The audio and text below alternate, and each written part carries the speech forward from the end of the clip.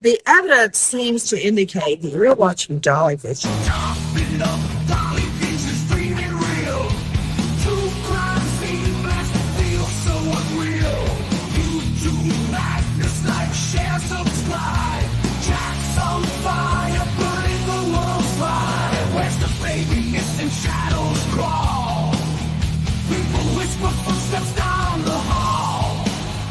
Fingerprints of the dead, cold as stone. He's got the scoop as the route unknown. Dolly Vision headlines, king of beat. Truth unravels, crackling through the heat. Lost soul shouting, echoes in the night. Rock the truth while live on their light.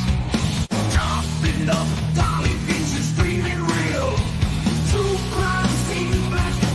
So unreal, you do madness like shares of fly.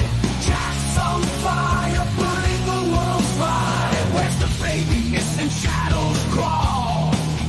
People whisper footsteps down the hall. Fingerprints of the dead, cold as stone. He's got the scoop, best around unknown. Dolly Vision headlines, king of beat. Truth unravels, crackling through the heat. Lost soul shining, echoes in the night. Rock the truth while live on their light.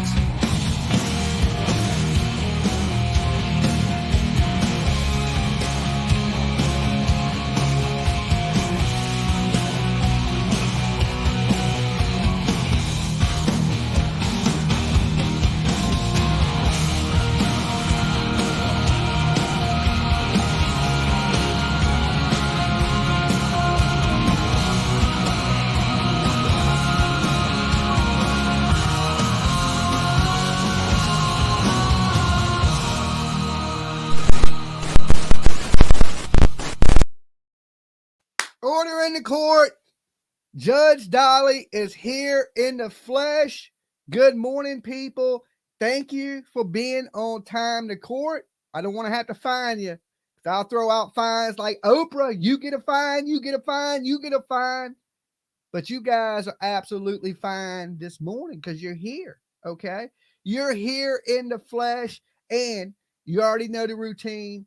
Leave your DNA on that like button just in case people name you in a lawsuit like Dolly, okay? You don't need that. You're going to need some defense, so make sure you leave your DNA on that like button. If you're brand new, of course, sub up. We're over 60,000 now and climbing, okay? So I want to hit 61,000 by next week, and I can't do it without the help of each and every one of you beautiful people in the courtroom, okay? So make sure you sub up, ring the bell for notifications. All right, so yesterday, the dope man took the stand, all right? But we didn't get to see it. We didn't get to hear it, and Judge Dolly calls bullshit on it. Bullshit. That was what we were waiting for, was to hear the dope man Craig. And Tammy Stokes, the judge, ordered that we would not be hearing the dope man because apparently, allegedly, he is a confidential informant for the police department. So they didn't want to show him. They didn't want nobody to see what he looked like. It is what it is. But he did testify to sleeping with Leilani, and she was buying drugs. Okay, we know that much. So the jury now knows that Leilani is a liar, a cheater, and a thief. Now, do they know she's a murderer? Now, in this case, they don't have to prove that how she killed baby Quinton. All they have to prove is she killed baby Quinton. That's it, right? Not how she did it, but she had the means, and she was the only person that could have done it to convict her of this murder. So they may not never go in to how this little baby died, which is a shame. I think they really need to prove that to convince me that she did it, how it was done. Or Leilani needs to take the stand and say This baby fell down the stairs. This baby drowned. This baby did something. Now, you know, the prosecution has said, hey, if she don't like what we're doing, she can take the stand, which I'm hoping and praying Leilani does. For some reason, at the end of this, go, okay, they're not trying to prove this, and they're going to convict me of this murder without saying how the baby died. At least go up there and say, this is how the baby died. So far, it looks like they've been blaming Danny most of the time, that Danny was with him. Danny took out the trash. Danny this, Danny that. And, you know, in the beginning of this, I thought Danny had something to do with it. I'm not quite so sure now because, you know, Danny looks like he was a full-blown alcoholic and pickled his brain. Not the smartest guy in the world, okay? But I guess that, you know, you abusing drugs every day and drinking every day, it takes a little toll on your brain. And that's what it looks like it did to Danny. And maybe he was passed out through 90% of this, but he had to have seen the abuse leading up to this. I don't care what anybody says, unless he was drunk through all of it and putting up with Leilani and that face that she makes. You may have to be drunk the whole time you with her. So anyway, I want to thank a bunch of people that have been donating to my campaign for freedom of speech. Dolly's been named even more in this lawsuit. I've took my meds this morning, PJ. I've been named even more. And other people are adding me into it, into this RICO Civil Act lawsuit. Listen, now I haven't been served with anything, but it seems like they're coming for Dolly. Right there, Mama Fee with $5 says, good morning, Dolly and PJ. I love you both. And the pups, hope your Wednesday is as awesome as both of you are. Will make my daily donation also. Thank you, Mama Fee. And grab you a nice seat in the courtroom. Get right up front so you can hear real well. And, you know, a lot of people, like she said, a lot of people have been donating to my fund because these people are using fear to try to silence our freedom of speech. Okay. And now we know our freedoms in this world are not free. Hey, the food is off on the porch. Please. Okay, I'm going to go grab that. Give me 1 second, guys. Let me share this screen real quick before I do go, just in case anything starts. It won't take me but 1 second to grab my food this morning, but I want to go ahead and share this.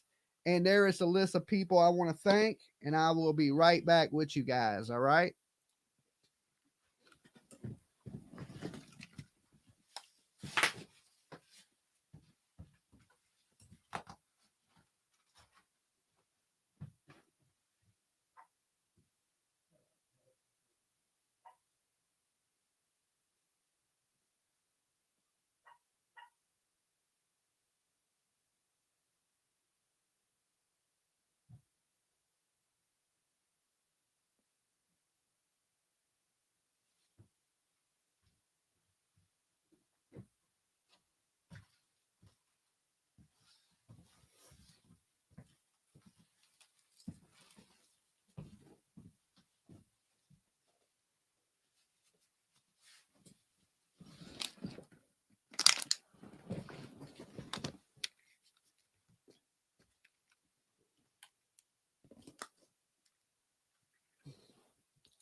Okay. Like I was saying, that our freedoms are not free. Can y'all hear me okay? Give me a thumbs up. And, you know, we got all these people threatening to come to Virginia to sue Dolly over trying to help a small missing child. That apparently in the beginning, there wasn't a lot of people trying to help. All right. Now, I did fly down there, go on a search, droning, looking for this child. And this is the payback that I get for trying to be a good person and trying to help. Okay. So this list right here are people who have donated, and already our fund is at $1,500, a little over $1,500. Let me see. I don't know where it tells you. Okay. 1,535 is what we have reached. Okay. And like I said, defamation's attorneys are super expensive. Unlike a lot of YouTubers up here, I'm not one of the rich ones. So for everybody that has donated to this, I want to thank you from the bottom of my heart. You know, this is our missile defense system. If they come after us, so we can defend ourselves. Like I said, I've been named even more in this lawsuit that they got going on. This RICO Act civil suit. It's not the same as a RICO Act criminal suit, okay? Because then the feds would indict you and you would go to jail. But this is them using that act to sue people, okay? And I want to thank Anonymous Giver. It says, go Dolly. Thank you so much. And I'm only going to go through the ones from yesterday leading up to today because it would take too long this morning to go through everybody that has donated because 84 people have donated. Thank you guys so much. Okay. So the first person is Anonymous Giver. Let's heart that. Go Dolly. Your mama Yovana says we speak the words that others leave unspoken. Go get them. We turtles are 100% behind you. Love you bunches, Dolly and PJ. Let me heart that. Thank you so much. Here's another anonymous giver of $20. It says, go get them, Dolly. Okay, we're doing our best. We don't have a problem with anybody. We're not out here trying to attack channels and fight with people. We're just trying to defend ourselves and defend our rights to be able to speak, basically, to say what's on our mind. All right. So let's like that. Seth the Welch says, Dolly, I agree. We are slowly losing our free speech rights. Pray for you and your family and PJ. And absolutely, listen, guys, if they can take my rights, who's next? Right? And who's next? And then what example does this set to people that every time you don't like what somebody says, you drag them into court and you sue them? Right? That's insane. That is insane. Teresa donated 19 hours ago and it says, thank you, Dolly and PJ. All right. Thank you, Teresa. Thank you so much. She donated 20. Kathy says, I support freedom of speech. And I think this is supposed to say, love your channel. Okay. Thank you. And the last one is, I'm your Hucklebuck, $25. And it says, the Hucklebucks have your back. Love you, Carrie Huckleberry. Okay. I'm your Huckleberry. I said Hucklebuck. Okay. My bad. Huckleberry. So thank you to the Huckleberry family and to all you guys. And like I said, if you don't got it, don't worry about it. But if you have a few extra bucks to spare, help us build our missile defense system. Let's keep freedom of speech free for not just me, but for everybody. Now, it's not right to try to silence people and use fear and intimidation to do that.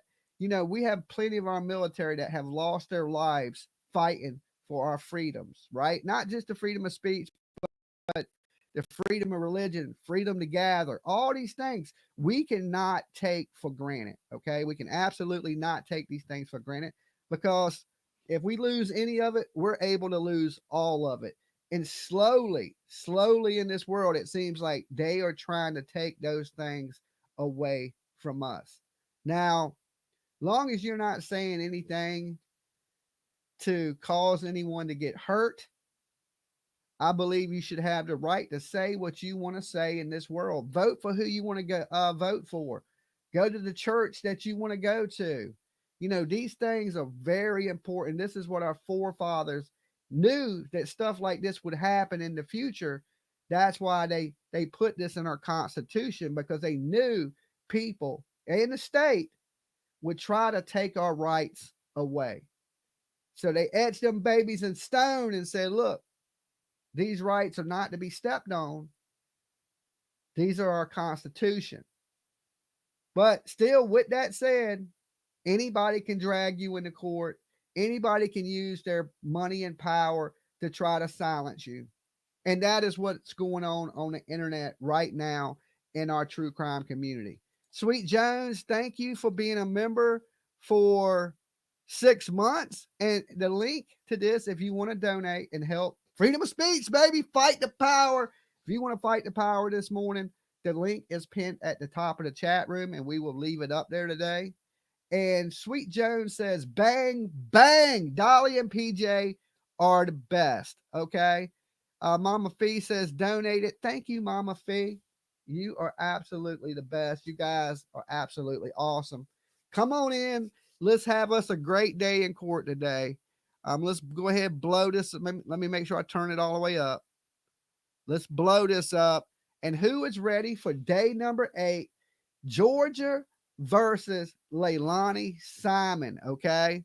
The mother who threw her baby in the dumpster that ended up in the landfill. I'm ready. I'm ready. Who's the witness going to be today? Now, I don't actually know who is going to be on the stand today. Yesterday was an early day. They started late. They took a bunch of breaks and they ended early.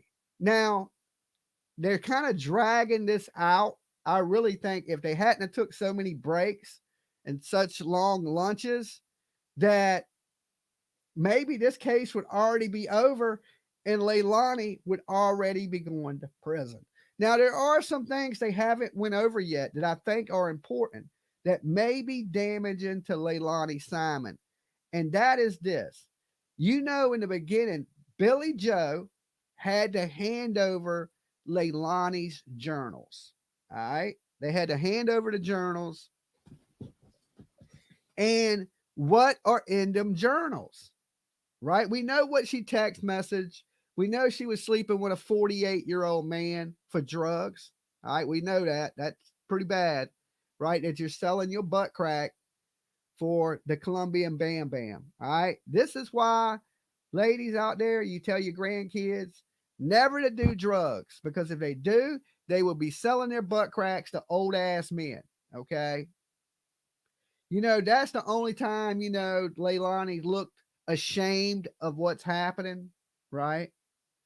You know, she was with her, I guess, according to her text messages, her first black man. Well, listen, it sounds like he was with your first black senior citizen, old ass man, right? Old as Dolly, okay? Old as shit.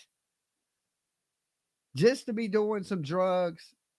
Pretty disgusting, Leilani. Pretty damn disgusting. You should be very proud of yourself. I bet Billy Joe loved hearing that, okay? I bet your mother was proud, okay?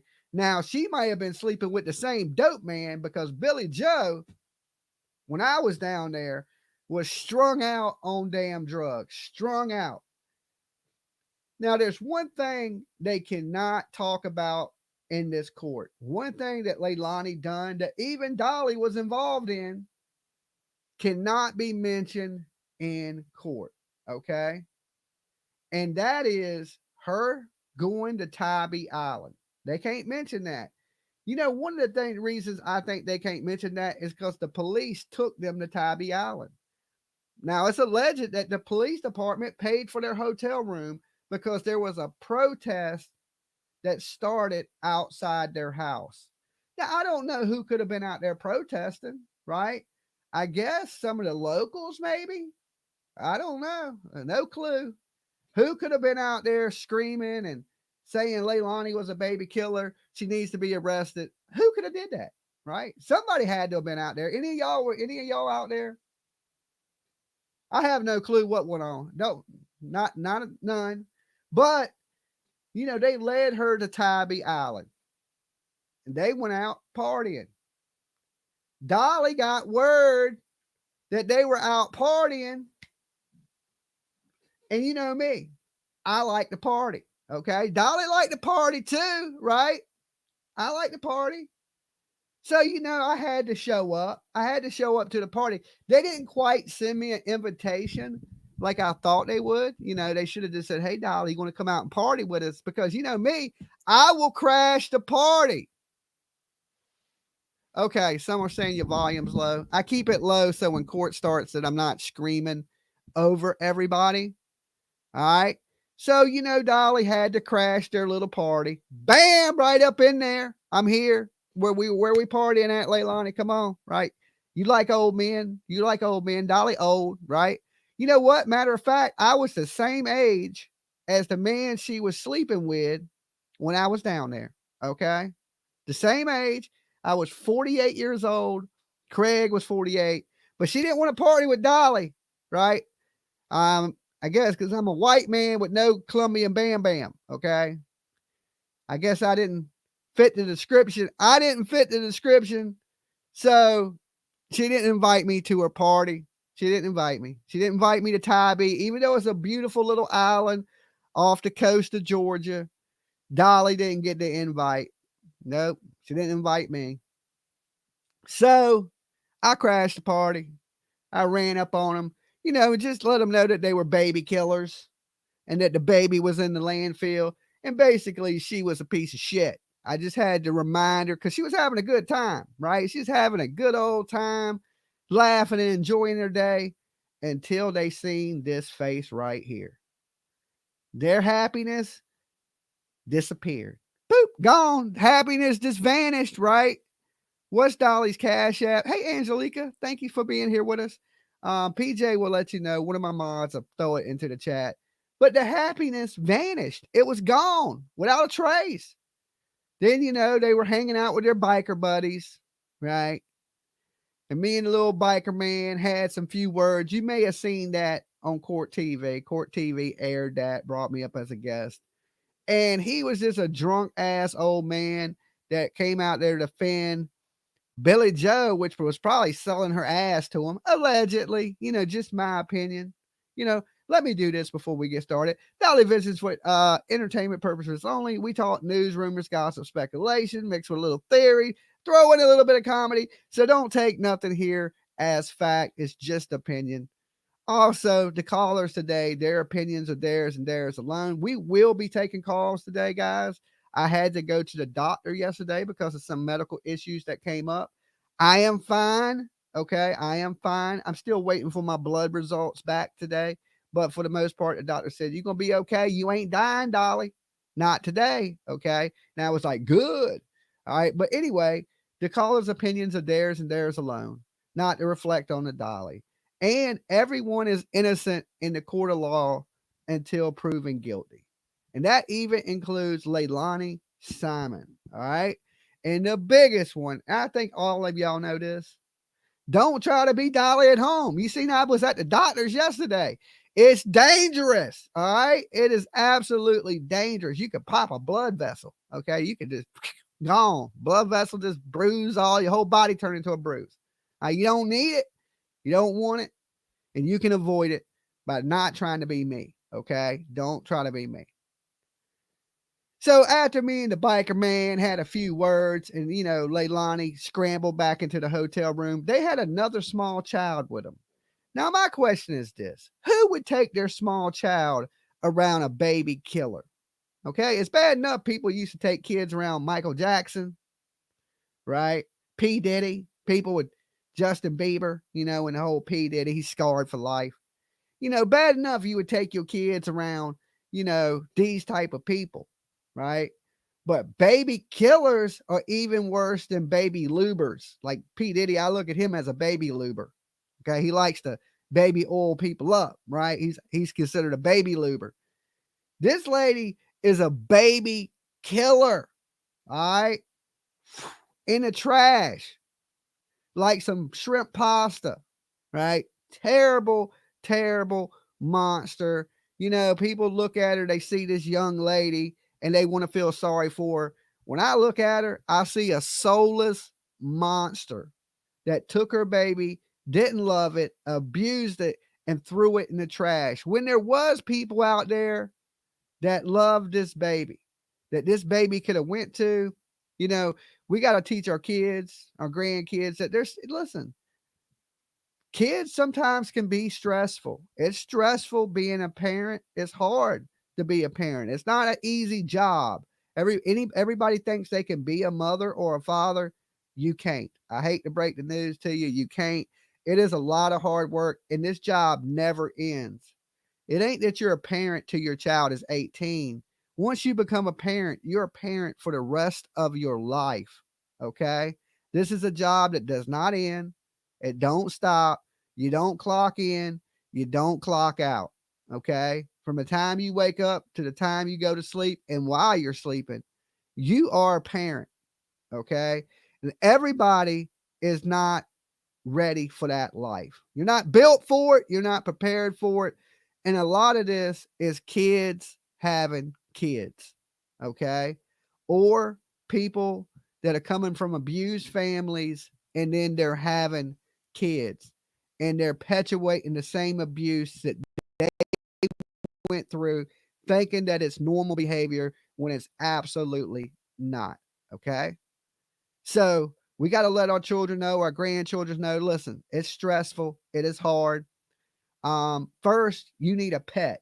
Okay. If you can't keep a hamster alive, your ass shouldn't have a child. All right. If you can't feed and water your hamster daily, your ass don't need a kid.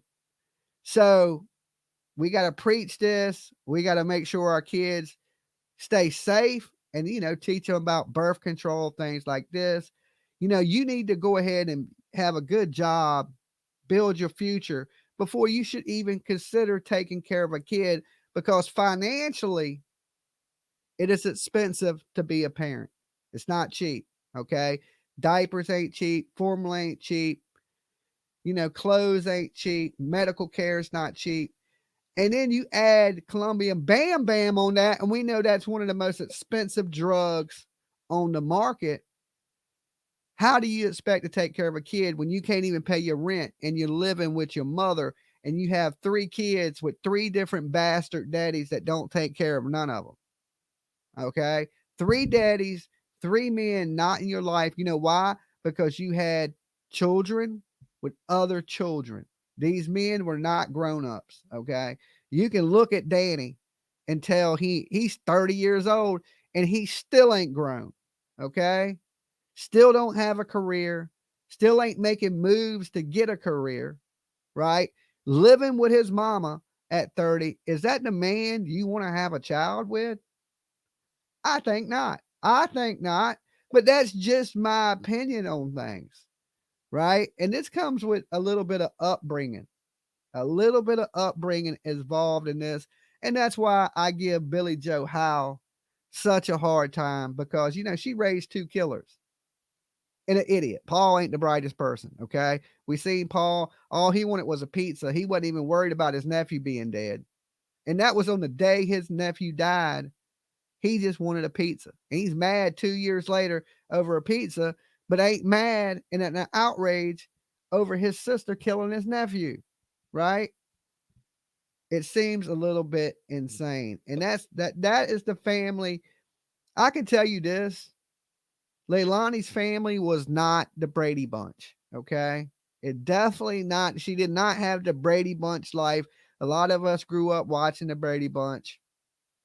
And us older people, we came from a time where you could be a mother that stayed at home and cooked, cleaned, took care of your kids, right? Today in 2024, that almost don't exist anymore.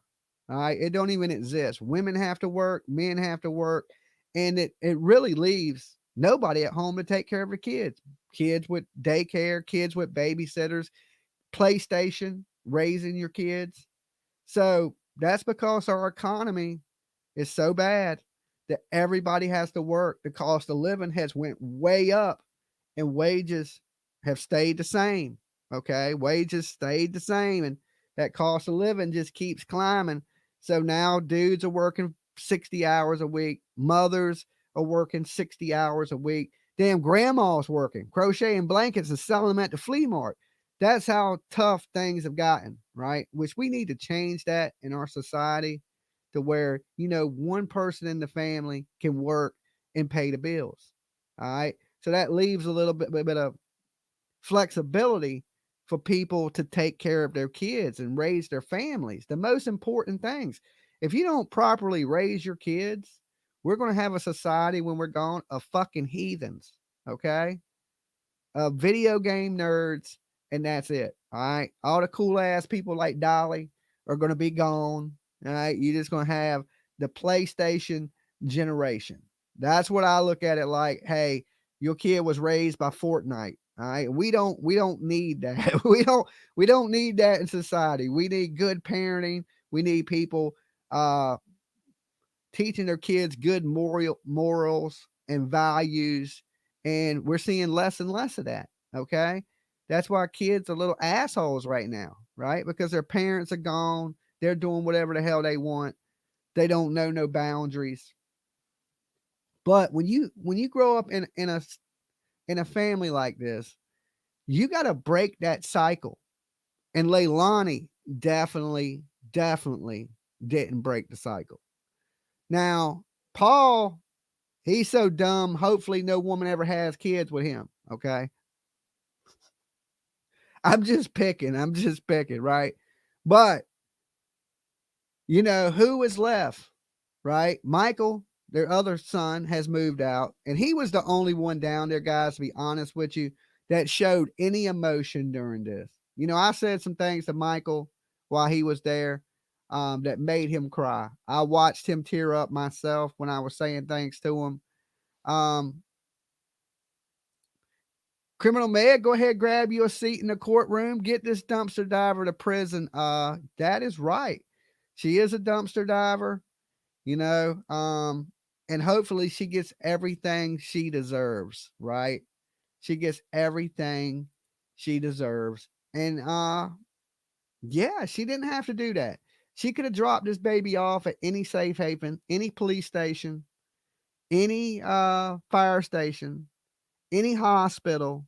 She could have dropped this baby off at a church, any of that type of stuff, right? She could have just left the baby with the babysitter, and this baby would have been okay, right? They would have found a family for this beautiful young boy, and that's the thing is Quinton Simon looked just like her.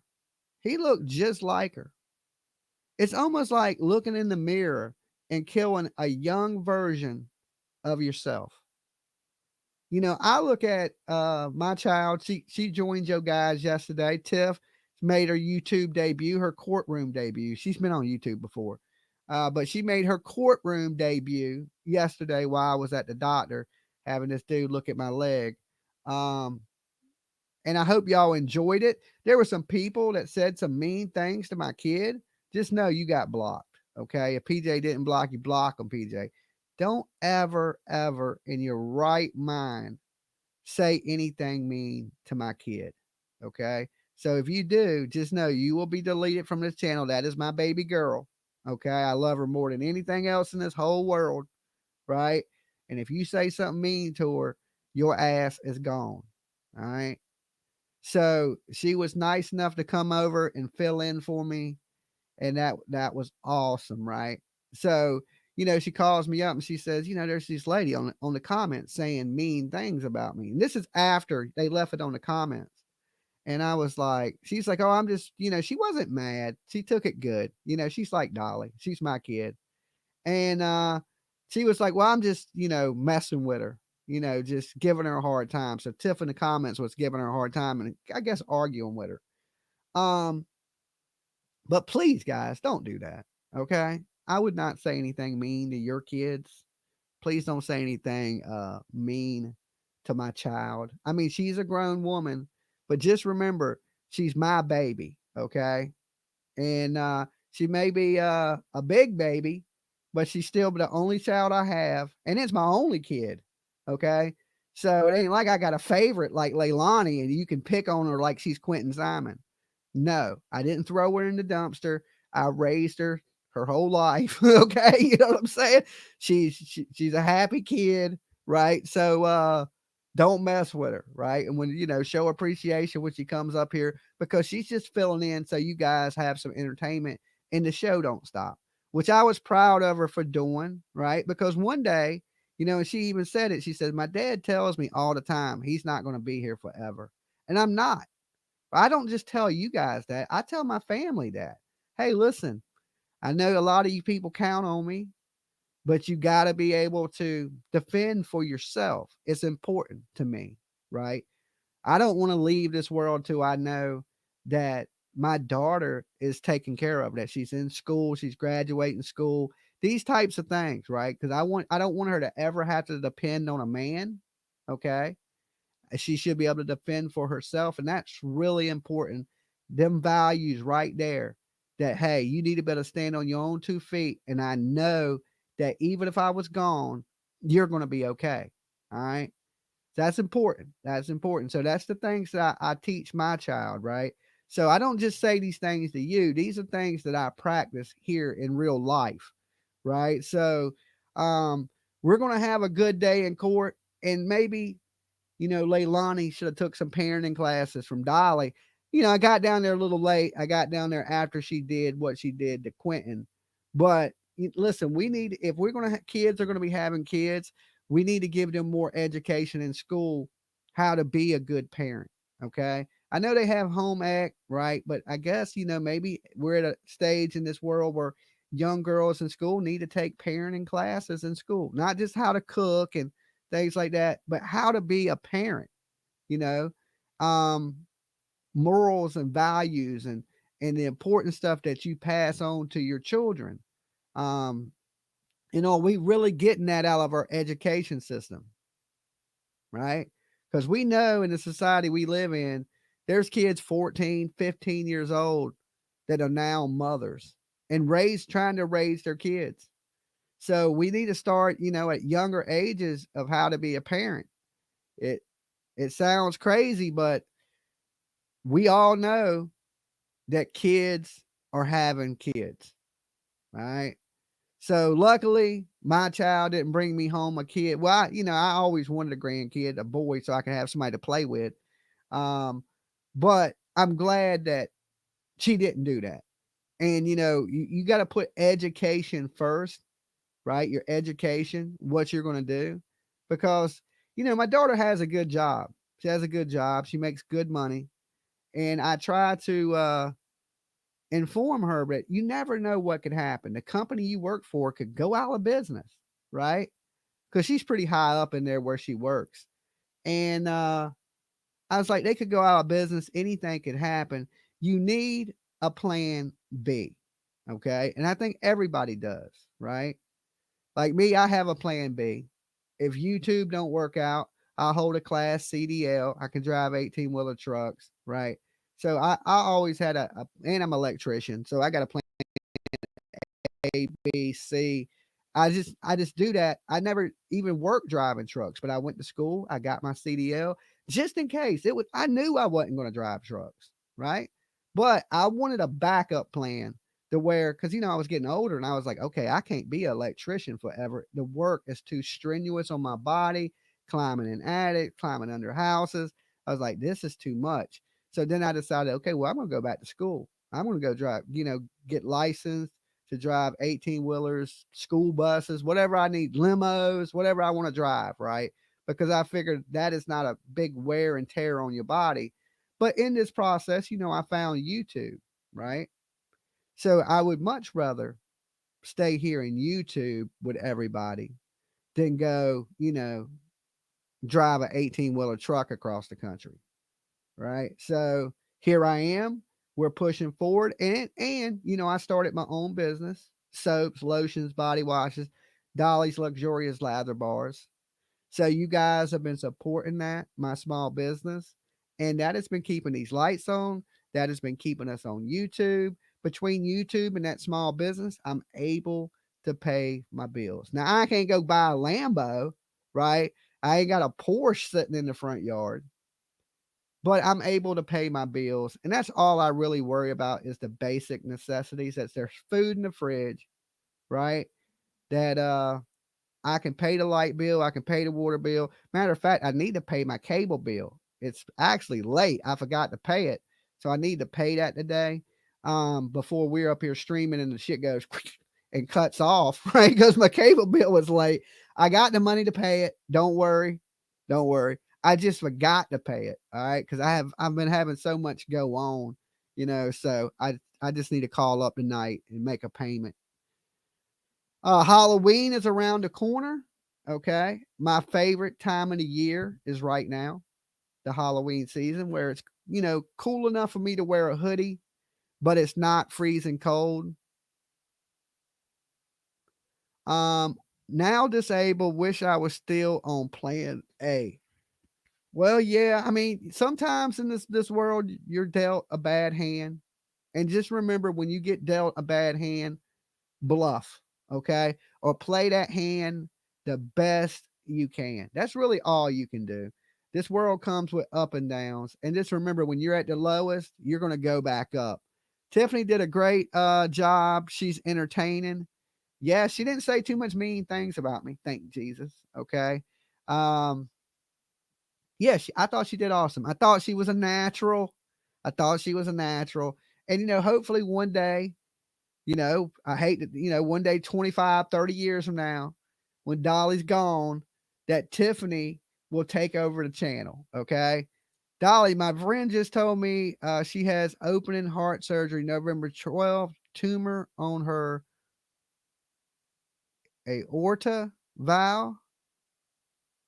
Is that how you say that? She's 29. Please say a prayer. Little baby Jesus, make sure that this girl makes it through this open heart surgery well. Playing with the heart is no joke. Dolly knows all about that. That's why I encourage yourself, go have some blood work done, right? And everybody out there say a little prayer, because look, the heart is a scary thing, because, we can't see it. It's not like the outside of us, really sometimes you can have heart problems and never have any complications, never have any signs of that. And then one day you have a heart attack, right? Just like Dolly. If it can happen to me, and I'm only 50, right? But I come from that era where everybody cooked food in grease. Everything was the fast food era, putting terrible things in your body. And Jax, get you a nice seat in the courtroom. Come on down. You the next contestant on Dolly's courtroom, okay? Everybody cooked with lard. Y'all remember that? Rosemary, Tiffany rocked it yesterday. Thank you, guys. Thank you. I thought she did pretty good. She filled in for me. You know what I'm saying? She didn't know about the case, but she tried her best to discuss it with you guys, not knowing. So you guys did an absolute good job, because basically the roles were flipped, right? Y'all are the ones that were telling Tiffany about the case and what was going on. And just know I was listening to you. And while I was sitting there in the with the doctor in there, while they were drawing blood, we was listening to you guys talk to Tiffany, the doctors, the nurses, me, PJ, right? So you can believe my kid was up here. I wasn't watching it because I had the phone sitting down, but I had the volume up while they were taking blood from me. And I was listening to what was going on. So Rosemary, grab you a nice seat in the courtroom. All right. We're going to have a great day in court. I don't care what anybody says. We're going to make the best of it as we can. Court is always a little boring, but I'm here to keep you awake. All right. Order in the damn court. And we are 10 minutes late on court this morning, right? This judge right here, she is the slowest, latest judge. Yes, like I said, people cooking in lard. And remember, I come from the era where everybody saved their grease. Anybody else? Anybody come from that era where if you made bacon, you poured the grease into a can, and then your mama cooked with that same grease the next time? So, Linda says she donated. All right, LOL. She didn't give a F, says RHEC Jr. Raise hell, eat cornbread. I don't think she did. But yeah, I came from that era where, you got to reuse bacon grease. Okay. You got, I still save my bacon fat. So some people know about this, right? Well, I'll tell you what that does. That clogs arteries. Okay. That is the reason I got heart problems right now. Right. So next time I put flowers on my mom's grave, I'm going to be like, you gave me heart disease. Okay. You gave me. So look, I'm in trouble now. I'm going to be joining you soon because of your cooking. Okay. I'm just playing. I wouldn't change my life for nothing in this world. Right. I think I had a great childhood full of fatty foods and fast foods and Big Macs and Whoppers and chicken nuggets. And, sometimes you have to pay the price. I've been here longer. LOL, Dolly and PJ, right? Sometimes you have to pay the price for the things you consume. And listen, the best advice I can give people is go have a little bit of blood work done. Have your cholesterol, everything checked. it's a quick process. I did it yesterday, right? My arm's a little sore from that needle, right? But and I told the nurse this true, because she wanted to give me blood on the arm that has all the scary tattoos. It has a big devil up here, and a skull, and an eyeball. I got an eyeball right in the middle where they take blood. There's an eyeball, right? So you really got to jam the needle into the eyeball. It's kind of creepy, right? It's kind of creepy. So I told the nurse, I said, hey, do you want to use my other arm? I don't have any tattoos on this arm, right? And that's maybe the reason I did it. If not, I'm going to use it. Be like, I did it. You can see where they got me. I look like a junkie, right? You see where they stabbed me with the needle yesterday to take blood. Now when I walk around, people be like, look at that junkie, right? But really, I just got my blood taken. I told her, I said, listen, I love horror movies and gore movies, but I can't take seeing my own blood, right? I can look at your blood, right? You could be squirting out the head. It don't bother me. But when I see my blood, I don't know. It like, I feel like something's leaving my body. Texie says, Dolly gave Tiff her $20 yesterday before she left.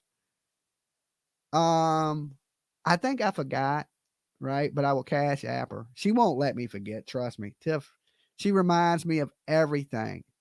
Court is starting. Yes. Let's refresh it. Make sure we ain't missed anything. But we're right here on Court TV, ready to rock and roll this morning.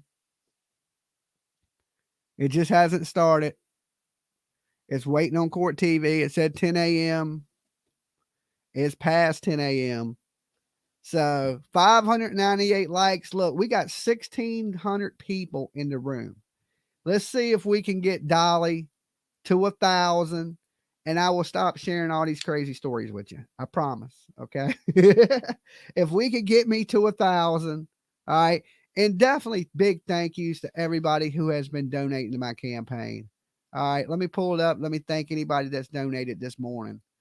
Okay. So the campaign is here.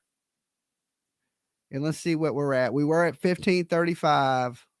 We're at 1550. Okay. Thank you guys, because these people are making threats to sue Dolly. And this one right here is from an anonymous giver from 4 minutes ago. And it says, the turtles have to stick together. We love you, Dolly and PJ. Mama Fee said she made her daily donation of $10. Love you, Dolly and PJ. And don't worry, you have a squad behind you. All right. So them are the two people that have given this morning. Thank you, anonymous giver, whoever you are. Big virtual hugs to you. I know everybody don't want to say, right? Because a lot of people are making threats and threatening to sue people and, trying to take our freedom of speech away. And Mama Fee, big virtual hugs to you. And everybody with the super chats, you guys are absolutely great. It all helps out in the end. So let's go ahead and shrink this. Court TV has started, but the trial is not on yet. Okay. So let's see if we can get me to 1,000. You guys do me a favor, hit that like button. And then once you do, I want you to shout out in the chat room where you're watching Judge Dolly ugly face from. Don't make me break out the gavel this morning. I ain't scared. I want y'all to hit the like, and then I want you to shout out where you're watching from. So it's time to represent your city, your town, your hood. Let's see where we're at today. Let's see how much room we cover. I see Michigan, Alabama, STL, Pennsylvania, Bristol, Virginia, Middle Tennessee, London, Pennsylvania, Texas, Iowa. Dolly, what does that say? Dolly, do you still have plans for your turtle RV? Yes, I still have my RV. Yes. Well, I have a camper truck. Indiana, Birmingham, Alabama. Let me try to catch up real fast. South England, Iowa, West Virginia, New York, Kansas, Ireland's in the house, Canada's with us. So we got a lot. Virginia's with us. Shout out to my 757 people, to my VA people. Okay, court is getting ready to start. Dallas, Texas, Ohio, Paris, France. So we got people watching from around the world. Listen, baby Quinton, that shows you the love, right, that he got globally, not just in America. Can we get the wig and some gavel action, please? Okay. I don't know. My daughter was playing with the wig yesterday while she was here, and I don't know what she did with it. It usually sits on the bathroom vanity, but I went in there this morning, it wasn't there. So I didn't see it. Oh, it's right beside me. Okay. Like a dead animal laying in this basket. Okay, so I have the wig. Maybe in a few minutes, y'all can get the wig after I eat my breakfast. I'm waiting for Court to start to eat. Fish says, can we get the wig? Yes, Fish, you can get the wig. Come on in, get you a seat in the courtroom. All right. Join the dolly train, and that's how you do it. All right. You got your seat today. Come on in. Keeping Dolly alive. We even got people in Egypt. Okay. Wrangler had it. I hope not, right? Dolly, put it on your hat. Now I don't want it in my face right this second because it kind of like, it kind of it's a lot of work to wear that wig for 8 hours. It's a challenge. Okay, just kidding. Arizona in the house. Good to see you, Arizona. And make sure you hit the like button. Don't cheat. Don't cheat. Dolly's watching you. We got 1,700 people with us. Vancouver, BC. Good to see you. Dolly soap is the best must love from Clarksville, Tennessee. I'm glad y'all enjoy the soap. Me and PJ work hard on the soaps, lotions, body washes, lip balms, t-shirts. You remember everything is handmade here by Dolly, right? So we don't outsource. Very little do we outsource. Like when I was selling the sunglasses, we didn't make those. We don't make the soap holders. All right. We buy those wholesale. So, but everything else we make, the soaps, the lotions, the body washes, the t-shirts we print ourselves. So we do everything in house here. And it's a lot of work, right? Because when y'all don't see me on YouTube, I'm working on PJ's working on orders. I'm working on making things. So YouTube is almost a full time thing for us, right? We have made it a big part of our lives, me and PJ. She sacrifices a lot for this YouTube stuff. So that's why I love her so much because she's willing to make those sacrifices for me. That there's so much involved in it. It ain't just come up here, turn the camera on, and talk. Well, for some people, that's what it is. But for us, we've started a business from it, which is our lotion soap company. So we're constantly, we're up here a lot, and then when we ain't, we have to take care of that business, the business end of it, to keep the lights and the cable and food in the fridge. We have to do all that stuff. So that's a lot of things you guys don't get to see. Sometimes we do stream some of it, like us making stuff and us packing up the soap, and we try to mix it in with true crime, like multitask, so we're able to get everything done that we need to get done. Arkansas, good morning. Good morning to everybody. It is good to see you. And it's a blessed day because we all made it, right? We all made it. So I used to only say a prayer when I went to bed at night. I say a little prayer. I don't always, sometimes I forget. I just so tired I pass out. But these days in the morning when I wake up, I literally thank God. Thank you for giving me another day on this beautiful planet with these beautiful people. I am super grateful. I believe my mission ain't done here yet, even though I've been having some medical problems. I don't believe my mission is done. I still got a long road ahead of me. There's a lot of things I want to achieve. So we fight just like we fight for freedom of speech, just like everybody that's donated to the campaign, fighting for the freedoms to say what we need to say here, and don't let anybody's voice be silenced, right? It's really important. That is one of those important things that we do fight for. And it don't really matter if you like me, hate me. I don't think anybody can disagree with that. We got to fight for our freedom. We have to fight for our constitution. We don't want to, all these people, all these soldiers, military, that are police officers that are in the grave right now. We can't let those people down. A lot of people lost their lives fighting for freedom, right? So we have to appreciate these people, and we always have to remember those people that have lost their lives fighting for the things that a lot of us take for granted. All right. And that's just a voice to be able to say what you want to say, be able to go where you want to go, practice the religion that you want to practice, right? So here we go. Court looks like it's getting ready to start up. Hopefully, I don't know how many witnesses are left for the prosecution. I know they really said they had 37 witnesses total, but they added two. They added Craig, and I think they added his cousin. So that made it 38, 39 witnesses.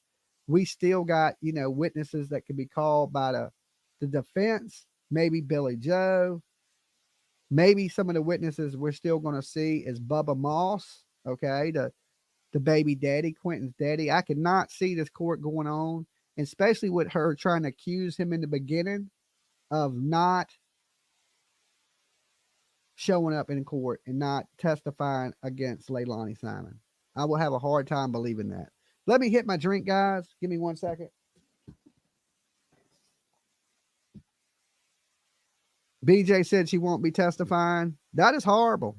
That is horrible because she knows she ain't got nothing good to say. Maybe she don't want to lie in court. She knew Leilani was beating on them kids.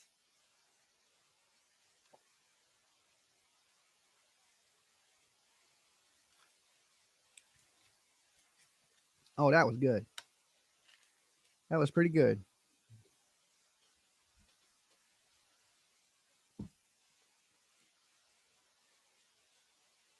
Beer me that water. I don't know what that means.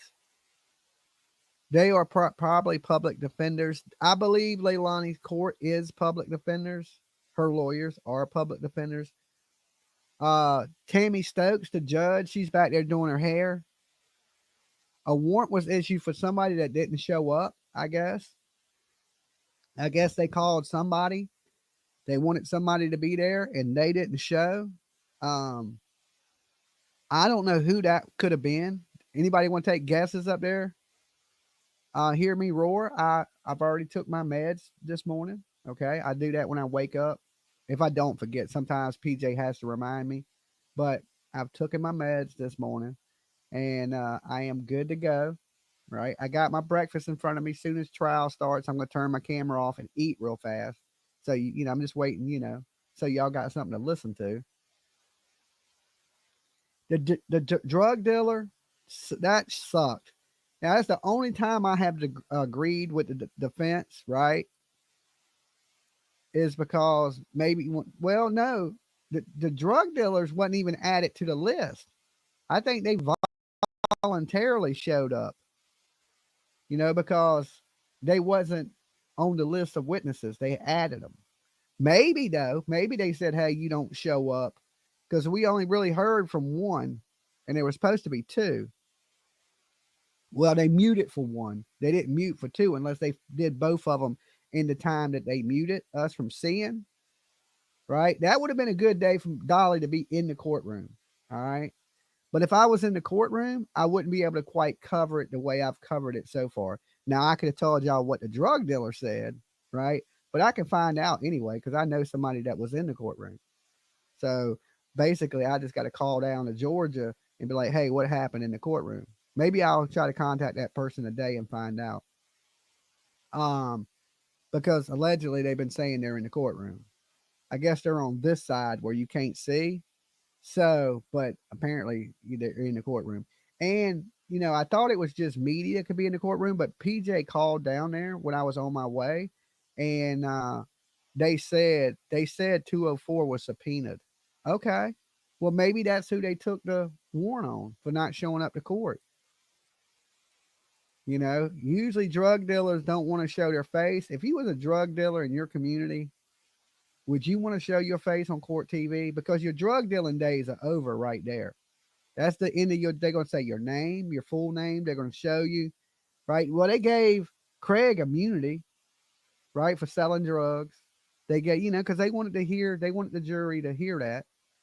So they let him slide. But that don't mean he can sell drugs in the future. Right. And now every police in Savannah knows you're a drug dealer. Everyone. Okay. They're watching it. Chief Hadley's watching it. All the drug squad is in the courtroom. Savannah drug enforcement. Most of them cops were from the FBI drug enforcement from Savannah. Right. So you think Craig is ever going to sell drugs in Savannah again? He might. And he might end up in prison for 20 years. Okay, because listen, when all is drug dealing, That's all you know. Okay. That is all you know. And he will go back to easy money, right? Because people are lazy. They don't want to work. Right. And oh, Dolly Fun Size said he testified that he was not anywhere near the dumpster, and so she is guilty. Okay. All right, thank you, Fun Size. So we know the dope man didn't throw the baby away. Okay, listen, drug dealers usually ain't gonna throw your child away. They ain't gonna want to have no parts in that. They just want to sell you some dope, get your money, and get you away from them. Unless they're waxing it. And Craig was waxing it, and then he was sending her on her way. And Leilani, you may want to go get tested for some diseases because a lot of these dope guys, they sleep with all the women that are buying them drugs from them. Because as soon as you a drug addict and you ain't got drugs, a lot of women, a lot of women prostitute themselves out for drugs. That's why even some men, okay, even some men will start prostituting themselves out, doing things that that they should be hanging out with P Diddy, right? That even guys start prostituting themselves out, selling their ass. It sounds crazy, but it happens. Not just women. I don't want to just put that on women, but men too. Not all men. Some men go out stealing, robbing, killing to get their drugs, but some men will get their knees dirty. Okay, they'll get their knees dirty too for some Colombian Bam Bam and that H and all that type of stuff, right? So that's a good reason that I've always just said no in life. But like I got clean ass knees. Okay, uh, I, I've never been addicted to anything. I don't quite, I know it's hard for these people. I've seen it with my own friends. I've lost a lot of friends to drugs. I've seen it firsthand what drugs can do to people. Um, that's the reason I never did them. Okay, I was like, oh hell no, right? Um, I've had buddies that were hooked on the Colombian Bam Bam. I had buddies that were hooked on the H. And let me tell you this: most of my buddies that were hooked on the Colombian Bam Bam, they're in prison. Okay, all of my buddies that were hooked on the H are dead. All of them. Every last single one of them.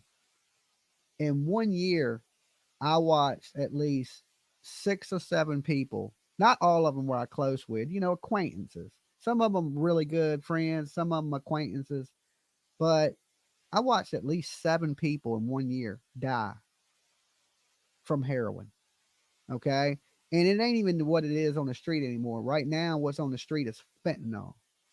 Okay. Junkies used to not die like that.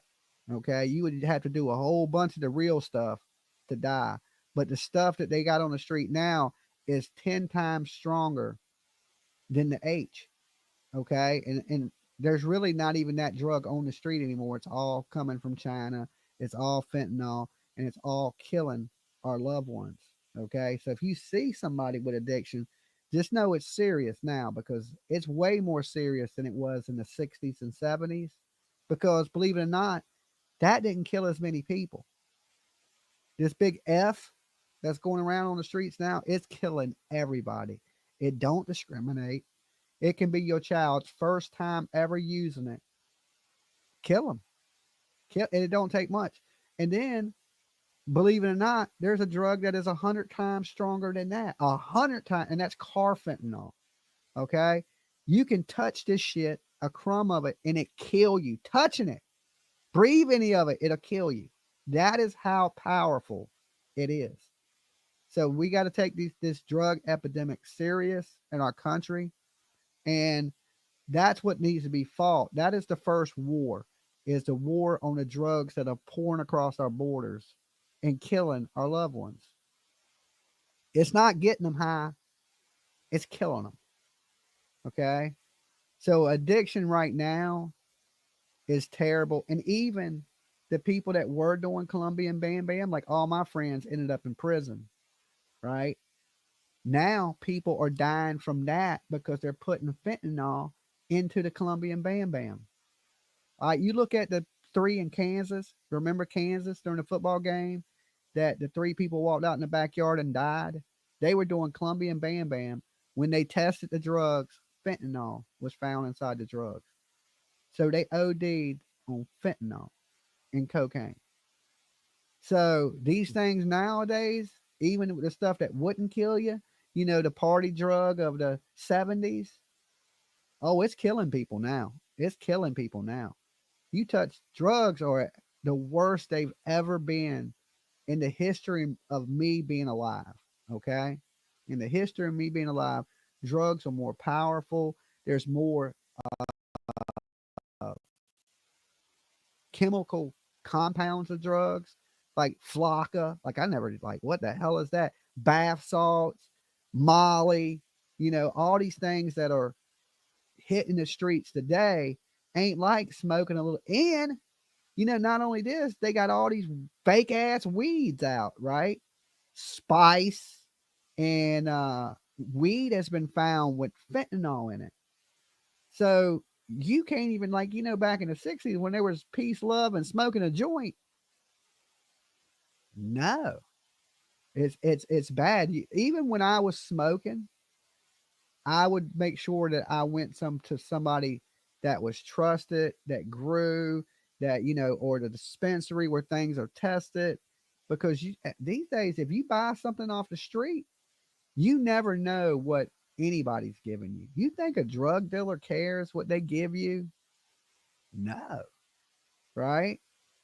No, they don't care. All they care about is making quick money. They don't care if you die. Just facts. So be careful out there if you're a smoker. I know a lot of my viewers are smokers. Okay. Just be careful, right? Because this is a new day and age. Even the smoking, rolling you a J. Make sure you get that from somebody trusted, official medical dispensary.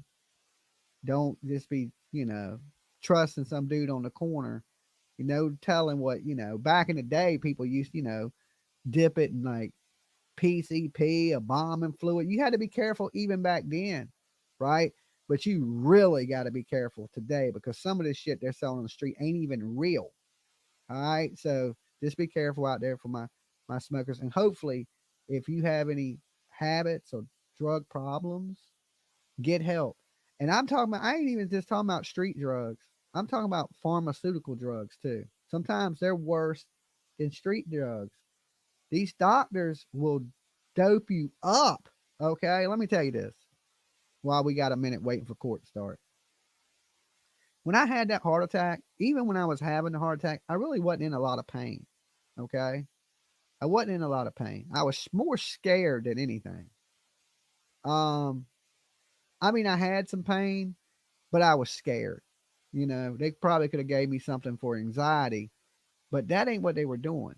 So they did put the stent in my heart and they did cut me. So I guess, they figured Dolly's in a little bit of pain. So what they came up there and gave me was the big M, like that they shoot people in the army with when you get shot. Okay. I wasn't in that much pain. Right. So they hit me with that first.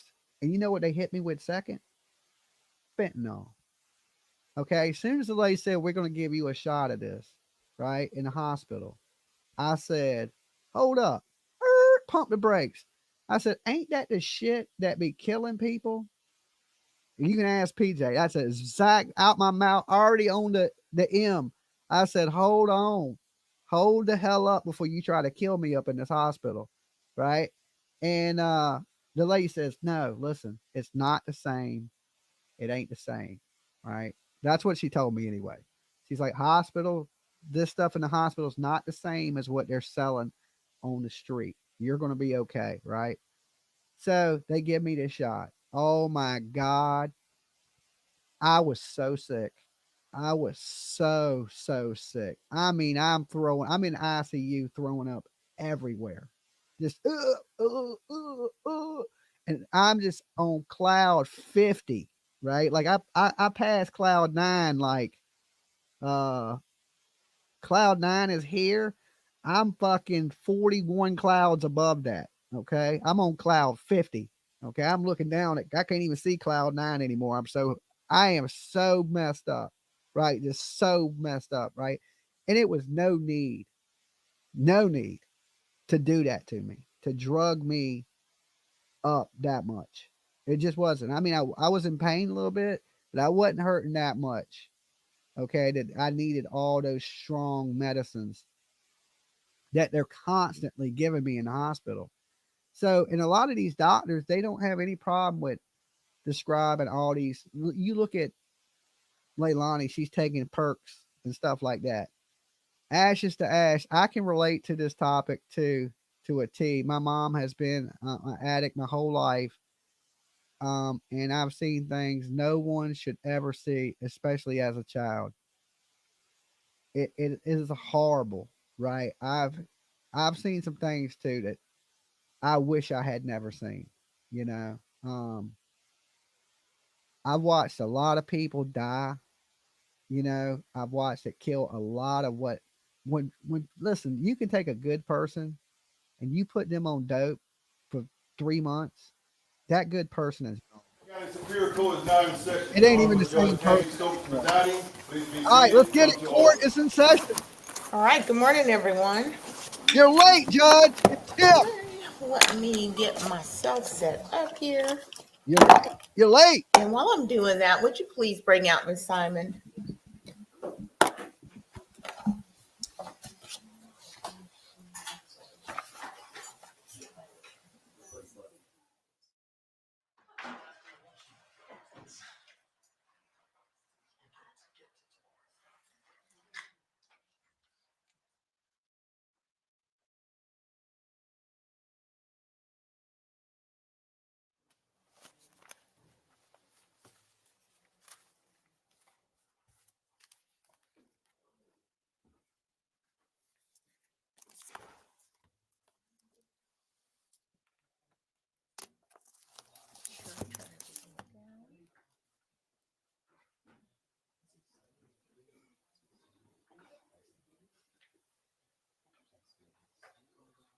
All right. So one more plug in and I will be ready to go.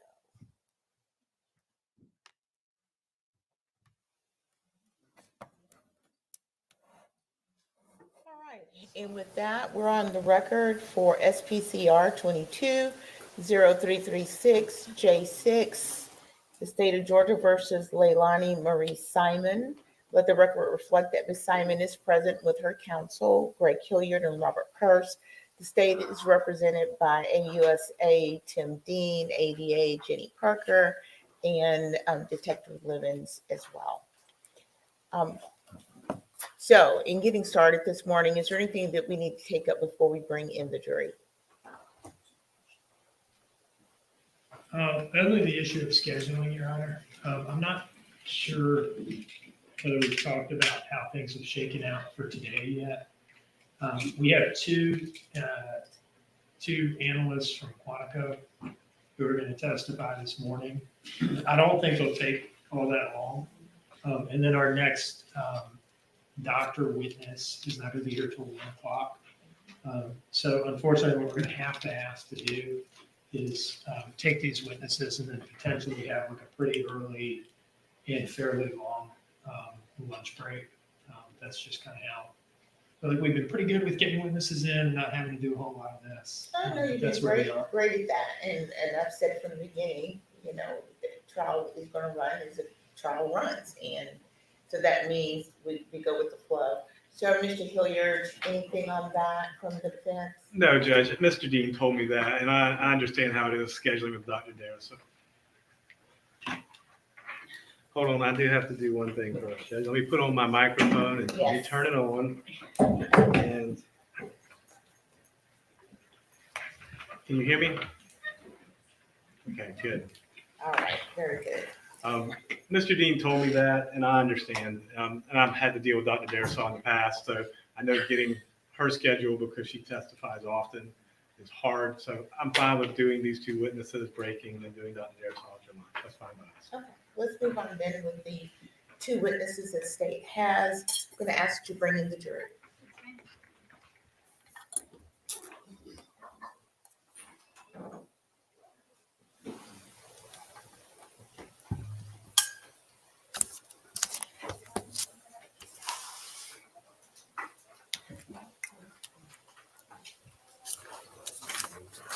Mr. Tannery?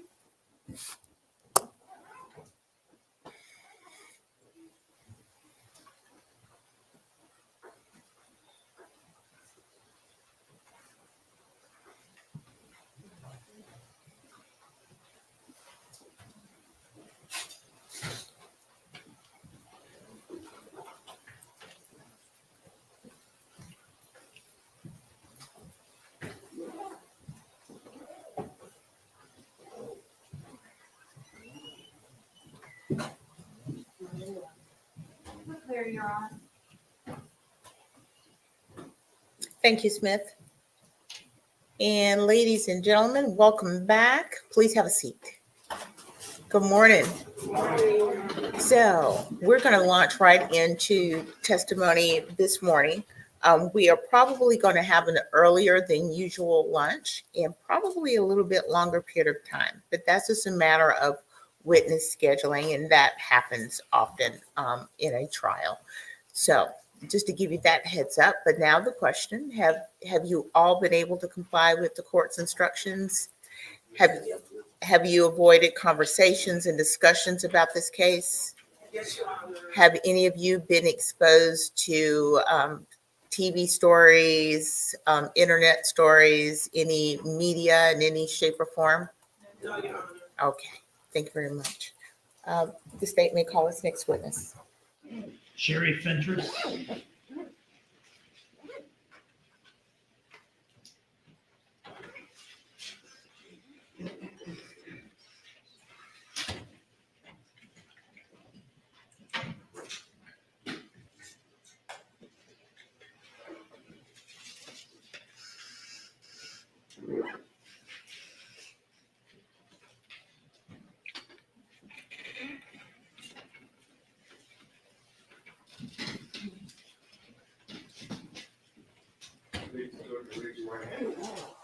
The evidence you submit to the court and jury in the trial decision should be the truth, the whole truth, and nothing but the truth, so help you God.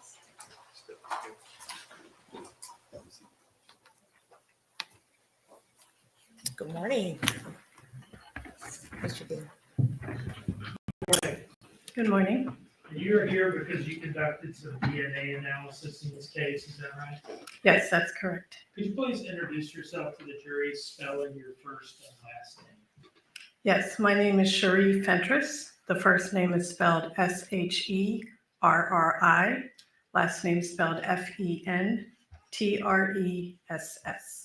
What is your profession and where do you work? I'm a biologist forensic examiner for the FBI Laboratory DNA Casework Unit in Quantico, Virginia. And how long have you worked there doing that type of work? I've worked there for about 14 years. What does your work consist of there? What kind of matters do you work on? As a biologist forensic examiner, I perform primarily work on missing persons and unidentified remains cases, in addition to some other criminal casework. As an examiner, I will receive case information and determine what pieces of evidence need to be tested based on that information. I'll determine what the best course of testing is for those items. And then I am the one who will coordinate the movement of the evidence through the laboratory, directing the work of biologists along the way and making key decisions at certain points in the testing. I'd like to ask you some questions about your education, training, and experience that allows you to perform this type of work, okay? Can you tell us a little bit about your education first? Yes, I received a Bachelor of Science in Animal Science with a concentration in agriculture biotechnology and minors in biology and chemistry from the University of Delaware. And then I went on to receive my Master of Science in Criminal Justice, specializing in forensic science from Michigan State University. What about training? In order to be an examiner, I go through a training that's about 2.5 years. It consists of practical laboratory exercises and oral boards, as well as moot courts, in order to make sure that not only do I understand the fundamentals behind what I'm testing, but also that I can express it in a clear manner for you in court. And experience? My experience, in addition to working for the FBI laboratory, spans about 10 years prior to that. I worked for the Armed Forces DNA Identification Laboratory as a graduate intern. I worked for a private laboratory also, and then for the 5.5 years prior to working for the FBI laboratory, I worked for the state of Delaware. Have you testified as an expert witness on matters concerning DNA in courts before? Yes, I have. I've testified in both federal and state courts. And have you been admitted as an expert in each of those instances? Yes, I have. Doctor, at this time, I would offer Dr. Fentress as an expert in the area of DNA analysis forensic biology. No objection, Your Honor. All right, she is surrendered. Okay, and Your Honor, just to clarify, it's not Dr. Fentress. I have a master's, but not a PhD. Pardon me, thank you for the correction. I just figured with all of that. Thank you. Okay. Were you asked to conduct something called a kinship analysis or kinship comparison in this case that we're here for today? Yes, and a kinship analysis is just an evaluation of relatedness between individuals. And what did you receive to conduct the kinship analysis in this case? In this case, I received a number of bone and tissue specimens. We would term those questioned items because we do not know where they came from or the individual that they came from. And I received reference samples from 3 individuals, Billy Joel Howell, Henry Moss Jr., and Leilani Simon, to compare to these unidentified remains. And what is it that you're trying to figure out in a kinship analysis? As simply as you can put it. In a kinship analysis, I'm just testing to see whether the relationship that's proposed could be supported by the comparison of the profiles that I obtain from the evidence. So in this case, I want to see if the unidentified remains could be the child of Leilani Simon and Henry Moss Jr. And how do you go about conducting a kinship analysis? What do you do? So in order to conduct that, we first need to test the items to recover DNA from them. And that involves a sequence of steps in the laboratory. We first take a small cutting or sampling from each of the items. We then will isolate the DNA. And then in the next step, we determine about how much DNA we were able to recover in that first step. And based on that, we can optimize the remaining steps where we do amplification, which is where you make billions of copies of targeted regions of the DNA. And then the final step where we determine exactly what is the profile at each of those locations. And just to clarify a little further, for the DNA casework unit, we look at 21 different locations that are expected to be different between individuals with the exception of identical twins, in addition to 3 locations that will provide information as to whether the individual who provided the DNA is male or female. Now, was the technique you used in this case, is that something that can be tested? Yes, it's something that can be tested for validity, yes. And has it been subject to peer review and publication? Yes, it has. Are there standards controlling the technique? Yes, there are standards called the quality assurance standards that are issued by the FBI that define everything from what personnel qualifications are required down to handling the evidence and what types of laboratory procedures should be performed for each type of evidence. And has it attracted widespread acceptance within the relevant scientific community? Yes, it has. Okay. When you conduct a kinship comparison or kinship analysis, how do you phrase your ultimate results or conclusions? What does it sound like? So when I conduct that kinship comparison, like I said, I'm comparing the profiles against each other. So what I would say is that based on the comparison of the DNA profiles, the results are however many times more likely if the individuals are related as stated than if they are not related. And I'd like to draw your attention specifically to 2 items that you tested in this case. Do you see in front of you a document marked as States Exhibit 79? Yes, I did. And how many pages is that document? It's 2 pages. Now, Congratulations on these being, are that is awesome. bones that had already been examined by the forensic anthropologist, Dr. Christensen, before they came to you, is that right? Yes, that is correct. Okay, and we've heard testimony from her that she'd already identified these bones as human bones. What are the images that you're looking at? What are those from, and what do they show? The images that I'm looking at are 2 of the bones that I tested. I can tell that they are, am I allowed to hold up the? Well, let me get it Okay. into evidence first. I can tell that they are bones that I tested because they are the laboratory number, 2022-02600, the item numbers 29-1 and 30-1, and I recognize these pictures from my case notes. Do they fairly and accurately depict these bones as they appear to you in the lab when you were working with them? Yes, that is correct. Your Honor, I would introduce this as State's Exhibit 79. No objection, John. Sometimes admitted without objection. Now, can you, I don't want to put this on the screen, but can you hold that up and walk the jury Your through eyes what are it is open now. Thank you, Robert. that you're looking at there? Come on in, grab your. Yes, so if you can see, this is the item 29-1 bone. If you see there's a square taken out of the center there, that was the cutting that we took in order to do the processing. And then on the next page, this is a little harder to see, but it's item 30-1. And it is a small bone right there in the center. Because of the size of the bone, we had to use the entire bone for this sample. So there's no specific cut area that you will see. There's not an additional photo showing like a piece of it cut off because you had to use the whole thing. That's correct. You were able to take these 2 bones and develop a DNA profile of the person from whom they originated.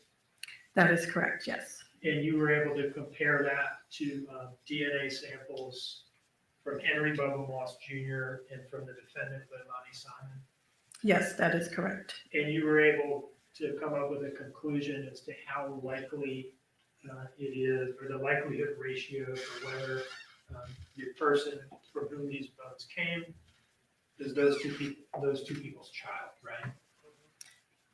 Yes, I was able to develop a likelihood ratio explaining how much support there is for the relationship, yes. And what was your conclusion in that regard? Your Honor, may I refer to my report to state the conclusion? Yes, you may.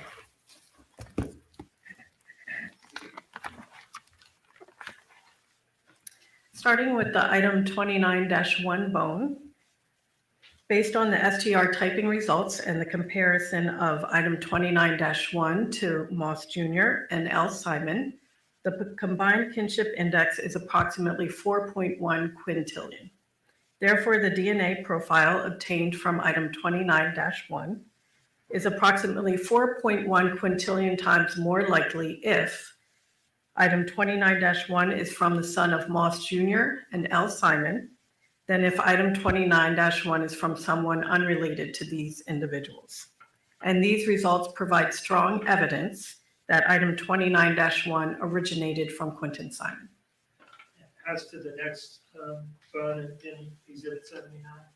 And for this one, based on the STR typing results, the DNA profile obtained from item 30-1 is approximately 12 quintillion times more likely if item 30-1 is from the son of Moss Jr. and L. Simon than if item 30-1 is from someone unrelated to these individuals.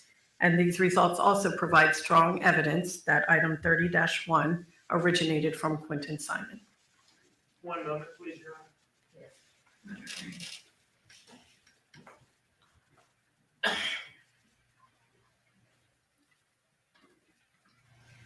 No further questions. Thank you. Any cross? I do, Judge. Good morning, Ms. Ventress. How are you? Good morning. I'm fine, thank you. Okay, I don't get people like you on cross-examination very often, so I'm going to have a bunch of questions for you that I don't get to ask, okay? So let's start. Kinship analysis is, are you looking at alleles or genes or DNA? I mean, I don't understand the difference between the two. Sure. So allele, genes, and DNA are all related to DNA. When I say that I'm looking at different locations and I'm looking at the profile at those different locations, that would be where I'm referring to alleles. So to take a quick step back, when we look at the nuclear DNA, we're looking at what are called short tandem repeats. And those are short patterns of DNA that are repeated back to back to back. And that number of repeats may differ between individuals at any given location. And it can also differ between locations within an individual. So as I mentioned, we look at 21 of those different locations. What I had yet to say is that we receive half of our DNA from our mom and half from our dad. So at each of those locations, you would expect to see no more than 2 of those numbers. So for example, if at one location I'm a 15-17, it means that I received a 15 from one parent and a 17 from the other. So you're going to expect to see 1 or 2 numbers at each of those locations. Now, when I do my comparisons, where I'm looking at that unidentified profile compared to the potential parents' profiles, what I'm looking for is that pattern. Do I see 1 number from each parent at each of the locations in that questioned or unknown item? And if I see support for that, then I will go on and perform that kinship calculation for the statistic that I mentioned, that 4.1 quintillion or that 12 quintillion. And the reason why I ask that is this is kind of me nerding out a little bit, but when you're doing the DNA, I mean, DNA is an amazing structure, is it not? Okay.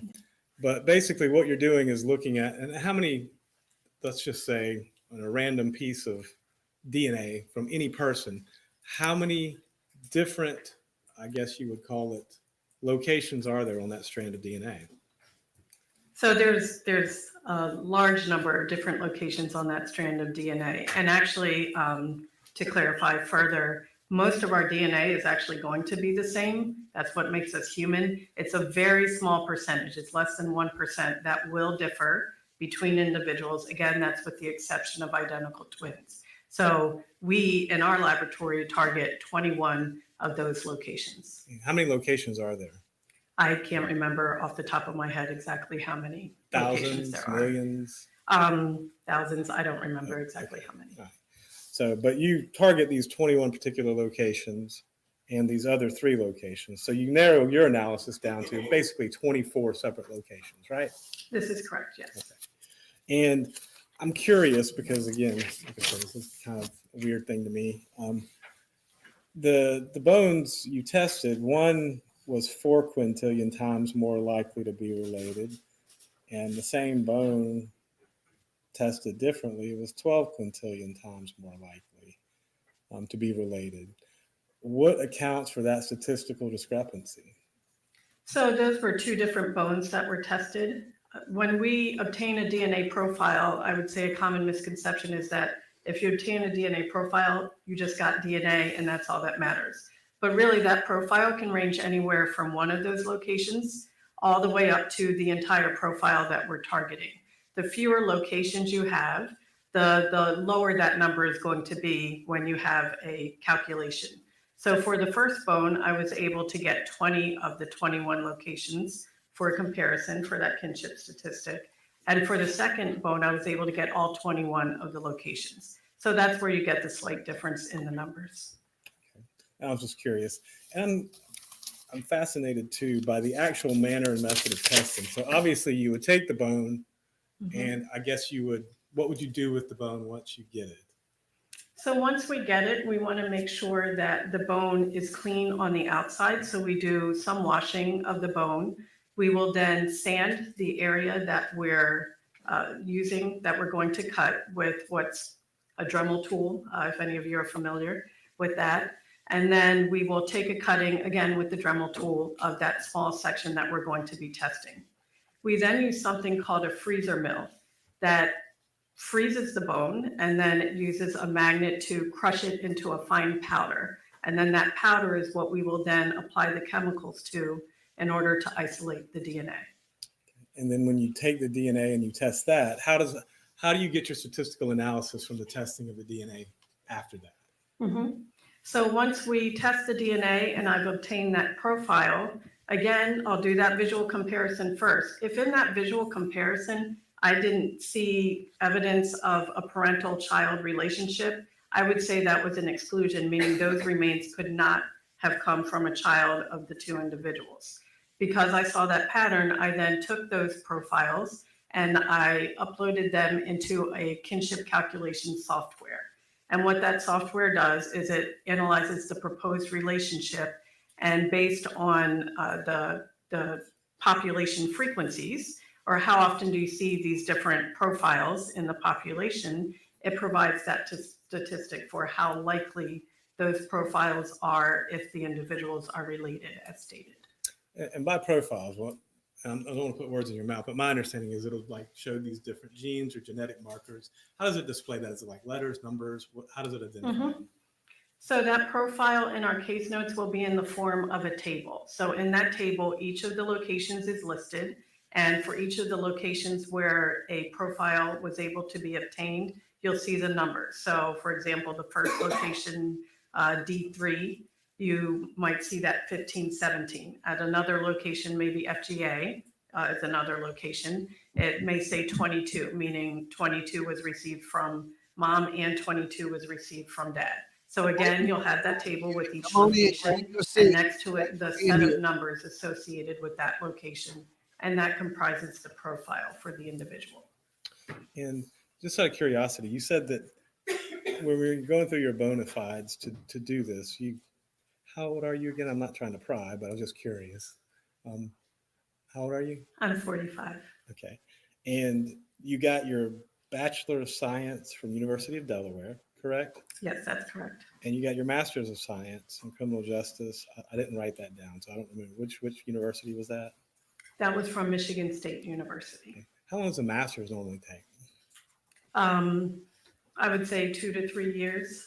Okay, so and I assume the Bachelor's was a normal 4-year degree. That's correct, yes. And then 2 to 3 years for your Master's, correct? Yes, that's correct. And then on top of that, you went to extra training at the FBI from about 2.5 years, I think is what you said, 2 to 2.5 years? Yes, as an examiner, yes. Okay, and part of that is they trained you how to present this testimony and evidence in court to be explained to normal people like me, correct? Yes, that's correct. Okay. And of course, how to do the job itself, right? Yes. Okay. And how long have you been an examiner at the FBI? I've been an examiner at the FBI for 10 years now. Prior to that, I was a biologist. And how long were you a biologist? I was a biologist for about 4 years. And to remind you of the difference, biologist does the laboratory processing, and an examiner will coordinate that processing. And as an examiner, you basically, what you just described is you take the bones, you test the bones, and you translate that into, I guess, the results that you testified to here today, correct? So as an examiner, I would assign the testing strategy for the bones. I would coordinate the testing. If there's any questions, the biologist will come to me. If there's any questions about how to proceed, there are several steps along the way where I have to make the decision as to how to proceed. And then once data is produced, I analyze that data, I generate the report with the conclusions, and then I'm the one who is able to testify to those conclusions. Ms. Fenstress, thank you so much for your testimony. I appreciate it, and it's been so informative to me, okay? Thank you. Yeah, may this witness be excused. Yes, Your Honor. All right, thank you, ma'am. Thank you.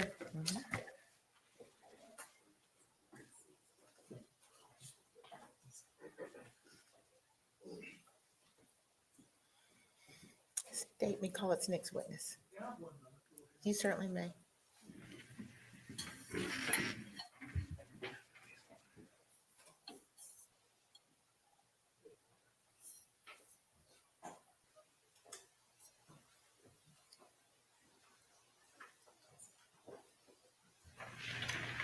Cynthia Morris Kukowski.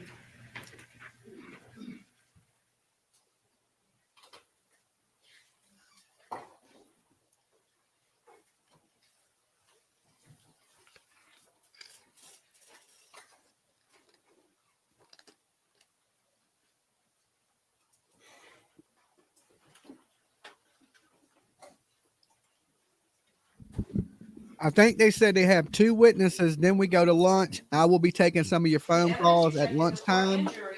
So thank you to everybody that's been donating, hitting our fund. You guys are awesome. Thank you so much.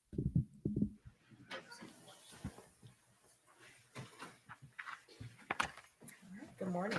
Good morning. Morning, could you please introduce yourself to the jury, spelling your first and last name? Sure. My name is Dr. Cynthia Lynn Morris Kukowski. That's Cynthia. Last name is Morris-Kukoski.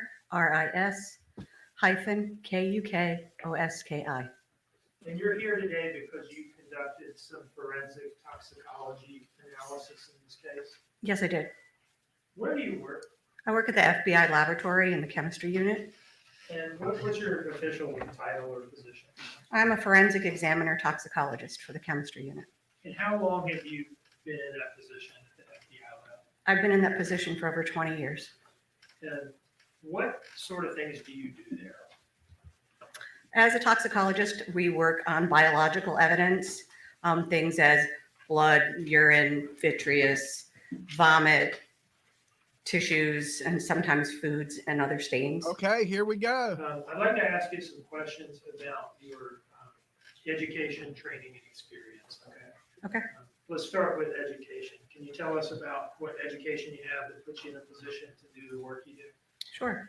I have a bachelor's of science in pharmacy from the Massachusetts College of Pharmacy. I have a doctor of pharmacy from the Massachusetts College of Pharmacy, a clinical residency in clinical toxicology from Hennepin Regional Poison Center. And what about training? At the FBI laboratory, we undertook a 2-year extensive forensic examiner training. It breaks down into both written didactic tests in various subjects, as well as competency tests on various items of evidence in various exams, as well as moot courts. And in terms of experience, you said you've been working there for how long? Over 20 years. Could you give any kind of a ballpark whatsoever about how many cases you've done forensic toxicology casework in? A gazillion. I couldn't even begin to. How many zeros is that? Yes, that's an over exaggeration, but A lot. yeah, a lot. Have you testified as an expert witness in court before? Yes, I have. I've testified in various military tribunals, as well as grand juries, state and federal cases. And in those instances, have you been accepted by the court as an expert witness? Yes, I have. Your Honor, I would offer Dr. Morris Kukowski as an expert in the area of forensic toxicology. No objection, Your Honor. The witness is qualified. I want to ask you some questions about your work in this case, okay? Did you perform some analysis in this case, the Quinton Simon case? Yes, I have. Okay. At some point, did your lab receive from the agents in Savannah here a pillow and a pillowcase? Yes, we did. And were you asked to look at that to see whether it was suitable for forensic toxicology analysis? Yes, I was asked to look at it. And can you tell me what the results of your review of the pillowcase was? After visually looking at the pillow inside the pillowcase, I deemed it unsuitable for toxicology analysis, meaning either the debris or stain that was on there was too small and just couldn't be analyzed. Is it the case that you need, if you're trying to do forensic toxicology on stain of some sort, that you need a certain amount to be able to get off the ground in the process? Yes, I've analyzed various stains over the years, be it urine stains from someone peeing their pants, vomit stains from being over an item after someone's had too much to drink, as well as blood stains that may or may not contain sweat stains. And basically doing this over 20 years and putting samples, putting some solution on various types of clothing or other household items, we look at the amount of volume that it takes for the particular procedure. And then by putting that on objects, I've pretty much gotten to the point where I can tell you that for most items, I need to cut a 2-inch by 2-inch square piece of material with a stain on it. And your assessment was there just wasn't enough on this pillow or pillowcase for you to do that. Correct, there was not enough. Did you also receive something that appeared to you to be brain tissue? Yes. How did you know it was brain tissue? I went down to talk with the forensic anthropologist after I worked with my chemist to check in the clothing and articles from the house, and had asked her what she received in the case. And she had said that she found and had some debris that I might be interested in that was found within the frontal bone. And I've worked with brain specimens over 20 years, as well as other tissues and organs. And it actually has a very unique smell that you cannot miss. Now, the forensic anthropologist that you were talking to about this, who was that? That was Dr. Doesn't Christensen. matter. Oh my I'd God. like to approach with what's been admitted into evidence as State's Exhibit 78 and identified as some images from Dr. Christensen's bench notes. And I'd like to see whether you could indicate to the jury here on the third page of State's Exhibit 78 what this this bit of brain tissue that you're describing, what it looks like in this picture, where it is in this picture. Can you tell us? It's this mass right here. And this was received, Dr. Christensen did a hand-to-hand transfer. This was inside a Ziploc bag, which was inside a paper bag. And then I took it up, put it in the refrigerator for secure storage overnight, had my chemist check it in the next day, and physically put eyes on all of the Trigger warning, layers. trigger that were warning. there with the guys. tissue. Yeah, just for the record, you've indicated towards the dark mass in the top center of page 3 of that exhibit. Correct.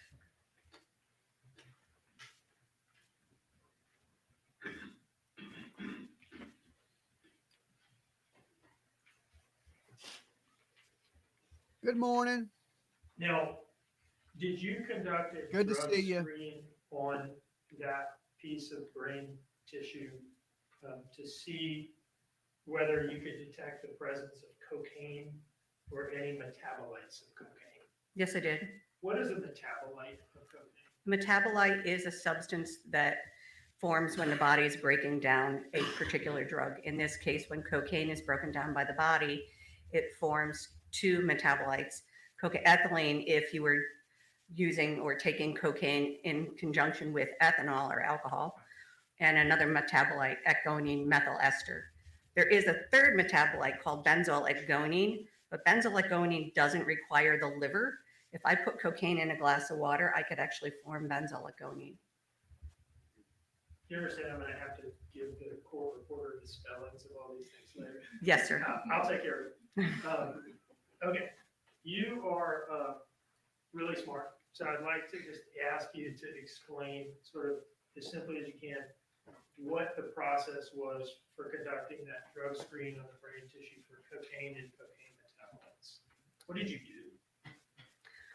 First, you actually have, you take the specimen itself, you take a portion of that, you weigh it and you mix it 1-to-1 with deionized water and homogenate it, meaning you're going to grind it up and mix it together.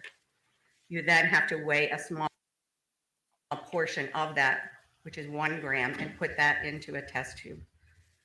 After you have that specimen ready, you're also going to take a negative control brain as well as 2 other samples of negative control brain that I'm going to spike at various levels that I actually record and know what they are. After I do that, I add a solution to all of the samples. That's called an internal standard. That's there that has drugs with the similar properties of the drugs I'm looking for, but not the drugs themselves. And I do that to make sure that each specimen actually properly extracts for the procedure. If not, and if it doesn't come through, there's something wrong with that particular sample. All of those samples are analyzed using the alkaline drug screen, which uses solid phase extraction, which is a cleanup method that is used to do away with the debris and the biological material and fats and things that we're not interested in, and it concentrates in these individual one-use cartridges, has a filter in there, and it's filtering out all the stuff we don't want, all that debris, and then we can concentrate with a solution all the stuff we do want, dry it down, put that in a vial, and put that on an instrument called a liquid chromatography tandem mass spectrometer. Now, right. This technique that you described, evidently as simply as you can. Is it a technique that can be tested? Yes, solid phase extraction technique has been used for over 20 years. This procedure has been used at the FBI laboratory since 2006. These cartridges have been manufactured since 2005, has been used widely in the forensic toxicology community as well as in forensics itself. And the instrument is used not only in toxicology in our lab, but other divisions and also outside the laboratory. All right, so after all that, what was the result or conclusion you reached as to whether this brain tissue contained any cocaine or cocaine metabolites? I did not detect any. Okay, so negative? Not detected. Okay. One moment, please. No further questions, Your Honor. Yes, Your Honor. Dr. Kukowski, right? Morris Dukowski. Morris Kukowski. Okay. I'm going to jump back a little bit. Forensic toxicology analysis, do you only test for what you're asked to test for, or do you test for any type of toxicology? Depends on the request. Okay. And let's talk about this particular request, okay? Were you asked to test for any metabolites of controlled substances or specifically cocaine? No, I was actually specifically asked to look for cocaine and cocaine metabolites, methamphetamine and its metabolite, fentanyl and fentanyl metabolite, as well as oxycodone and oxycodone metabolite. Okay. And Mr. Dean said that he asked about the cocaine. You said it wasn't detected, correct? That is correct. Okay. That seems different than not being present to me. I assume you use your words properly. So you said you didn't detect any cocaine. Correct. According to our lab policy, we either detect something or not. It's considered either not detected, detective, inconclusive, or identified. That's Okay. just our terminology. And did you have anything that was detected In the brain tissue? in the brain tissue? No. Okay. And so did you test for fentanyl? Yes, it did. Okay. Methamphetamine? Yes. Okay. Percocets? Oxycodone. Oxycodone? I guess oxycodone is another name for Percocet, if I'm not mistaken. I don't want to put words in your mouth. You corrected me, so. Oh, sorry. Percocet actually is a combination medicine of oxycodone and acetaminophen. In this, I was not looking for the acetaminophen part, just the oxycodone. So, and you said that, and I'm curious. So when you take the tissue, I didn't understand anything of what you just said. So, Okay. so let's assume you're talking to somebody who has a much smaller brain than you. What exactly does the testing usually include? The testing includes you analyzing the sample with a negative control that has no known drug in it, Okay. the sample itself, and various positive controls. Okay. All right. And with regards to, you'll tag us to the biological tissue, you'll take it and you will Process it. process it. What's involved in processing? Thank you. That's that solid phase extraction where you're removing and filtering out all the stuff you're not interested in, and then concentrating the stuff that's left in that cartridge filter to put on the instrument. Okay. And how big of a sample are we talking when you do this? It's a 1 gram, 1-to-1 homogenate. So 1 gram containing of 50-50 water and tissue sample. Okay. So when you say 1 gram, I assume the total weight's 1 gram. Correct. Okay. So it's like half water and half tissue. Correct. Okay. I just don't understand. So I'm just trying to make sure I'm not misstating it. Okay. And then I guess you'll put that in that big long word thing you were talking about, the mass. The instrument, yes. The instrument, let's call it that. Okay. Yes. And then what does that do? Does that use some sort of, is it light, gas? I mean, I don't know how that works. So how does the instrument actually work at detecting things? Okay. The instrument has pumps with fluid. The fluid then gets mixed and put through a column. The column then separates things out based on the chemical properties and then goes to an instrument called a mass spectrometer that will actually tell you the mass of what drug you're looking for, and then will fragment it and look at the chemical fingerprint of that particular compound. Okay. And when you say the map, I guess is it some sort of light deal or some sort of chemical atomic weight deal? I mean, I don't Yes, understand. it's the chemical formula. So you could take the formula of cocaine and add a hydrogen. It will give you the mass of cocaine.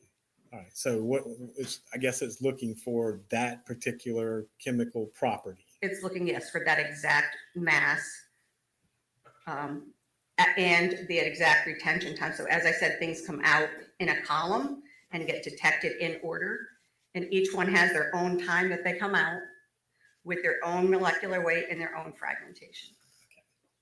And that being said, you said that there were certain standards, and I don't understand the standards, so I'm just asking, to either be classified as detected, not detected, or inconclusive. Or identified, correct. Or identified. Yes. So, and what are those standards? Because I didn't hear that. So, what are those standards and how do they relate to this? Okay, not detected means you analyze the specimen as you saw fit. You added the internal standard, which is that solution with very similar properties that was detected in your sample, and you did not see the compound of interest. That's not detected. Okay. And detected. Detected means you tested it once and you may have seen something, but for some reason you either didn't have enough specimen or something happened that you couldn't repeat the test. Inconclusive means that you tested it, and when you tested that particular chemical and added that internal standard that has similar properties, if that particular compound did not come through and you could not see it, that's considered inconclusive, because if you can't see something that's very similar in your analysis, you can't say that you potentially saw or did not see what you were looking for. And just to draw conclusions from this. So in this particular case, having the sample that you tested, all you got the result, and I assume it was not a very much because I looked at the picture if you have it. You have the picture that Mr. Dean showed you?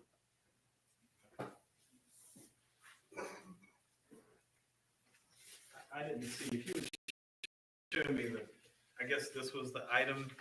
Was that the item or was this the item? Okay. I'm allergic to And so bullshit. that was the item that you- So they know, is that particular item on? It's States Exhibit 78, item number 3 on 70. Thank you. So that was the piece that you tested, and A portion of it. that portion of it at least. And with regards to that, I think that's all the questions I have because I think you've explained everything to me so as I understand it, but I'm trying to make sure. You weren't able to test the pillow or pillowcase, correct? You were able to get enough testing material for this, correct? For what, sorry? For the item 78 that I just showed you, the brain tissue. That's item 29? It's, I don't know what your item number would be, but. Oh. Yes, I think. Thank you, short legs.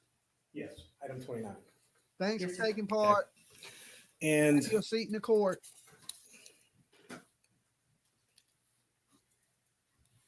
were you given any other samples to test, or were those the only samples you were given? No, I was also given a pink washcloth, a shirt, the pillow that we talked about, pants, and a towel. Okay. Did you perform any testing on those or no? The pink washcloth was considered unsuitable for analysis. The towel was considered unsuitable for analysis. And I did test stains from the shirt and the pants. And I'm just curious, when you said not detected, it means it just wasn't detected in that sample, correct? Correct, in that tested portion. That's all the questions I got. Thank you so much, Doctor. Any redirect? Okay, No, you're on. they're going to Oh, send you two need this witnesses witness, and they're going to take lunch. Yes. Let's see if they're Thank taking you. lunch.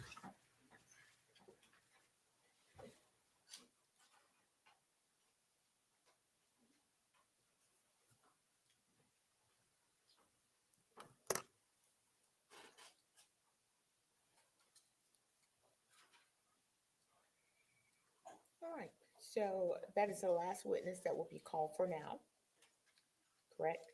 Okay. So, ladies and gentlemen, it is 5 till 11, so this is going to be an early break. We're going to begin and resume at 1 o'clock. So I'm going to ask that you be back at 12:50. All right. Again, do not discuss the case. Don't let anyone discuss the case with you. Don't watch any news. Don't do any research. You know the drill by now. All right. Have a good break. Jurors exiting.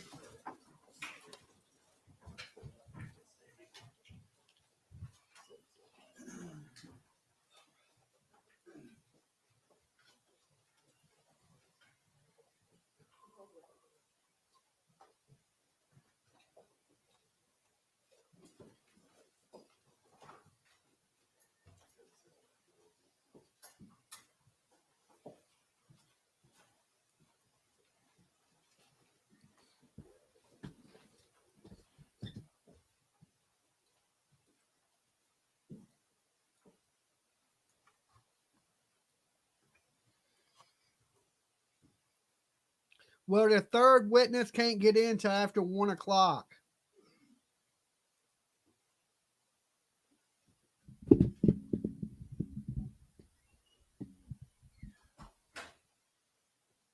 All clear, Your Honor. Thank you, Smith. All right. Anything we need to deal with now? I don't think so either. All right. See you around 1 o'clock, ready to go. We're in recess. Okay, guys, I'm going to open up the phone line. All right. So I'm going to open up the phone line for you guys now.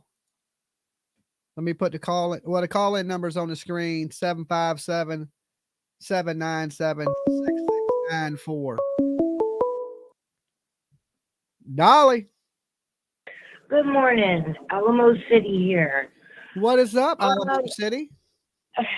Well, I think my brain started melting back out of my ear into the floor. I've had to pull it up into a coffee cup because it was all I had available near me. I've been drinking coffee like an alcoholic for the past 2 days, just trying to stay awake. Well, you know, when they get to these expert witnesses that are like super smart, if you ain't a damn near genius, it's hard to follow what they're talking about. Right. Well, I mean, besides even trying to follow everything, then you expect for them to ask them a hard question or ask them anything that's actually pertaining to the case, and they're not doing it. Well, we know that according to whatever brain matter they found on the skull, that Quinton didn't have cocaine, fentanyl, or any other drugs that she tested for in his body. So he didn't. Sounds like he didn't get into the drugs. Right. So all we eliminated was the fact that the lying, drug whoring mother, she just didn't share drugs with the baby. Is what that was. Yeah. But there was another point I was going to bring up, but I'll call back another time. Let somebody else call. I'm glad that you're okay. I had the same scare before with but mine was kind of painful, but mine wasn't even a blood clot. I don't know. All right, but it'll be okay. It's those blood thinners. They're a booger. Okay. They really are. All right, bye, PJ. All right, peace. Okay, before I take another call, hold on a second, guys. I want to thank people that have donated to our cause. All right, because we know freedom of speech ain't free. Let me bring this up on the screen so we can see as you guys donate. Let me refresh it. Okay, it says Moggy donated $20. Thank you so much. That brings our total to our legal defense fund. You know, this is our missile shield, okay? Because we have people threatening lawsuits on Dolly Vision because, you know, Dolly tried to help bring awareness to a missing young man from Hendersonville, Tennessee. And apparently people are mad about that and they're trying to sue, and they keep making threats that they're coming to Virginia, and they've added me to more and more of this paperwork that is involved in this RICO lawsuit that is going on.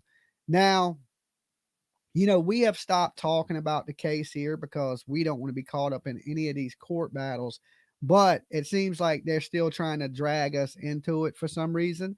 I don't know. But we want to be prepared for anything that happens. That's why we're not firing missiles at people, because we don't like to get in back and forths with other channels and any of these people involved.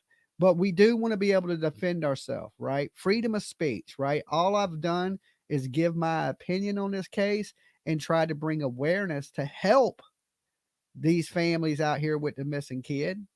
And apparently this is the don't you what is that? Don't you forget. Thank you. Love you guys. We love you guys too. Y'all are absolutely great. Come on into court, get you a room. We're going to be covering a little bit, but since they're going to have such long breaks, we're going to be going over a little bit of the Sarah Boone case too. Soon as they're out for lunch right now too. So as soon as one of these two court cases come back, we will cover that until Leilani is back in court, because they're waiting on their third witness of today.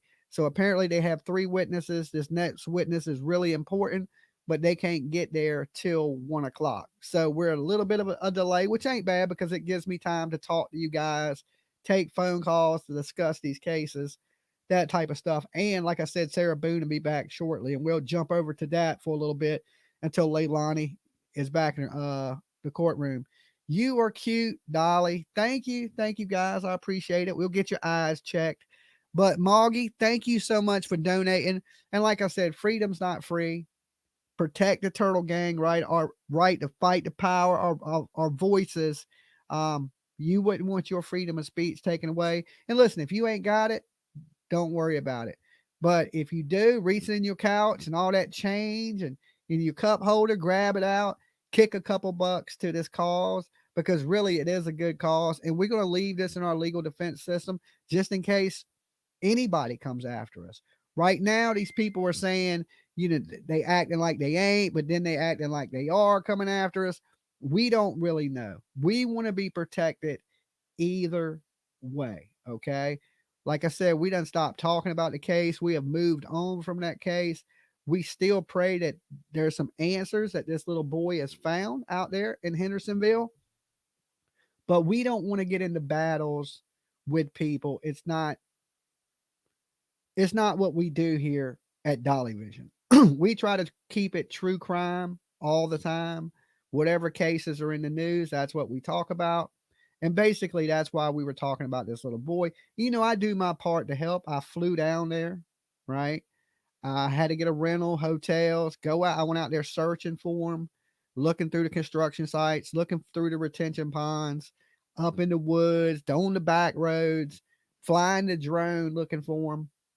And, brought plenty of awareness to this child, to thousands, probably millions of people on the internet.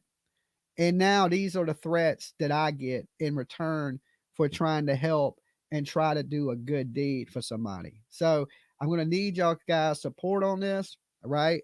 And anybody who believes in the right to free speech, I need your support.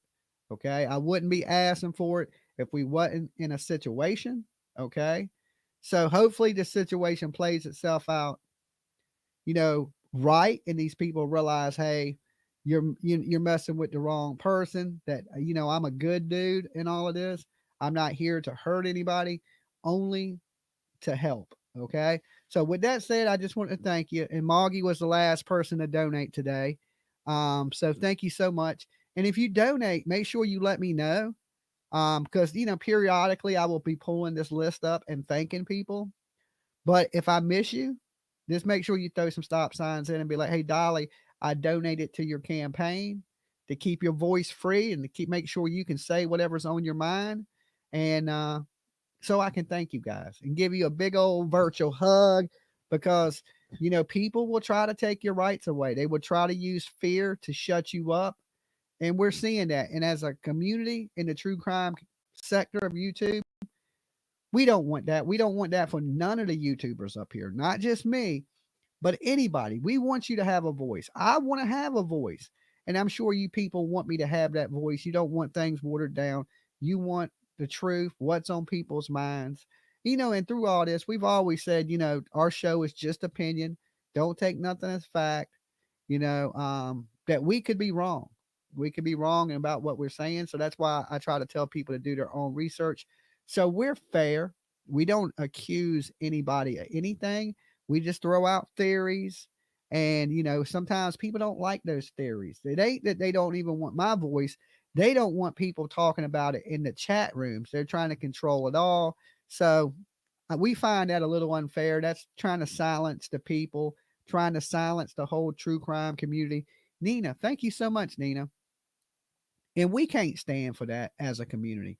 So even if you're watching and you don't like Dolly, I'm sure you like to be able to voice your opinion and you believe in freedom of speech, right? I know I believe in freedom of speech, and I hope you guys do too.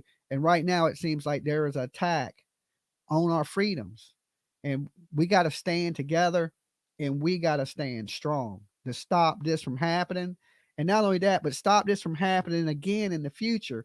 Because when people see this, they're going to be like, okay, well, if we want to shut everybody up, we're just going to throw these lawsuits. And then next thing you know, there's going to be nothing but lawsuits going on. All the internet's going to be talking about is lawsuits, and you're not going to get the true crime that you want, that you come to YouTube to get. All right. So, we got, that's why I say we stand together on this one and we fight for our freedoms of speech. All right. Now let me shut this. Let's open the phone lines. Okay. Brain matter found on the inside skull of Quinton Simon in the landfill was tested by the FBI. No drugs were found. Dolly. Hey, she beat that baby to death. You think your opinion is she beat him to death? She beat him to death. Maybe, but don't you think if she beat him to death, there'd be some type of blood, maybe? Let him check it. A lot of people think the baby may have been suffocated. Could have been, but at some point, she whacked him upside the head or something. Well, if you suffocate somebody, you don't got to whack them upside the head. Yeah, but she's a whacker. You can tell. She's wacky. I know that. She's wacky and she's a whacker. Yeah, I mean, because, you hear the story from like the babysitter and the babysitter's daughter that she was really abusive, beating on him. Why wouldn't she have beat him to death, Yeah, she beat him to death. She is, Do you think she intentionally beat him to death, or you think she was just beating him and he tragically lost his life? You think she meant to kill him? I think she meant to hurt him. I don't think she meant to kill him. But yeah, she meant to put a hurting on him. Yeah. But that didn't matter. She killed him. Well, we heard her say when she was in there and during interrogation that when she did this cocaine and she would lose her temper and it was like a switch that went off and she couldn't control it. Oh, hell. All women's got that switch. There ain't no woman in here that ain't got a switch. Oh, you I can know. Push it so far and then, You hit that C button. You hit that C button and all women will snap. You know that. I get so mad sometimes I can't swallow my own spit. That C word, all women hate. I don't know what it is about that word, but that C word, y'all women. Yeah, that word's a no-no. Yeah, that's like the button. Boop. You want to get your eyes scratched out, hit that button. Boop. Yeah, I showed Papa what she looked like when they arrested her and what she looks like now. He thinks she looks good right now. Okay. But see, he likes them with meat on their bones. He likes it when he can slap it on Christmas and it don't quit wiggling till New Year's Day. Okay. All right. Well, that's her then for sure. That's her. She's a little chunky monkey. That's for sure. Yeah. You watch Top Notch. All right, Granny. Bicycle, PJ. All right. Bye. Peace. Slap it on Christmas and it don't stop wiggling to New Year's. Okay. Now, everybody likes everything a little bit different. Everybody has their opinions, we don't use the word fat. We use pleasantly plump, fluffy. Okay. Dolly. Dolly, it's Richard. What's up? What up, Richard? Man, I think it was planned. You think so? That she planned this? That's a new one. I think that it was planned. Think about this one little thing. She did it when the trash man was coming, and she knew the trash man was coming. How do you know she knew what day they emptied them dumpsters? Well, she lives there. You don't think she did? Why did she know to wait for the trash truck to go or whatever? I mean, she had to know. Maybe. There's no way she would throw a box in there with him in it or whatever she put him in on top of a dumpster and think that somebody wouldn't find him if it was going to be a week before they dumped it. I think she knew exactly when it was going to get Well, dumped. I don't think most and I think dumpsters sit for a week. I think they dump them every couple days. Well, some places once a week, some places twice a Maybe, week, but not no more than that. Yeah. Depending on, I guess, So depending on how much they fill up, because a trailer park has a couple hundred trailers in it. So them dumpsters probably fill up every day. Well, yeah, but there's no way they dump them every day. I mean, even your commercial HEB and them don't even dump every day. Imagine what they put in there. Yeah, maybe a couple times a week, but Yeah, she still had to know that it was going to go that day. I feel that way. I don't know why. Yeah, because they would take their trash there, so I'm sure they got used to the Yeah, system. they knew. They probably knew exactly when it came because it was probably in part of their rent or whatever. I'm sure that they knew about it and knew exactly what day they came. Yeah, I mean that trailer I park. can't see her leaving it in there with all those people in that community, especially if you say there's 200 trailers. Somebody would have found it. It would have smelled too bad after 2 days in the heat like that or whatever. Yeah, It would have in the been, Georgia heat too. But them dumpsters. I went there and shot a video from the dumpsters. They are horrible, stinky. Okay, it's dirty. yeah, but you can imagine it would have been 100 times worse than that, bro. Oh yeah, I can only imagine what a baby rock. And somebody would have known. No way she didn't know that dumpster was going to get dumped that day. Well, that she had baby, to know that. yeah, that baby, she killed it that night, and it got dumped early that morning. That baby didn't have time to decompose. It decomposed. That's right. In the landfill. She had to know. Yeah, I think she knew. She knew that trailer. I think she knew that trash truck was coming at 6 or 7 in the morning, and she had to beat it. That's why it was so early. Her friend lived right down the street, directly in eyesight of that dumpster. Yeah, but she had to. Why did she went so early? I mean, maybe she didn't want nobody. She knew it was getting picked up. What time do most dumpsters get picked up in places like that? Early in the morning, 5, 6 in the morning. Those people start picking. Look at Sebastian's house, 5 in the morning, 4 in the morning. I mean, that's what they do. Yeah, they get out early because they have such big routes. And they get those nasty ones that smell the worst out of the way first.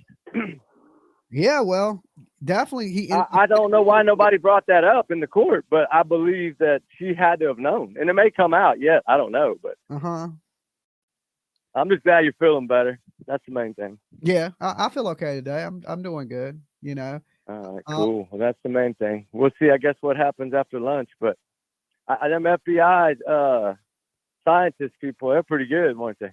Yeah, I mean, real clear. I mean, far as being, so smart, I think they explained it for a layman, for somebody that wasn't. I understood what they were saying. They broke it down a notch and let everybody in the jury understand what was going on. Because she even said some of y'all may know, or some of y'all know. Like some of those people she could probably tell knew about it, and some didn't. Yeah, yeah. FBI is too smart, man. That's the dang problem with them. Yeah, I mean, they only take in the best of the best too. So you got to be really good. They don't got a bunch of stupid people working in Quantico. That's why you can't really ask them too many questions because they'll overpower you. Yeah. I mean, you see, they got their master's degree, doctor's degree. Yeah, they got like 4 degrees, 2 masters, 3 masters. Oh yeah, and different things. So you know. Yeah, exactly. That's one of the main reasons. So when they have to go testify, I mean, they know those scientists and bone people are going to have to testify in a lot of court cases. They know. Yeah, and this lady that is testifying next, she apparently testifies in a lot of court cases because she's an expert on this. I wonder if it's that blonde, that like white-headed lady that she always wears like a suit jacket, but it's always like tan color. I wonder if that's going to be her. I don't know. We'll find out after lunch. Yeah, I guess sure. We will. All right, man. Well, I'll let you go, buddy, but I'm glad you're doing better. I'm glad doctor went good. And if people want to talk about your baby, I understand. I'd be mad too. I'd have blocked them all. Yeah, definitely. You know what I'm saying? All right, you be good. All right, good. All right. Peace. So, yeah, I had just ripped a blood vessel in my leg. Okay. And I'm going to be okay. Went to the doctor yesterday while we were streaming. I just kept the stream going. Dolly. Hey, Dolly, it's the Crackling Turtle. Hey, Crackling Turtle. How's it going? Oh, it's going okay. How are you? I'm doing all right. I'm Not too bad. you're, I'm glad you're scared. Was just a scare. Yeah. And Tiff did an amazing job. Thank you. Thank you. She's a natural. That's what I told her when I came in. I was like, The apple does not fall far from the tree. She was really good. So, thank you. yeah. Just teach her how to open the phone lines. That was the only problem she had. But you don't have to even do that. She did great. She did great. Yeah, I was trying to tell her from, the doctor's office. I'm sitting in the doctor's office telling her how to answer the phone. So, but, I didn't even know she was going to fill in. She had talked to PJ while I was at the doctor, and then I guess she just came over and took over the stream. She did an amazing job. She really did. We enjoyed having her kind of be a co-host. Yeah. Yeah. She needs to do it more often. Well, she works constantly. For a young lady, she's working 60 hours a week. So she's pretty much tied up every day. I have a hard time hanging out with her. She works so much. Mm-hmm. So you can tell that she loves you to death, and that it was good to see her last night. I don't get to see her as much as I'd like to. She is definitely a doll. Yeah. She's a doll and you're a dolly. So there you go.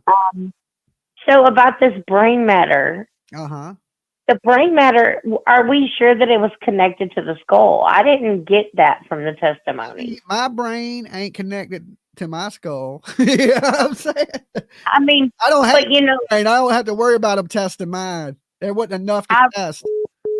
Well, I'm wondering, was that brain matter a part of the evidence they took out of the house? Because they had they took it from the skull, the frontal part of the skull that they found in the landfill. Oh, okay. I didn't kind of catch that part because I was like, well, if there's brain matter at the house, that's different. But I didn't know. I didn't hear that part. So they didn't really make that very clear. Thank you, Cheryl. Yeah, they did. She said it, that they took it from the frontal part of the skull that they found, but you must have missed it because it was pretty quick. Right. Well, they definitely ruled out any kind of illicit substances that were involved. Yeah, because that takes a little bit of doubt out. Because now we know that defense can't be like, oh, he got into something and he passed. But no. Yeah. That's been tested and proven it didn't happen. Yep. So that kind of takes part of the defense away, which is an excellent thing. I'm glad that she testified to that. Yeah. Because there's only so many ways that you can pass. And he didn't put himself in the dumpster. And both of the ladies had almost 20 years experience. The one lady had more than that. Mm-hmm. So, I would take them as pretty much experts on the matter. And right. No drugs present. That kid didn't get up on the counter, didn't get into the Colombian Bam Bam or the perp. Mm-hmm. So something else happened. Leilani, if I ain't trying to defend this lady, but what she should do is take the stand and say how that baby died. If she didn't do it, right? If she didn't do it, if you was innocent of this, and just say you did dispose of the body, but that baby drowned, or that baby fell down the stairs, or that baby got into the swimming pool, it seems like you would get up on that stand and say, hey, this is what happened, and I was scared, and I covered it up. Now, I ain't heard defense attorney, but if I was, I would say, Leilani, get your ass up on that stand and say that baby died a different way. But, that's just my brain telling me to say, to defend you. Because, lawyers, that's their job, is to come up with some kind of bullshit story that makes it look like you didn't do it. But absolutely. I mean, it's like their job is to get you as least time as possible. And they know she's going to jail. They went with Danny did it defense. And I think they should have did it. They should have went with the Casey Anthony defense. Right. Like it's very simple to there's a million ways you could die, I guess, pass away. Yeah. Especially if that, little baby that little. But I don't think she wants to be cross-examined. I think they would rail her. Well, what could they prove? That she's a liar? We already know she's a liar. We already know she's a cheat. We already know she's a thief because she's been convicted of stealing. So we already know she's a lying, thief, and cheat. Right? But what we don't know 100%, I mean, we think she's a murderer. But right now, I don't think they've really proved she's a murderer. But Right. you know, so could they prove that by cross-examining her? I don't know. So what does she really have to lose by taking a stand? Because every last one of them jurors thinks she's a lying, thief, and cheat. Amen. Right. You know what I'm saying? So, And I mean, she could get on there and she could definitely, all it takes is to sway one person. yeah. That, hey, this And one person to sway and gives them reasonable doubt. That's it. You know? I wasn't paying attention and this baby died. I mean, you better come up with something. If not, you're going to prison forever. Yeah, she could say I was a negligent mom. I was, you know, in the clouds. I was crazy high, and you know. Yeah, you better. This is what happened. It, you know, he fell. Whatever, you know. But I don't think she's going to do it. But I think that as a defense attorney, that's what I would. If it was my client, I would recommend that. But I'm not trying to see that heifer get off on anything. And I say heifer, and I apologize. I'm a Southern girl, and we use that word like just. It's better than the biatch word sometimes. All right, well, you know what I mean. I'm not meaning it rudely. I promise. You be good. Stay safe. Thank you, Dolly. You take care. All right, peace. All right, bye, PJ. All right, so we got 1,744 people in the room right now, and we just barely got over 1,000 likes on the video. So if you're just tuning in, it's like ringing my doorbell, okay? You got to hit that doorbell when you come in. You wouldn't just walk into my house without knocking, would you? Okay? Well, you just walked into my courtroom and didn't let us know, okay? You didn't let the bailiff know. You got to let the bailiff know, and the bailiff today is that like button. Okay, so hit that like button. Let's see if we can get me to 2,000 likes today. All right, that would be awesome. It helps us in the algorithm. I don't say that just to, you know, repeat myself 1,000 times, but the more likes you get and the more interaction with your video, YouTube starts to recommend your video, and that helps bring in new people, new calls, stuff like that. All right, so please hit that like button for your buddy Dolly. Dolly! Hey, Dolly. Hey. Shuggy Nana from Indiana. Sick Nana from Indiana? Shuggy Nana, yeah. Okay, Shuggy Nana? Yeah. Okay, yeah. All right. What's up? How's it going today? Yeah, I'm good. How are you? I'm doing all right. Not too bad. All right, I've got a theory that it's not going to be popular demand. Oh, Lord, here we go. It's not an off-the-wall one, but it also wouldn't coincide with what the prosecutors are saying because they're trying to prove her guilty of murder. Order in the court. All right, go ahead. I think it's this simple. I think that baby got out of its crib while she was doing all her in and out, blunt smoking and this and that, running here and there. I think she hit the baby. She backed into him, over him, something like that. And when she pulled back in after one of her trips, she saw him. That's when she turned her flashlight camera on.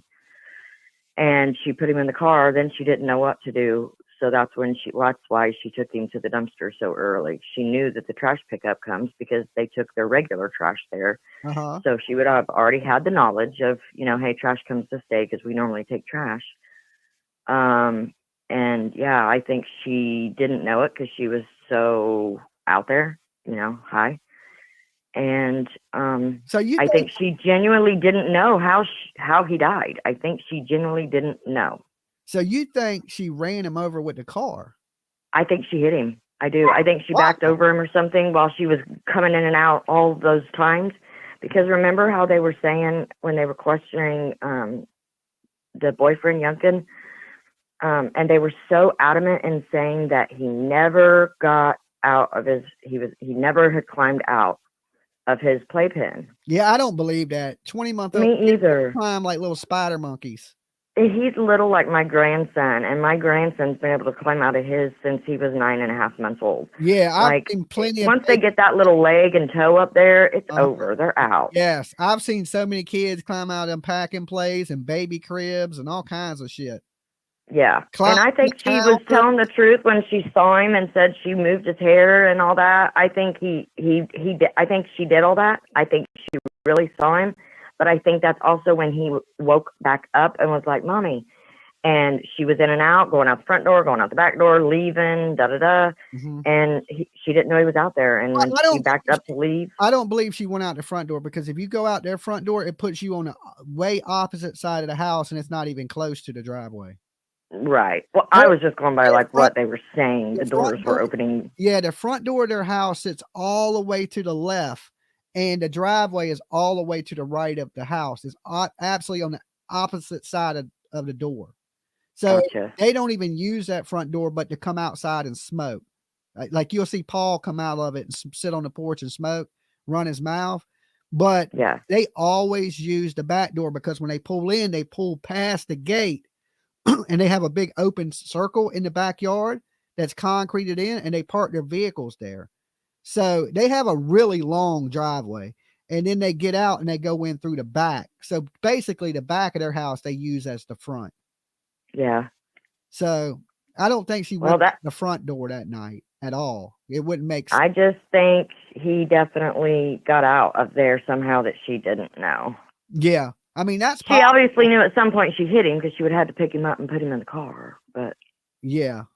Or maybe the baby fell out the playpen, climbing out, and fell on his head, and she panicked and got rid. I mean, I would come up with something other than, Danny did it, because I don't think people are buying the whole Danny did it. I think Danny, right. We went and listened to some of Danny's music yesterday, and he had support underneath the music talking about, try to get your people that actually been watching the case have been going and listening to his music. So I think people believe Danny. I think he was believable on the stand. He's a big dumb, and drugs and alcohol pickled his brain. But Right. I think people believe what he said is to be legitimate, that he just didn't know, that he drank every day and did drugs every day, and he's a big dumb. I think that was easy believable after you heard him talk. You're like, okay, this guy's dumb as a rock. It is. And when you're unhappy in a situation, like I was in a marriage that ended up kind of going awry, and I ended up getting so unhappy that I was like sleeping all the time. They had me on pain medication, like by the doctors, that got me like way off track mentally, and like I wasn't myself. So yeah, if you're an addict in any way, like him drinking and stuff, he was doing it because he was probably unhappy. And you have gut feelings. Guys have them too. You guys have to know when your girl's doing something she ain't supposed to be doing. Most people that drink and do drugs are trying to numb something out. They're trying to not face the real world, and they're trying to go into an alternate place. Right. And that's why people do it anyway, So, yep. And he just seemed to do it a lot. He was drinking liquor, beer. Time he got home, he was probably ready to pass out after working all day. So he probably. Well, who could cope with her outbursts? I mean, how else would you cope with that kind of nonsense? And especially on. Imagine that crying and that boohooing that she was doing, and the lawyer and with the law enforcement and stuff. Imagine her doing that every time she didn't get her way with you. Well, you seen the videos from the hotel room. She seemed violent, like she was running up on Danny, getting right in his face, screaming. And I was thinking, okay, this girl might attack.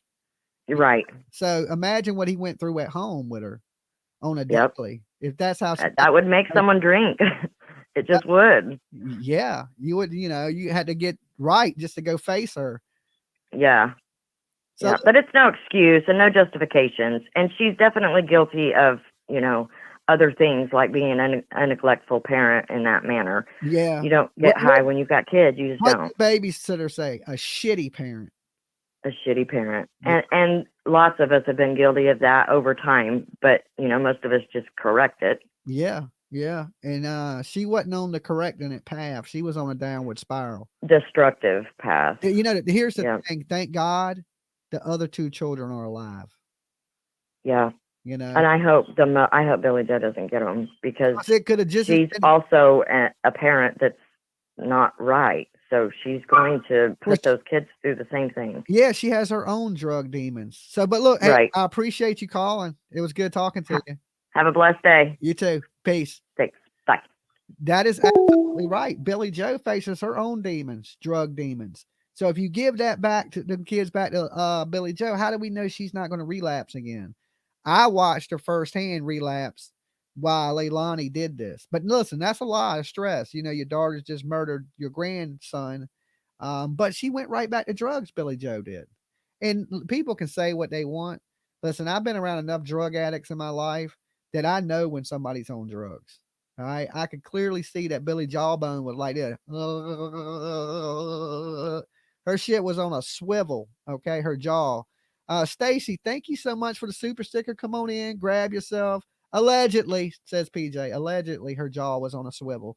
I mean, it ain't too much allegedly. The videos are out there and you can see that her jawbone, that's why people call her Jawbone. Billy Jawbone is because her jaw was moving at 1,000,000 miles an hour. People, we're going to still say allegedly, and in my opinion, but in my opinion, that she was on some cocaine herself or methamphetamines or something prescribed by a doctor that has them same effects. Because usually the only time you see that is with drug addicts. Dolly. Hello. Okay, we lost you, and you wasn't very loud. Guys, if you call in, make sure you turn me down in the background, or we're going to get a really bad echo, and we're trying to avoid that. Okay, so let me check and see if Sarah Boone has came back from lunch yet. Let's see. Let's go live. Not yet. Okay. Let me close this. Sarah Boone is not in session, and neither is Leilani. Leilani's taking a little bit longer lunch break today. But if Sarah Boone comes back into court before Leilani does, we're going to watch a little bit of Sarah Boone until Leilani gets back into court. So, Billy Joe is trying to get the kids back, and it's a shame that none of the fathers or step up and take their children. Bubba lost his child, but Danny needs to get his shit together. Judy, thanks for all you do, Dolly. It's no problem. Thank you. That will go to our campaign to defend ourselves against, people that are trying to silence us. So everybody that has donated to our cause today, thank you guys. Thank you. One thing, these defense attorneys, that we may need to hire are really expensive. That's why we're asking for the help. So like I said, if you don't got it, don't worry about it. But if you got a couple bucks, we have pinned our campaign at the top of the chat. Hit it up, drop a few dollars in it, fight for freedom of speech, because this is what this is about, right? This is about freedoms that are trying to be taken away from not just me, but a lot of people in the true crime community. People don't really want you voicing your opinion if they don't like your opinion. They don't mind talking about it if you push their narrative. But as soon as you don't push their narrative, they want to come after you. And like I said, they've named me multiple times in this lawsuit. I don't know why. As anybody, I was defending the father, saying he didn't have nothing to do with it. The same thing they're pushing. So I guess they didn't like me saying the stuff about 1202 or whatever it may be. But listen, I had nothing to do with that. So there's no reason to be mad at Dolly out here. But I'm going to need y'all's help to stand strong, to keep our turtle shell strong. And we call this fund the missile defense system. So if they fire a missile at us, we are able to defend ourselves. We're not here to attack anybody or any of these people. We're not here to defend anybody but ourselves. So how Israel has a missile defense system that shoots down all the missiles? That's all we're trying to build here is a missile defense system. That way, if people fire shots, we're able to protect ourselves legally. And it's a little expensive. That's why we reached out. And because, there's thousands of people that watch this channel. So a little bit of help from each person will make sure that we don't have to worry and we can keep pushing forward on the cases and giving our opinions on these cases fairly that may not agree with everybody else, right? And that's the thing.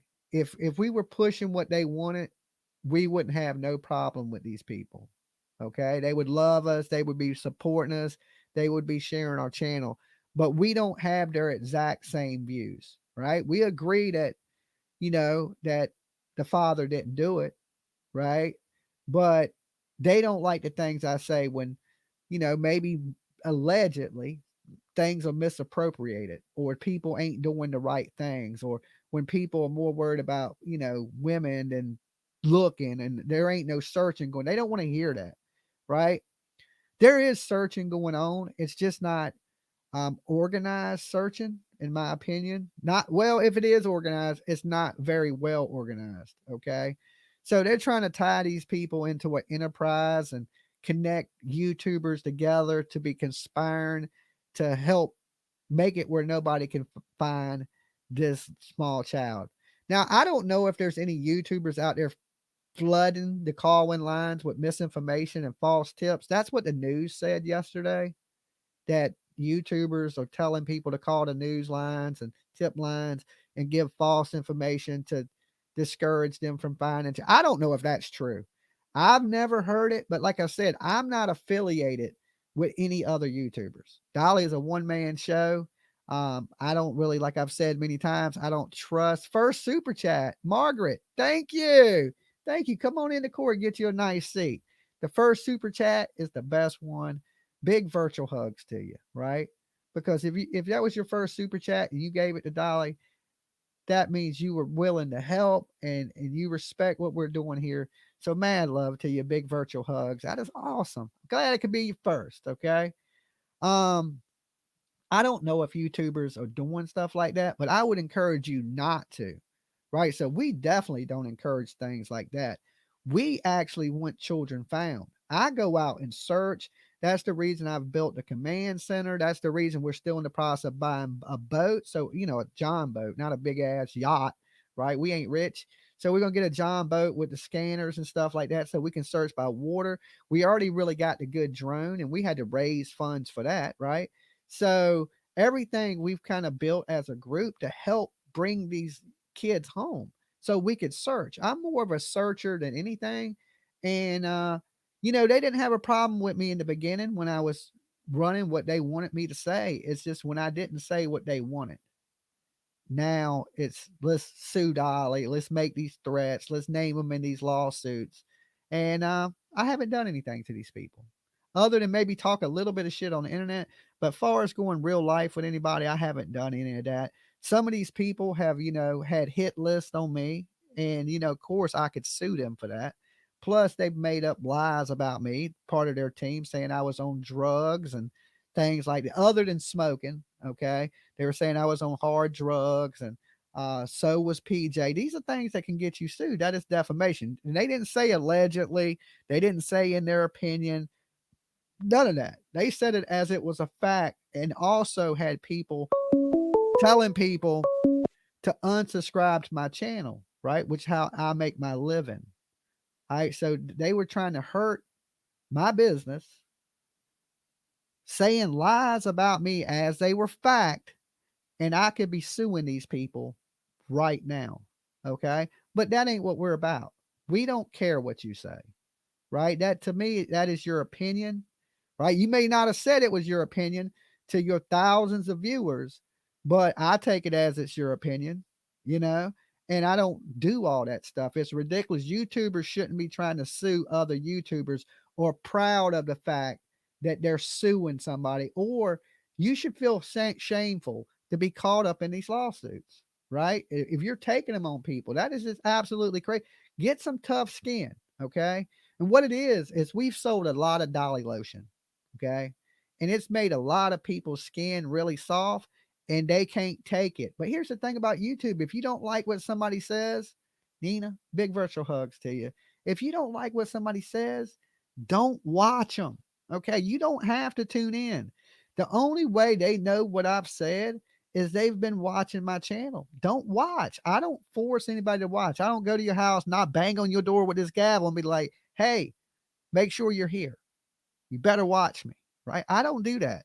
It's up to these people to come in and listen, right? And if you don't want to hear what I got to say, then just don't listen. It's as simple as that. It's no need to get mad, try to drag me through court, cost me money, cause yourself money. And what that does is that takes away from my family, right? And the most important thing to me up here is keeping these lights on, paying my bills, taking care of my family, and finding justice for these missing people, giving a voice to the voiceless. That's it. That's all I've tried to do in the last 3 years. And, when I see these that people that I tried to help, they're okay with this behavior, right? I find it terrible, terrible, man. Like some of these people, I tried to help you. I tried to help you on my own dime. These people didn't fly me down there. These people didn't pay for my rental. These people wasn't paying for my hotels. These people didn't pay me for my time. I gave them that. So why would you try to take from me even more when I've already given to you? Okay. It's like biting the hand that feeds you, right? I tried to help you. I tried everything in my power to help these people. And now I got to get up here and ask people to help me defend myself from me just trying to be a decent person, which I find horrible. I find absolutely horrible. So that's why I thank you guys when you're donating to the campaign, right? Because it means a lot. And we're going to continue. We're not going to let people silence us. There's going to be other families out there that need help that will appreciate it. There's a lot of families that will tell you. I guarantee you, if you ask Brandy Neal, she would say good things about Dolly. If you ask Avra Hook's family, you know, I went down there, helped them search, got in the trenches with the daddy until we found that girl's body. They would tell you Dolly is a good dude. And did I charge these people anything? Did they pay for my hotels? Did they do? No. This is all on me just wanting to help be a good person. And I don't see none of these people coming back trying to sue me or making threats to sue me. Every time they talk to me, they thank me. Right. And I don't need the thanks. I don't do it for that. I do it just because I want to help. That's it. A lot of these people didn't even ask for the help.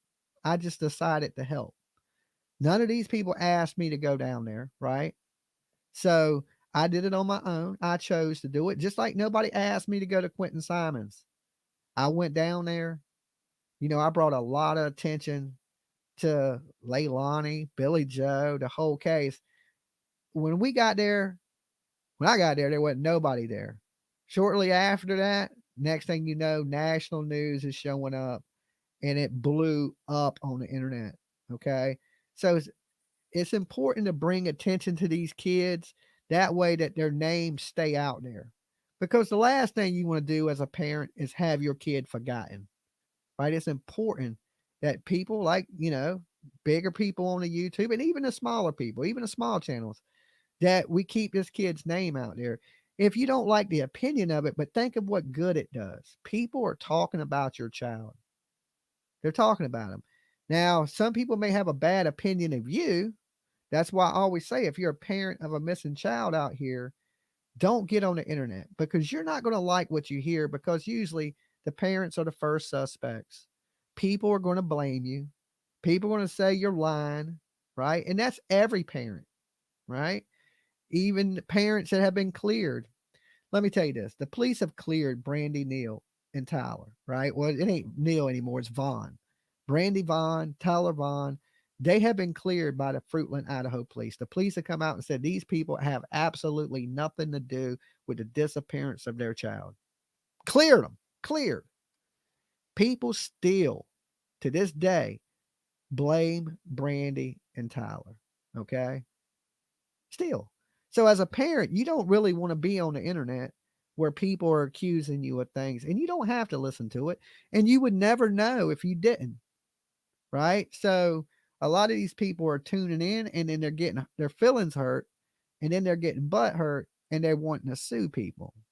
Right? It's not necessary. It is totally not necessary to do that. You're pretty much doing it to yourself because the internet is just what it is. You know, just because you sue people don't mean you're going to win in the court of law. What you may see as people hindering an investigation, you got to remember that myself, I brought millions of eyes to the case. Just me, myself. Think about how many other eyes other people have brought to this case. The reason these cases go national is because us YouTubers, we push it. And then, you know, Court TV watches what we're talking about and they start talking about it, right? They like to be in the trending topics too. So you need people like these YouTubers, not just me, because I can't do it by myself. It takes a lot of YouTubers to get onto the same topic. And then once we do, mainstream media goes, well, man, these people, everybody's watching this stuff and they're talking about this stuff. we better talk about this stuff. So I think a lot of YouTubers, even though some of opinions may be negative against some of the people involved, it still brings awareness, and it still keeps these children's names out there in the light. And that's the important thing, is everybody know. So if everybody knows, they keep their eyes out, they keep talking about it. It keeps it in national attention, and it keeps these searches going, right? There's a lot of people out there that are searching because they heard about this on YouTube. All right. And you look at the last body that was found, it was found by some YouTubers. All right. The Hatfields and McCoys, by the way, good job. Hatfield and McCoy's Adventures. Good job to them. Really smart to follow the buzzards. Okay. Really smart, especially in a fresh case. Maybe not so much in the Hendersonville case because it's been so long. But in the case they were on, very smart to do that. Dolly does the exact same thing when I search, because I usually get there pretty early in the cases. I use the same type of stuff. I see buzzards, you can believe I'm going to go look, because them buzzards are a sign of something may be dead, and you got to check that stuff out. You look at the buffoons, Gabby Petito. Shout out to them. We ain't forgot about you. You did awesome. We could still be searching for Gabby Petito right now if it wasn't for the buffoons. They may not never found her, but they did, and they found her a lot quicker because of what? Some YouTubers, right? So we play our part in this, right? And if there's opinions of people that you don't like, don't watch it. Just don't watch it. Don't tune into it. But there's no need to, bring in people and then start to sue everybody. I don't know whose plan this was, right? But what does it do? If everybody stops talking about the kid, the bigger people, right? I mean, of course, there's still going to be their side that talks about it, but to be honest, that side is the people that do talk their narrative are really small channels. Okay. Nothing against your channels. It's just y'all don't have a lot of viewers. That ain't good. You want viewers. Like right now, there's 697 people in the room. You want thousands of people hearing what you're talking about. And if you scare those people off or make it where they don't want to talk about it, just think about it. I haven't talked about it in days. I've talked about the lawsuit because, they've named me in it and I want to protect myself. But we haven't talked about the case. And you know how many views I've done in the last couple weeks? A lot. A lot. We're pumping in 20, 40,000 views a day. That adds up over in a week. Okay. So 1 week of us not talking about it, you done missed 100,000 eyes, 100,000 in a week that don't hear about the case, right? Because people are scared to talk about it because they don't want to be caught up in legal actions or litigation with you, right? So I just think it's a bad thing. I think it's a bad thing, and it'll cause cases to go cold. And who really wants that? That's the last thing you want in a missing child case, right? So I wish people could work their differences out, as adults. Like I said, if the family don't want you talking about it, then hey, Dolly got a million things to talk about. I was just trying to help. No need to try to sue me, because I'm going to tell the judge the same thing. I'm going to show the judge the history of me helping missing people. I'm going to have them same people that I've helped write letters to the judge. I'm going to explain myself that I was trying to find answers for these child, that I spent my money to go there and search, and that you don't like my opinion. And I mean, it's going to be hard to hit me with anything. It's the way I look at it, but it's just a hassle of having to do that. Okay. Like I said, we've moved on from the case.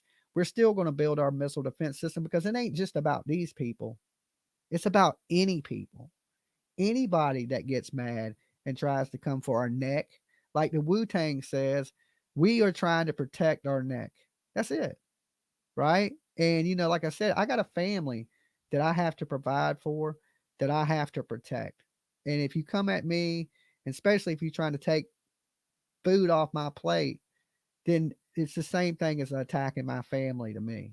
And I can't have that. That's what I hold dear and to my heart is that. And I'm going to protect it at all cost. Okay. I don't want to be up here aggravating people to donate. That really ain't what I want. Right. I'd rather just, because I get super chats and things like that. But when you get involved into stuff like this, for whatever reason it may be, it's expensive. It's really, really expensive. And like I said, that's why I've openly came out and asked for you guys' help, because there's so many of us that support the cause, right? Of the missing, giving a voice to the missing. And I can tell you now, Dolly's been a voice for a lot of people. We're in a case right now where I was one of the main voices for this child that we've been watching this court case right now. And that's important in this world. And I wish there was more people. I honestly do, that could get out there. I know everybody can't, but can get out there and search and be a voice and try to help. I just wish there was way more people, but it's only a limited amount of people that do it. And we got to be the voice for these children, and not just children. Dolly looks for missing grown-ups. I don't just look for kids, right? Jake Federland, Avril Hook, these were all adults. The lady in DC that we covered. We don't just cover missing kids. A lot of people just think I cover missing kids, but I don't. I cover missing people. It don't matter if you're 5 to 80, crippled, blind, and crazy. You go missing and you're within my striking distance and I have the means, I am coming to help look for you. All right. I've gotten to a point to where I can, because I YouTube for a living. I don't have to show up at a job 9 to 5. So I can be anywhere in this country in a matter of a day or two, right? However long it takes to book an airline ticket, and I can be there to help you. So I enjoy it, right? And I'm not going to stop that, right? I may stop talking about this case because I don't want to be caught up in court with a bunch of people, right? Because I'm already in court all day, every day for the last 2 weeks. You know what I'm saying? With my gavel, with my robe, right? You don't want to sue the judge, the fake judge. You don't want to sue the fake judge, all right? So, and these people are saying that, hey, they want people to stop talking about it, and we've done that.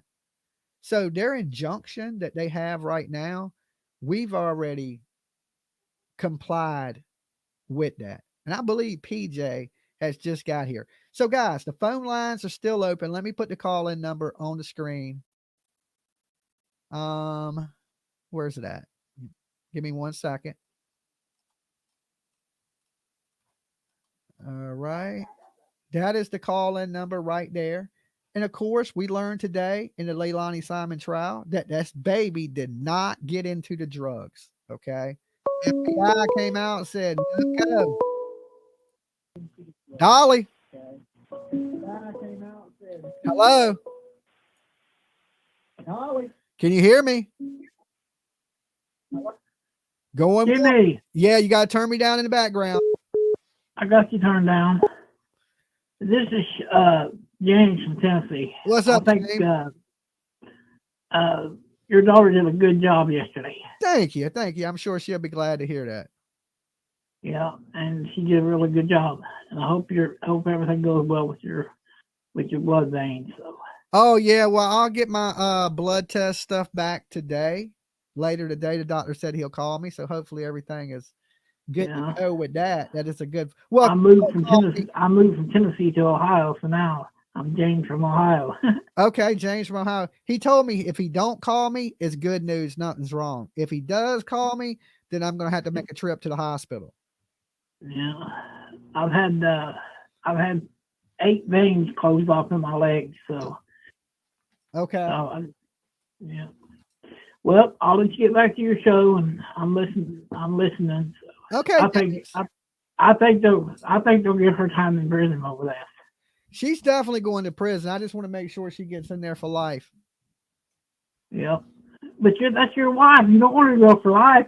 Yeah, I do. She can be my wife. She can be my wife from a distance. Yeah, there you go. All right, you have a nice day and peace. All right, peace. No, Bye, Jack. PJ. PJ heard that. You just got me in trouble. She said she was going to stab me. Is that what you said? That's what I said. You going to? They heard that. I got witnesses. You I just might want be to. looking stupid talking about some wife from a distance. But he said you don't want your wife to go to jail or prison. I said she could be my wife from a distance. So I do want to go to prison, is what I was saying. You And just so it's your wife? no, it's not Well, my that's wife. what you just You're my said. wife. Come here, babe. Say hi to everybody.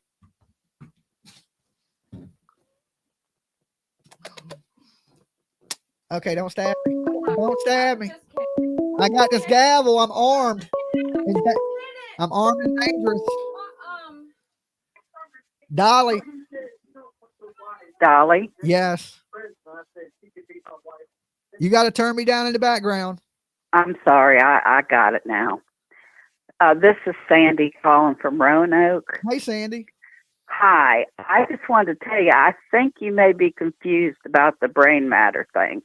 3 days ago, I was watching another channel. A woman came in the chat, said she was from Georgia, that she had inside information, and I knew this 3 days ago.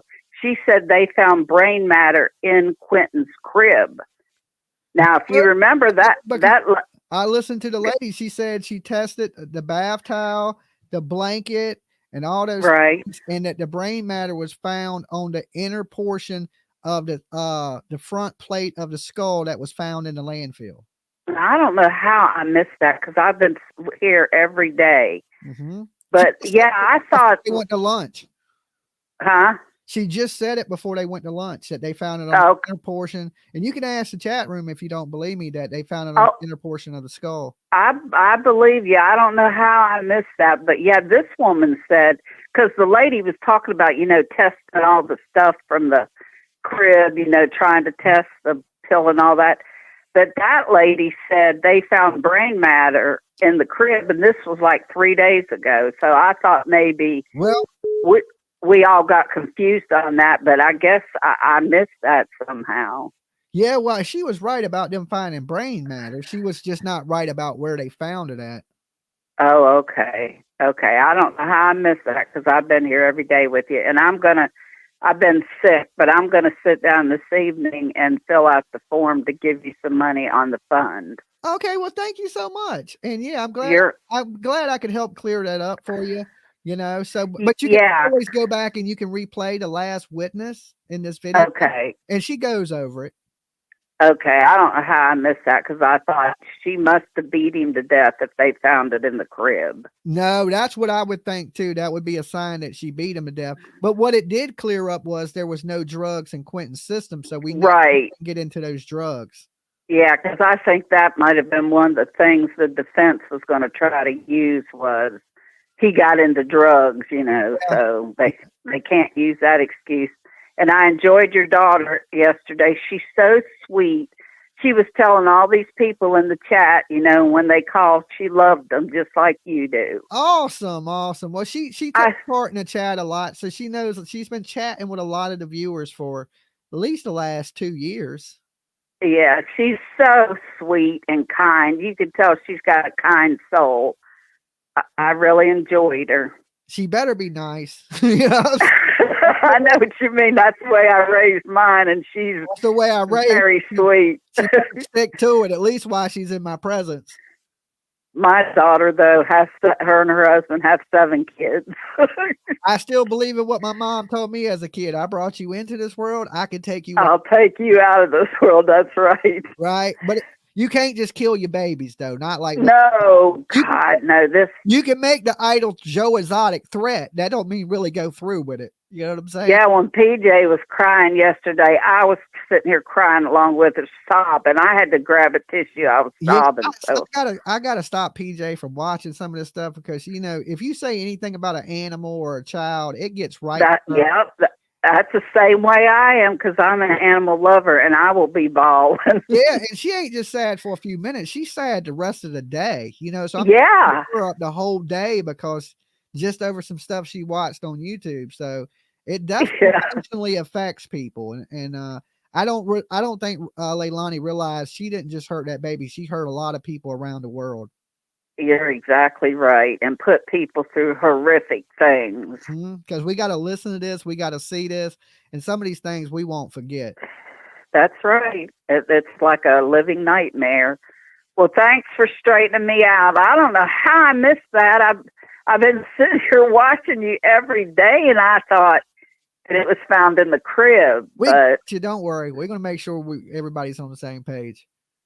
well, I appreciate you straightening me out. All right, you be good. You stay safe. Okay, you too. Bye-bye. Bye. She was sweet. Dolly. Hey, my bud, what's up? Hey, Miss Brenda, what you up to? About 5'3", about 5'3". 5'3", you would fit one of those suitcases then. Yeah, and I probably wouldn't have to bend over much. I'm a little bit. If we learned anything, don't get into a suitcase. All right, that's one thing we learned this week. Do not get into a suitcase or a pack and play. Well, I got some good news. All right, let's hear it. Turtle Gang, the prayers are working, and I thank you all so much. Guy has been moved out of the hospital into a rehab place. That's cool. He's been there about 3 days now. Awesome. And you start rehabbing him so he can get home. That's always good news. Power of prayer is a powerful thing. Yes, sir, it is. But it scared me for you a little bit yesterday when you talking about that place on your leg. Uh-huh. You see, I've had 2 or 3 heart attacks and a couple strokes. I'm still going. Yeah. But well, you're a trooper. I come home from the hospital one day and I hadn't noticed it. But the calf of my left leg hit against the commode. Uh-huh. And when it did that, I jumped up. Trust me, Dolly, if you get a blood clot, baby, you damn well gonna know it. Well, that's what the doctor said, but he said that he still did the blood test to make sure. Yeah. You know. Oh yeah. He said if it was that, the blood clot's internal and it's pretty painful, and if like when he was poking on my leg, he said, "Trust me, you would have kicked me." Well, my father-in-law at the time was an EMT. Uh-huh. And he worked for the fire department also. And my sister-in-law had just brought me home from the hospital from having my heart attack. And I was on blood thinners. Uh-huh. And she heard me scream and come a-running. I don't know what the hell is wrong. I said, I barely tapped my leg. And she said, go sit down. Well, she called her dad. And he come over, said, Chelsea, get her back to the hospital. She's got a blood clot in her leg. Uh-huh. Said, Brenda, don't move no more than you have to move. He had me terrified. Well, I went to the hospital, and it was indeed a blood clot. Oh, okay. But mine was not in the vein. It was just underneath my skin. Okay. So them are not the bad ones. Them are the safe ones where your body will absorb it and take care of it itself. Oh, all right. All right. There's 2 different kinds, I guess, that they told me. One is in the vein, and that's dangerous. The one I had was just under the skin, is not dangerous. The body absorbs it and takes care of it itself. They didn't have to do nothing, no medicine, nothing. Okay. That's the. But trust me, Dolly, if you get a blood clot, baby, you gonna know you got one, because that hurts like a bitch. Yeah. Okay. Well, that's good to know. It's just crazy. You don't hit your leg or anything on nothing. And I woke up and my whole calf was bruised. Yeah, but you got to realize too, you're on blood thinners. Yeah, I know that's the thing the doctor said. He said they do have that effect, and just over time or, exercise or just doing anything, you can tear a vein. And he believes that's what I did. Yeah. But I mean, from the way you were talking, I said, I don't think I mean, I'm glad you went. I'd rather for you to be safe than sorry. Yeah. But the way you were talking and stuff, you didn't say nothing about it being painful. I said, I don't think it's a blood clot, but I still want him to be checked, because you are on blood thinners. Yeah. Well, they checked it out, and he told me, he said, I don't think you're gonna die, but I'm gonna go ahead and run these tests for peace of mind for you. You know what I'm saying? So you don't worry yourself to death. And Yeah. if I don't call you, everything's okay. If I do call you, you're gonna need to go get this other test done at the hospital. So Well, I'm glad you're okay, buddy, because I even got my friend Rena watching you now. She's just starting to watch you on her computer. We talked about you a lot. And so I've got her interested in you now. She's watching you right now, but she's watching, I think she's on the second episode. Okay. So you're another Dolly believer. All right. Well, there you go. That's a good way to share the channel out. Let people know. You be good, Miss Brenda, and you stay safe yourself. I love you all, and y'all be safe, okay? All right. We love all you guys too. Peace. Bye. All right. Hold on 1 second. Hold on, caller. Hold on. I'll take your call in just a minute. I got to say hello to PJ because she's only here for a few minutes. What's up, babe? Did you see what I sent you? No, I didn't get a chance to look. Okay. The stuff. I'm trying to pull it up. Oh, and that lady that called before, Miss Brenda, was so sweet. But that, I think, is the reason why I always say allegedly, or that you need to confirm some certain things as being fact or fiction, because like she really thought, and I had heard it too, that there was matter found on his pillow. Yeah, there wasn't no brain matter And so, found on like, the if pillow. somebody sees something like that, you need to make sure that everybody understands that's not true, because it's not. Well, I try to keep everybody on the same page of I what know. information we got.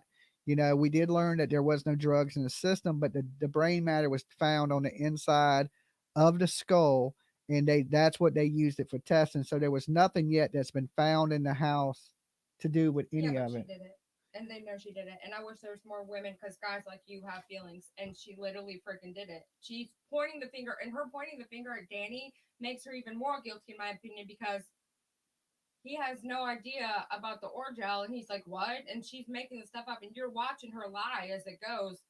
He wouldn't have done it and been in the situation you're watching. Yeah, well, we ain't called him in no lies, only her. I know. So I believe Danny. I said, coming into this, I thought Danny knew what had happened. But, I've kind of changed my mind on that. She was abusing that baby. I know Danny did know she was abusing the baby, but I don't think he knew what happened that night. Yeah, no, I don't either. Because the, conversation they seem to have had after the event. See, they found 2 bottles of liquor in the car. So Yeah. he had been drinking Fireball, and that ain't that low alcohol level. That's from the ABC store type Fireball. No, I know. And he was the type to where he said he drank all day throughout the day. So he wasn't drunk. Yeah, the stuff you buy, they sell Fireball at the. It's not all real. The No, 7-Eleven. yeah, it's low level It's alcohol. Like 5% or yeah, but when you go to to the liquor store, it's way stronger. I wonder if anybody else knows that. Did anybody know that? Really deceptive, and I realized that because I used to love Fireball. And so when they started carrying it at 7-Eleven, I was like, how can they do that? And the guy behind the counter was like, oh, I don't know, it's Fireball, get some, and I'm like, yeah. It's the alcohol level. I looked it up and realized that it was like a lower level. Even beer. Did you know this? In some states, beer is lower level alcohol than other states. Right. Even Budweiser, Bud Light. So they have to make different batches to sell. Yes, That's absolutely. Some states have different laws on the level that alcohol can be and what has to be okay. Because you know how we have ABC board here, which is so they can control alcohol. If alcohol is over a certain level, it has to be sold. It's controlled by the state. If it's lower than that level, they can sell it in convenience stores. That makes sense. Now, if you go up north, you can buy liquor in the convenience stores because they have different laws. So it's from state to state that determines the alcohol level and when it's controlled. I knew that. So remember, he said he was hitting the liquor store after work. He was hitting the liquor store while she was in her dentist appointment the day before, too. That's right. He said he didn't say he went to a convenience store. He said he went to the liquor store. So that is the stronger alcohol that he is purchasing there. It ain't like the little under 5% that's in the convenience store. And he's the one that I actually believe that the upper gave him a downer, because I know that it's hard to explain, but I think it's something to do with ADD or ADHD and like the opposite effect of a substance on people. I with don't think he severe was doing. I ADHD. don't think he was doing Colombian Bam Bam to go to sleep though. No, I don't think so either. I think he was using it to get high. I agree. But when you actually put all the stuff together we've learned so far, to me, in my opinion, I mean, there's nobody else that did it. And You see- I actually believe that they do know that she did hit him with an object. Because Hold on, we just lost everything. well, I can still hear myself in my earpiece. Hold on, guys. I knocked my mouse down. Tony said, you're right, Dolly. That's what I drink. See? Yeah. No, what I was gonna say is I believe that they do actually know that she did hit the baby with something because you know how when you were there you got all that information and you knew she was at the dumpster. And but there's parts of it I don't think they could fully 100% prove. So to me, I think they have an idea and they know almost 100% what happened, but they just can't prove it fully, which is why because like, why would they charge her with an object? Or why would they charge her with malice? That's what they originally said, but they haven't said, that they came out, told the news that she beat this baby to death with an object. But now that we're 8 days in the court, they haven't mentioned the object and they haven't mentioned this baby being beat to death. Though. But that's why there's 3 counts of murder because they're going to stick the one that they can stick her with. Because one was the murder with malice. I thought one had the object mentioned in the statement, but it might not have. And then the felonious murder. So I believe they have an idea of what happened to that baby. She's got a huge, long history of abusing that baby physically, mentally, emotionally. And Danny doesn't. She's lied about everything. Like every aspect of everything she's lied about. And why would you do that unless you're the one that did it? And there's nobody else that could have did it. So like 1 + 1 has always got to equal 2. She's going to be convicted of murder. I'm hoping she definitely is convicted of murder. That I said that baby can't get out of that playpen, he's little. He's little. I understand kids climb on stuff, but usually it's when they have other things that they can lean on. A playpen has a very slick siding, and that actually is what I looked at in the pictures of the playpen. You're not going to get up that if you don't have something to step on. And if the thing is up to here on Oh, now, I got 30 nieces. All my life, and I know I've had kids I got 30 nieces and nephews. I've seen kids climb right out of a playpen. I've seen them climb right out of a crib. I've seen it so many times I can't even count it. I just believe the babysitter and Danny and all the people that have said he can't get out that crib. That's all it is. I don't know if I believe that. I truly don't know because I've seen kids that could climb up on the kitchen counters. They'll go get a chair, move the chair. That's what you're saying. That they have to get a leverage item to get out, up and out. Yeah, but not out of a playpen or a baby crib. I've seen them climb the crib, upper body strength, with the slick siding, slick side, and everything.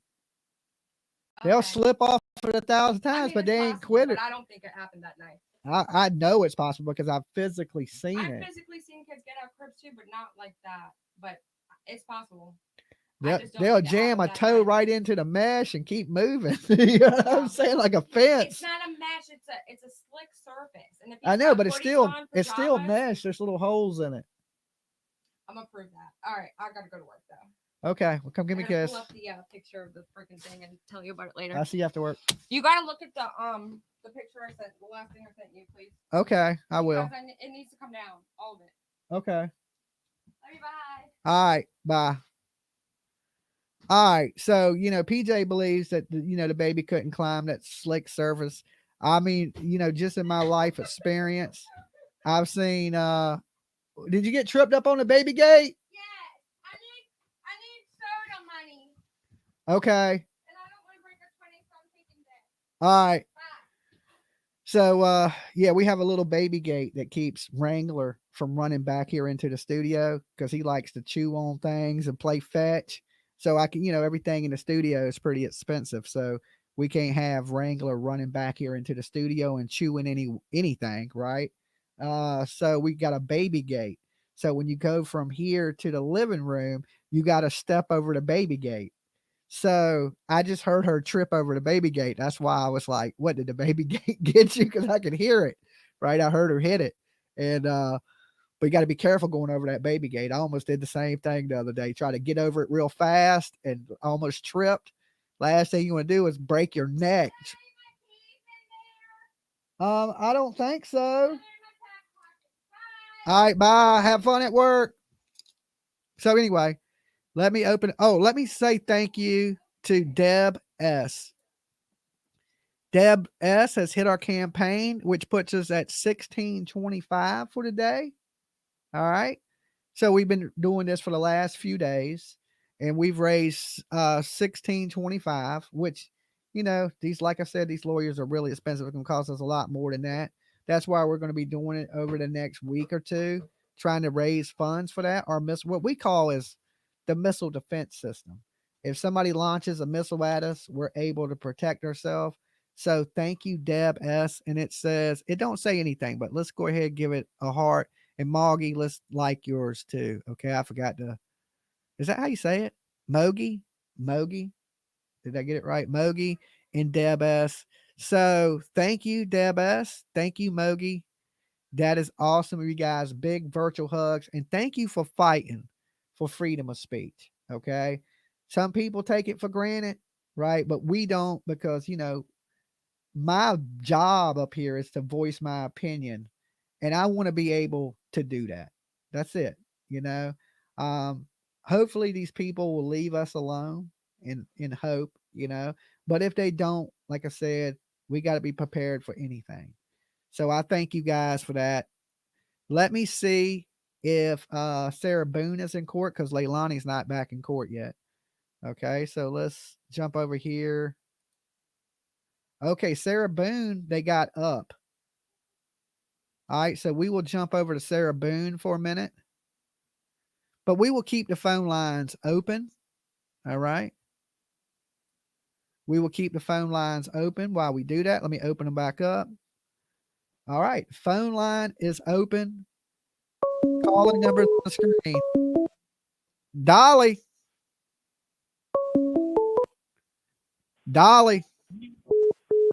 Hello? Hello. Yes, hello? Hey, can you hear me? Dolly. Yeah, I can hear you. I can hear you. Can you hear me? Yes, I hear you loud and clear. Okay, thank you. This is Wilma from Kentucky. Hey, how's it going? Yeah, it's going okay. I know this is a horrible case. First Yeah. time I've called in, but I was going to talk to you about my grandson. Okay, we can talk about your great grandson. He was 20 months old. His my granddaughter's boyfriend beat him to death. Beat him to death? Yes. Wow.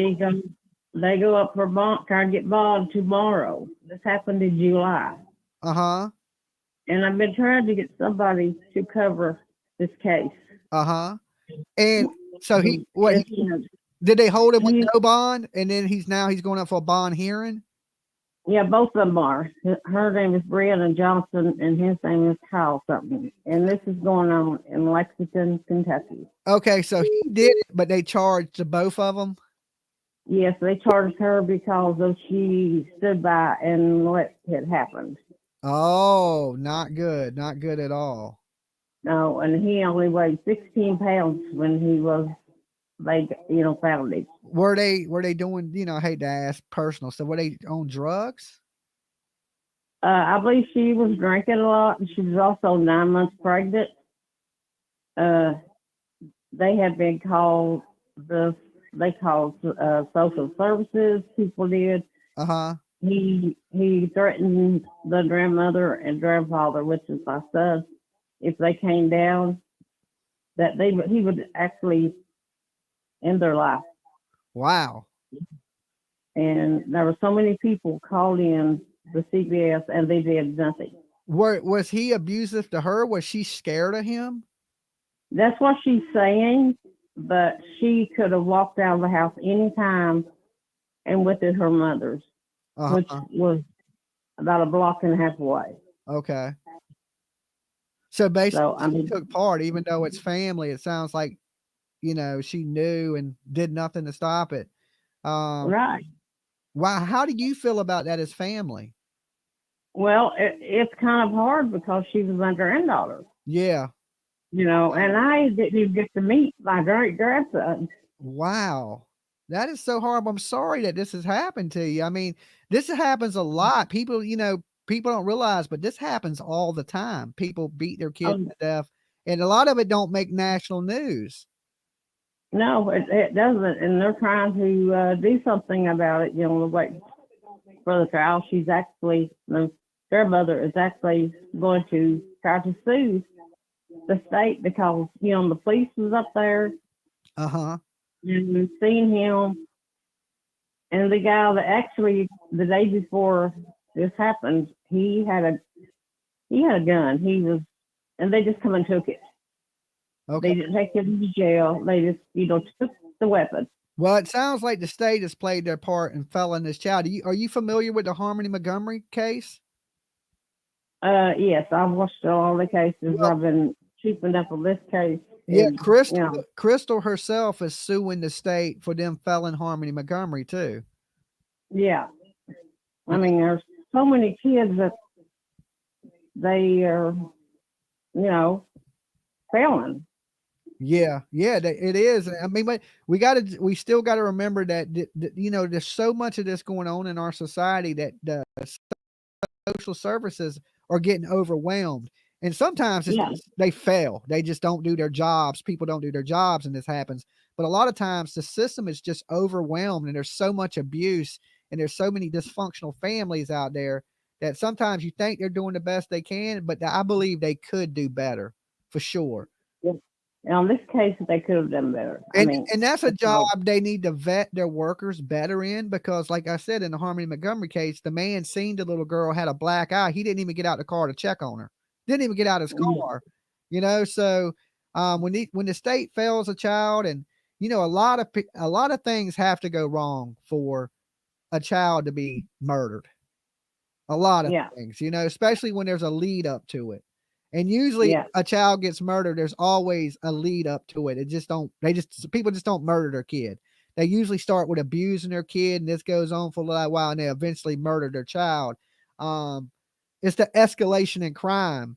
And when that is missed, or, people fail to realize that this is going on, that's when it's horrible, but that's when it becomes super horrible. Like, this could have been avoided.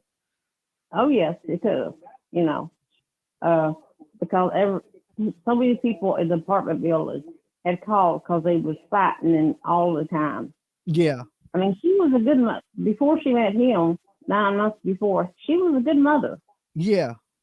You get around the wrong person. Yeah. You gotta watch who you associate with, and who you're around, and who you get in relationships with. That's why I say, before you move in together and have kids together, you better get to know each other first. That's true. But look, court is about to start. I appreciate you calling in, and we'll say a little prayer for you to make sure everything goes good for you tomorrow. And definitely hit me back and let me know how things go with this. Okay, yeah. I sent you a thing on chat. So, because I've been trying to get some YouTuber to, do some. Well, send me some information to my email, which is jimmyjam757. Make sure you include some pictures and let me know I talked to you and what it's about. And, when you call in, at least I can pull it up and share the story and things like that. Thank you so much. No problem. You be good. Stay blessed. Okay. Okay. Thank you. All right. Bye. Y'all hear that? That is a sad grandmother that then lost their grandchild because her granddaughter and her boyfriend or husband, whoever it was, beat the child to death, and they're going up for bond. Now, there's some confliction in it, right? Because it's a granddaughter. You naturally love your kids. You love your grandkids. They're a part of you. And when you have to wish that or hope that justice is served to them, that's when it gets a little bit like, wow, you want the best, you want to do right, but probably everything inside is making you want to hope that they get out or they get away with it, which, is terrible. People, when they do these things, they don't realize how much pain they cause other people. They don't, right? Leilani don't know she hurt, not only just people in America, but people around the world are watching this because they're hurt by it. That was a beautiful little boy, right? And I'm sure this person's granddaughter or grandson was a beautiful child. No kid deserves this. No kid. If you can't take care of a child or you don't want to take care of a child, and I say this so much, there's so many places you can go. Okay. There's so many places you can take this child to where they don't have to die. There's so many people out here that can't have babies that would love to have a child. Like I don't have a grandkid. You heard Tiffany yesterday saying, y'all better get him one, adopt, right? She don't plan on adopting no kid either. So I just had to play with my own toys by myself. Okay. Which sucks, but it is what it is. But there's people out there that would love to have kids. There's people that can't have kids. There's same-sex couples that would give a kid a great life. There's people out there that have kids that have room and have the money that can afford to take care of kids. Like, what is Angela Jolene or whatever? She got fucking 100 kids, but she also got $100 million that she can afford to take care of 100 million kids and give them all a good life. There's lots of people like that. And so to go out there and hurt a baby, you deserve the worst, because you can give this baby a good life by just giving that baby up. Now, sometimes you give your baby up and there's some horror stories, right? But I guarantee the amount of success stories, you don't usually hear about the good stories. You only hear about the bad ones, right? So when you hear kids in foster homes and them being molested, but you don't hear about the kids that went to foster homes, got adopted, had great parents, lived their best life. So doctors, lawyers, surgeons, the success stories. You don't hear that much because people never bring you good news. They only bring you terrible news. Okay. So we're going to jump into this for a few minutes till Leilani's back. All right. Let me see. Leilani's not back yet. Okay. So we're going to jump into this real quick. Let me make sure Leilani's muted for now so they don't overlap each other. Right here. All right, we're back on the record. Case number 2020 CF 2603. And I'll be right back with you guys. Let me get appearances for the state. Steve Castro on behalf of the state. Defense. And Alexa P, thank you so much. It's always good to have you here no matter what. I didn't want to forget you. Ms. Boone is seated at counsel's table wearing the same dark gray suit and maroon blouse from this morning. She is in custody. However, there are no restraints, as she will be standing as with the rest of us when our jury enters and exits. It's 12:57. State, anything we need to address? No, sir. Defense. Judge, I've got something. Can we approach the bench? Yes.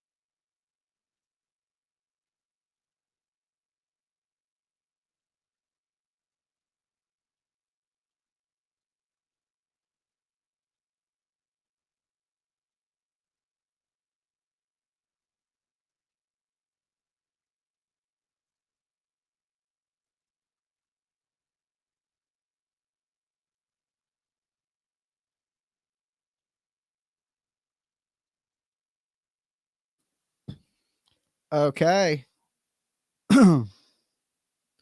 Sidebar, because Sarah's having a fit. All right. This lady has went through what, 8 defense attorneys. Let's make sure we're not missing nothing in the Leilani Simon trial. Let's just make sure everything's still. Okay, we ain't missed anything in that. All right, let's open the phone lines back up while we wait. All right. Phone lines, of course, are open. Call-in numbers on the screen. So this is the lady that put her boyfriend or husband or whatever the hell he was. They were playing hide and go seek while they were drinking. She zipped him up in a suitcase. He climbed in it. She zipped him up. And then when he tried to break out, she took a bat and hit him in the hands every time he stuck one of his hands out the suitcase. And then, you know, of course, continued to beat the suitcase with a bat until he stuck his hand back into the suitcase.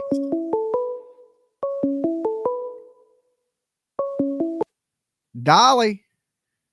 Hi, Dolly. It's Mia. How are you? I'm doing pretty good. How about yourself? I'm very triggered by the phone call, by the whole case, you know, because of my baby cousin. Uh-huh. I don't understand these people, you know. Why unalive these children? Just give them up. Absolutely give them up. I believe the same thing. You know, I thank y'all very much. You know, when you Mr. asked Owens, if you could see Wilma to how calling she Dr. felt Harper about at her this time, granddaughter in regards to advise her to to be here at prosecuting, 1:30 I don't feel for her anything from testimony. my cousin. She's where she belongs. Yeah. I mean, you know, I can understand, you know, a little bit of, you know, loving your family member and now you got to watch them kind of go to prison. So, But they didn't think about those kids. What about the slow, agonizing way those children died? Yeah, absolutely. And from what I hear, my cousin's getting kind of messed with in prison. And my aunt is her grandmother. So she's very protective over information that her father tells me, which is my first cousin. Layla is my second cousin. Braxton would be my third cousin, the baby that, you know, passed away. So when I overheard my cousin tell me that his daughter's getting like beat up in prison, she's like, don't say anything to her. You know how she feels about her. If your daughter knew what that you were telling her stuff about her, she'd be very upset. And I'm thinking, well, what about Braxton? You guys don't care about him? Like, everybody forgets the victim. Let's sympathize with them because they're incarcerated now. Yeah. I can understand that. All right. Well, look, court is back in session for Sarah Boone. So call me back in just a little bit if you could. Okay. All right. Bye-bye. All right. Hold on. Wait, they just went back to side bench. I done got her off the phone and they didn't even start back up. Okay. So let me close this for a second. Dolly, her attorney keeps saying that she poked him with the bat.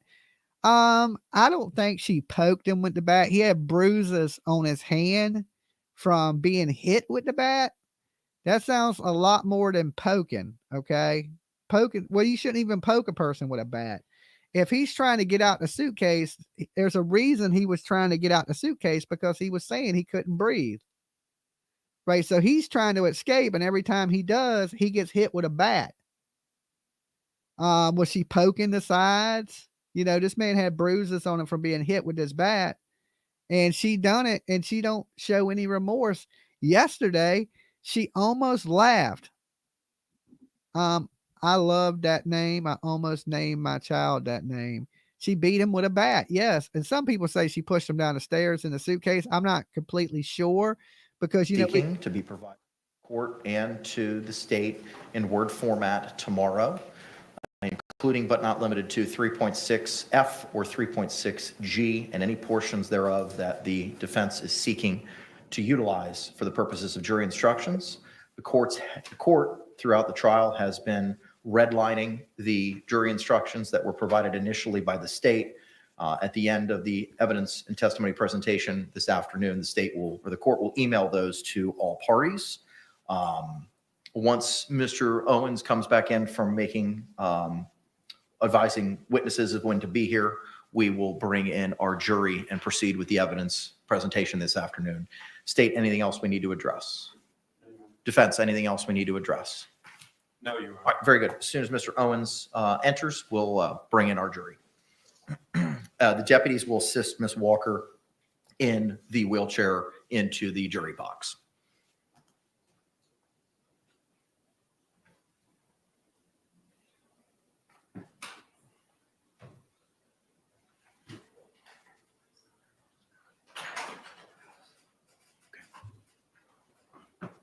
I've called her 3 times. I did text her. I don't know if she's in the process of switching rooms. No worries. We'll cross that bridge at 1:30 if she's not here, sir. Okay. All right, let's go ahead and stand and bring in our jury.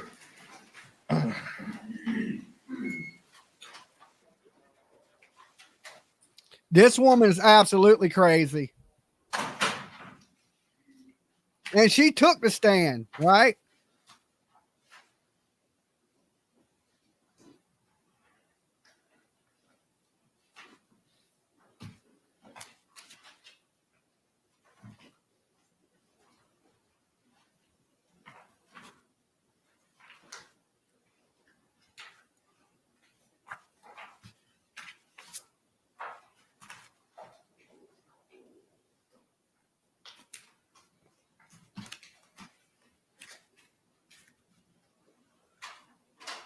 All right, jury's in room.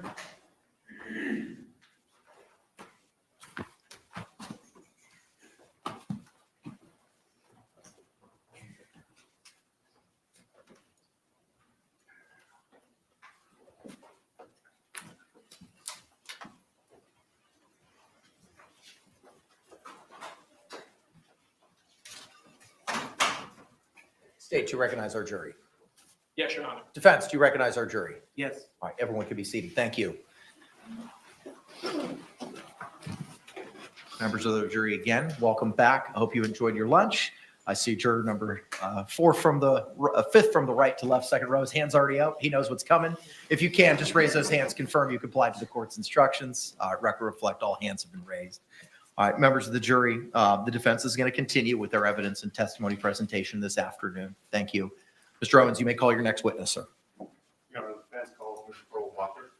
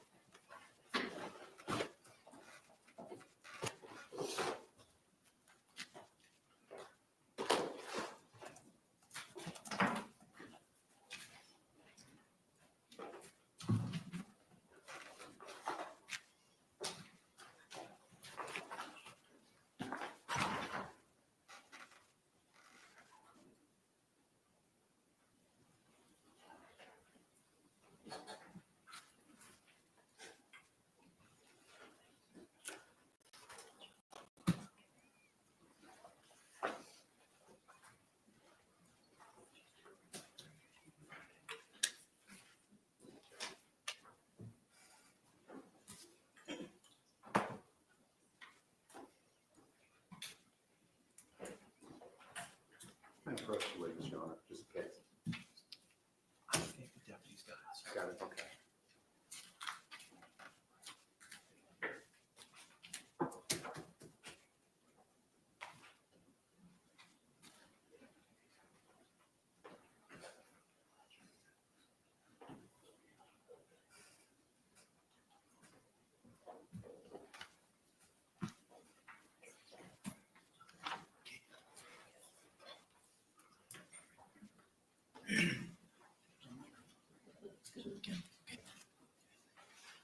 Ms. Walker? Ms. Walker? Can you raise your right hand, please, sworn, please? Do you swear or affirm that the testimony you should give shall be the truth, the whole truth, and nothing but the truth, so help you God? Yes, ma'am. Thank you. Ma'am, good afternoon. Could you state and spell your name for the record for us? What did you say? Can you state and spell your name for the record Pearl for us? Walker. Pearl Walker, Walker. Thank you very much, ma'am. Mr. Beck, you may proceed. Good afternoon, Ms. Walker. Ms. Walker, do you know the defendant, Sarah Boone? Yes. How do you know her, ma'am? How do you know Ms. Boone? If you can't hear me, just ask me to repeat myself. And I'll Okay, do so. okay. How do you know Ms. Boone? She lived in the same apartment building that I lived in. And can you tell us how long the two of you shared the same apartment complex, apartment buildings? About 4 years. And how is it that you became familiar with Ms. Boone? My husband and I was sitting out on the porch, and we see her coming with her 2 dogs. And what happened then? Then I would call her over with, with her dogs. And what do you mean by call her over? When I see her walking with a dog, and I see her and I look at her, and I said, "Hey, Sarah, how you doing?" And that's it. And would she generally respond to you? Yes. And how, well, I won't go there. Would you spend time with Ms. Boone? Did I spend time? Would you spend time speaking with Ms. Boone? Yes. How long would you speak with her? About 15 or 20 minutes. That's all. And was your husband Order, sometimes involved order. in those conversations as well? You just say hi. So you and Ms. Boone were the 2 primary communicators? Yes, sir. In the time that you knew Ms. Boone, did you witness anything about her person or her body that gave you cause for concern? Sometimes I would see it like she had been choked around her neck or her arm be hurt. Have a mark on her arm. And I just asked her. And would she describe how that happened? Just say, I had a. Hang on. The objection is sustained. Overruled.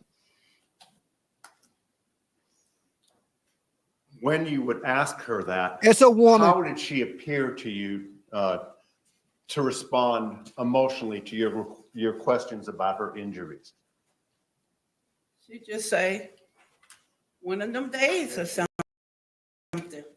Objection sustained. Just for the record, instead of telling us what she would say, would she demonstrate any emotion on her face? Well, I would see the emotion that she was upset about something. And did you ask about her obvious upset persona? Her upset, the fact that she was upset? Would you ask her about that? Yeah. Well, Okay, you have to just limit your answer to the question. Would you ask her about that issue? About why she was upset? Yeah. Okay. And I'm sorry, I just can't go beyond that. Thank you. Now, how frequently would that occur?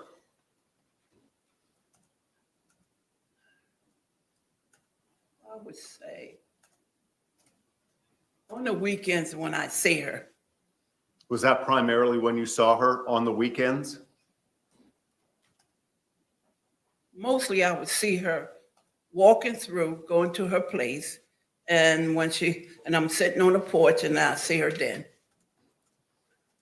Now, strike that. While you were there in that apartment complex, and excuse me for getting ahead of myself, do you still live in that apartment complex? No. How long have you been gone from that apartment complex?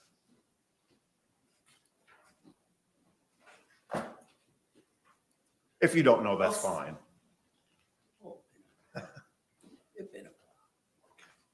Thank you, ma'am. During the occasions that you had to interact with Ms. Boone, how did she treat you? She was a nice lady. Overruled. Nice to me. Did she ever act uppity? Objection. Overruled. Did she ever treat you in an uppity manner? What you mean, sir? Did she ever look down on you as a person? Oh, no. Did she ever treat you with disrespect? No. I'm going to object. This is character. Sustained. May I approach on this, Your Honor? Yes. Okay, back to sidebar. Leilani should be back in court in about 10 minutes, guys. So we're going to watch about 10 minutes of the Sarah Boone stuff. This is Sarah Boone's neighbor, an older woman that lived in the same apartment complex. That basically saying that Sarah Boone was abused by the man she was with. You heard her say that she would show up with bruises, holding her arm. And, I guess this is somebody for the defense, because Sarah Boone was in a relationship, abusive relationship with this man, where it appears they were abusing each other. So she thought by getting payback for all the times he beat on her and cheated on her, she would lock him in this suitcase. Okay. And then when he tried to escape, she would hit him with a bat. Okay. Some people say poke him with a bat. If you're poking, hitting, it's pretty much the same thing. She was hitting the man with a bat every time on the hand when he would stick his hand out the suitcase. Bam, with a bat, right? Or jab it with a bat. To me, it don't matter. You still hit him with a bat. No matter if you poked him with it, if you swung it at him, if, whatever, if you hit him with a fly swatter, it's the same thing. You did not allow this man to escape, right? And she'll say it like, somebody says right now, she's laughing. Like she don't, she has to have some type of mental problem in her brain, a couple screws loose, but she understands the questions. She seems to understand right from wrong, right? And she had to know that there was the possibility that this man could die if she left him in a suitcase. Now, she went upstairs and went to bed and left this man in a suitcase where he basically suffocated to death. He couldn't breathe. He was in a tight little suitcase. Some people say the man weighed about 110 pounds. So he was a smaller guy, around 5'3" allegedly. And no F's given, right? I agree with that. She didn't give an F. And I don't know if that's because the abuse or if she's just evil. Poking is just a softer word for the jury. Well, the jury ain't going to believe that. The jury's going to go with, she hit him with a bat. Just like me, like PJ played this for me the other night and I made PJ turn it off. Okay. I didn't want to hear this man die or dying in a suitcase. That is just horrible to listen to. And if you haven't seen it, I don't recommend you watch it, because some things in this world, once you see it, you can't unsee it. And do we really need to see all the bad in the world? Right? You need to fill your mind with good things, pleasant things. The more bad things you put in it, it brings your spirit down, or your energy level down a little bit. To me, the more, like I believe just like a baby's a sponge, so are people. You regret watching it too, Cali girl? They played it in court yesterday. It's hard to watch. It's terrible. I'm sorry, I'm back, Mrs. Walker. In the time that you and Ms. Boone lived together, on occasion, did you see law enforcement arrive at the apartment complex? A couple of times. And did you ever get involved in any of their investigation? No. Were you ever approached by law enforcement and asked for information, evidence, insight into what might be going on? No, sir. Now, in all candor, were there occasions when you believed that Sarah Boone may have been under the influence of alcohol?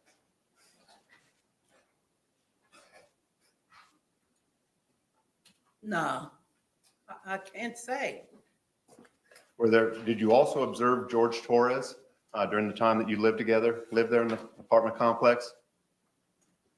I didn't see him very much.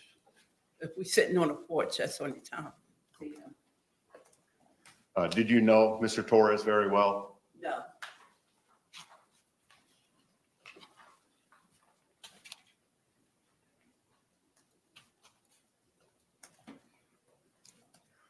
Was there an incident Yes, when Tammy. you saw Ms. Boone with a black eye? Yes.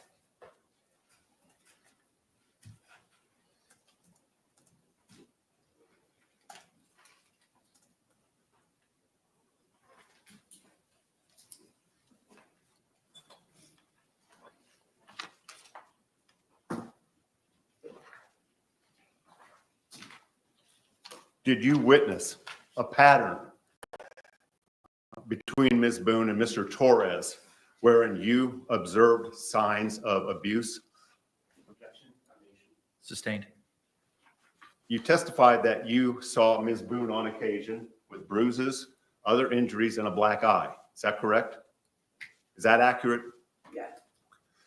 And was there any pattern to what you observed in regards to those injuries and bruises that you observed on Ms. Boone? One time I seen with a black eye and like she had been choked one time. Okay.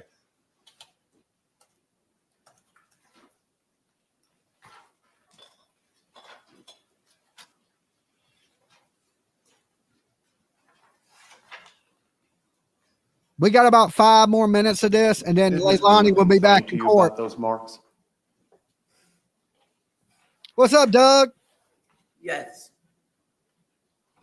Thank you, Your Honor. Nothing further. Any cross-examination?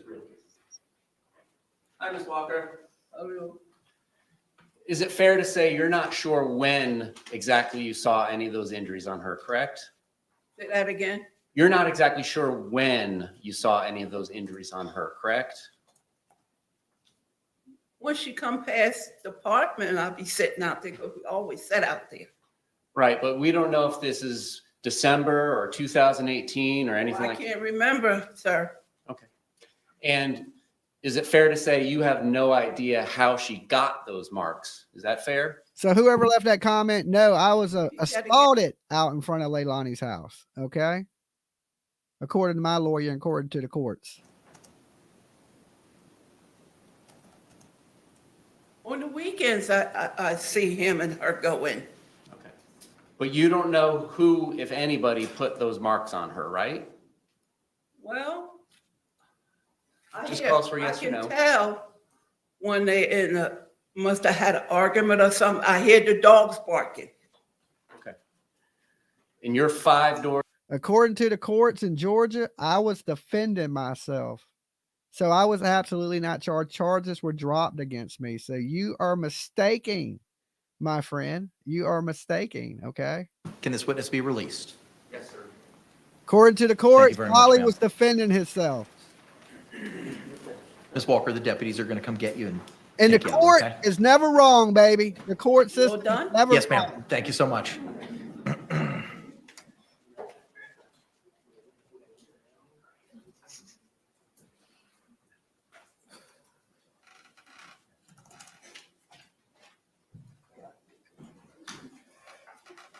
You have to be convicted to be guilty. Okay.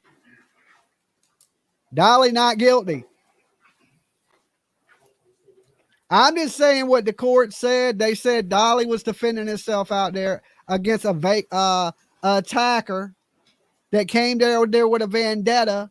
And in the state of Georgia, they have a thing called fighting words. You have the right to defend yourself. Look up the law before you talk.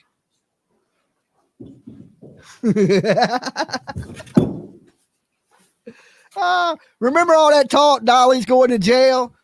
I didn't see me in jail. Defense ready to call your next witness. Yes.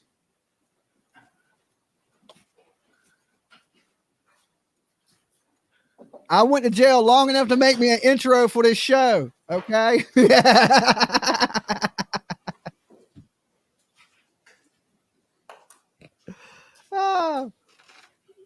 I told you I hired the best attorneys. Only the best, baby. Only the best.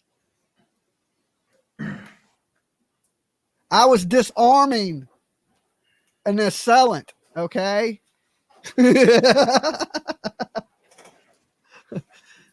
You have the right to grab a bullhorn. Okay. We don't like bullhorns around here. Okay. Just say no to bullhorns.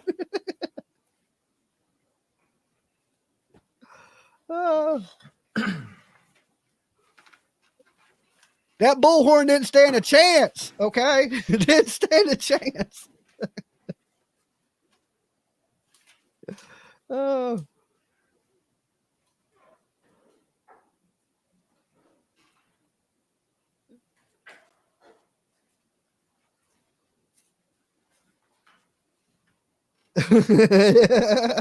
We trade a bullhorn for a ball gag. There you go. Jenny, your laugh is contagious. I remember they said Dolly's going to jail. Yeah, didn't go to jail.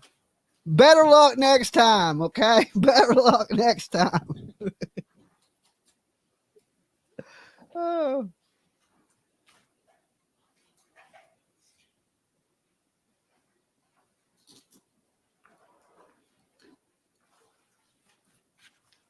A salad with no teeth. right.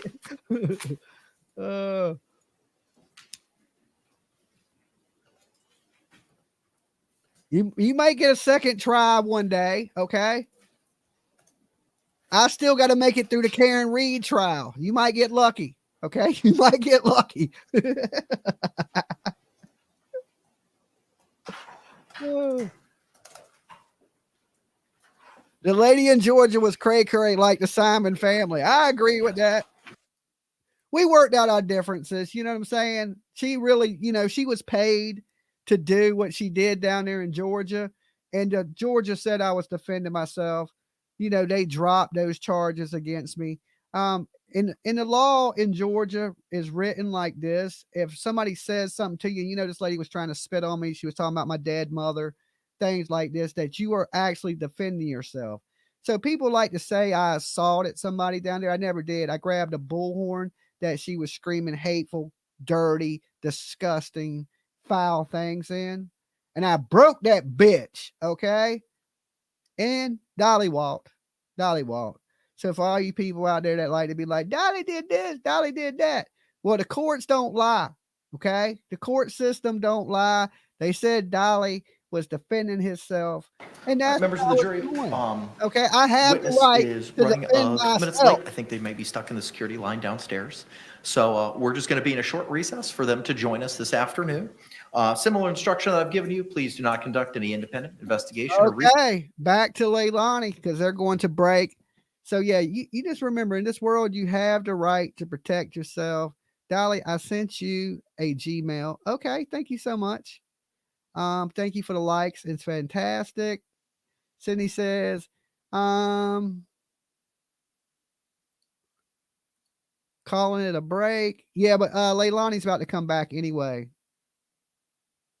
Boom. So listen, when all them people back in the day, I was like, Dolly going to jail. Dolly I laughed so hard, right? Because I knew I won't go into jail. I absolutely knew. But people like to think they're lawyers and they're a prosecutor and all these things on YouTube. When you don't know what's going on, you don't know the law, right? You don't know the law of the land. That didn't happen. Matter of fact, Dolly didn't even have to go back. Got out of jail free. Didn't even have to go to court and walked out like Tom Cruise and turned it into my intro video. Okay. So the intro y'all see at the beginning of this where I'm waving, that's me waving at the people, the main sheriff of Georgia. Okay. That is the jail that Leilani is sitting in right now. Okay. Y'all see it. It's at the end of my every video. You watch me walk out of jail laughing and waving. Right. And I'll tell you what I said when I walked past the head dude in the jail. I said, I enjoyed my stay. I will see you next time. Right. And then I laughed. And then I turned around and said, I'm just kidding. That's what I told him. I said, just in case I ended up back there. You know what I'm saying? You got to be like, hey, I'm just kidding with you, right? But when I walked out to jail, they had the deputies lying down the fence, all the way down both sides of the fence, outside the gate. So when I was walking the gauntlet of deputies, because I think they were curious to who I was. They were pretty curious inside the jail, too, of who I was. They knew I was a YouTuber, right? And they knew that I was there about the Leilani case. Even the lady that took my fingerprint, she said, don't, and she was an older black woman. She's like, you know how them Southern black women talk? They're like, don't worry, darling. When she gets here, we're going to give her a warm welcome for you. And I was laughing. I was like, cool, right? Cool. But I guess, you know, they didn't realize how many friends Dolly had and how powerful some of them friends were down there. And, you know, like somebody called the jail that knew the head dude and was like, yo, let him go. So that is the only time ever that I have been kicked out of jail. Anybody ever been kicked out of jail? All right, we're back. We're back. Dolly was. They're like, you got to go, homeboy. Get your shit, get out this jail fast as you can. And I was like, all right. I'm gone. See you later, deuces, bitches. All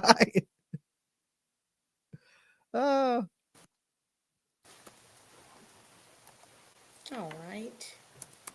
Let the record reflect that Ms. Simon is present with her counsel and that the attorneys for the state are present as well as Detective Lemons. Anything we need to take up before we bring in the jury? Thank you. All right, very well. Please bring in the jurors.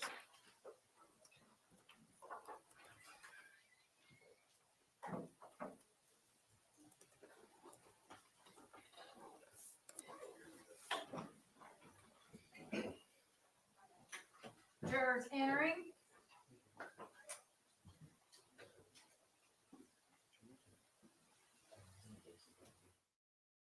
The jury is present. Order in the court. Order in the court. We ain't going to have any more outbursts today. Okay, no more outbursts.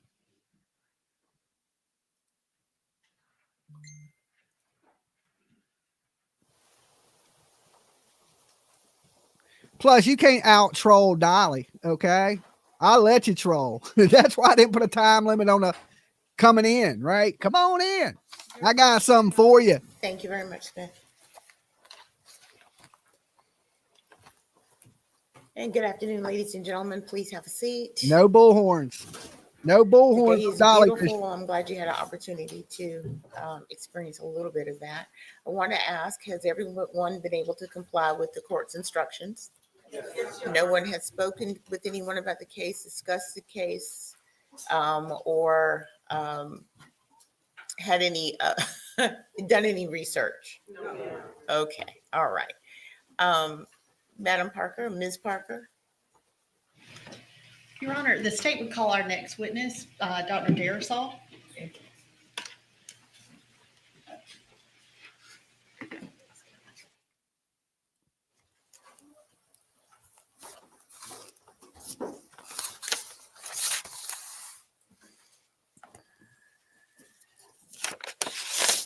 Yeah, I'm sure her stay wasn't as pleasant as mine. And she had to meet the lady. That's the lady that does your fingerprints.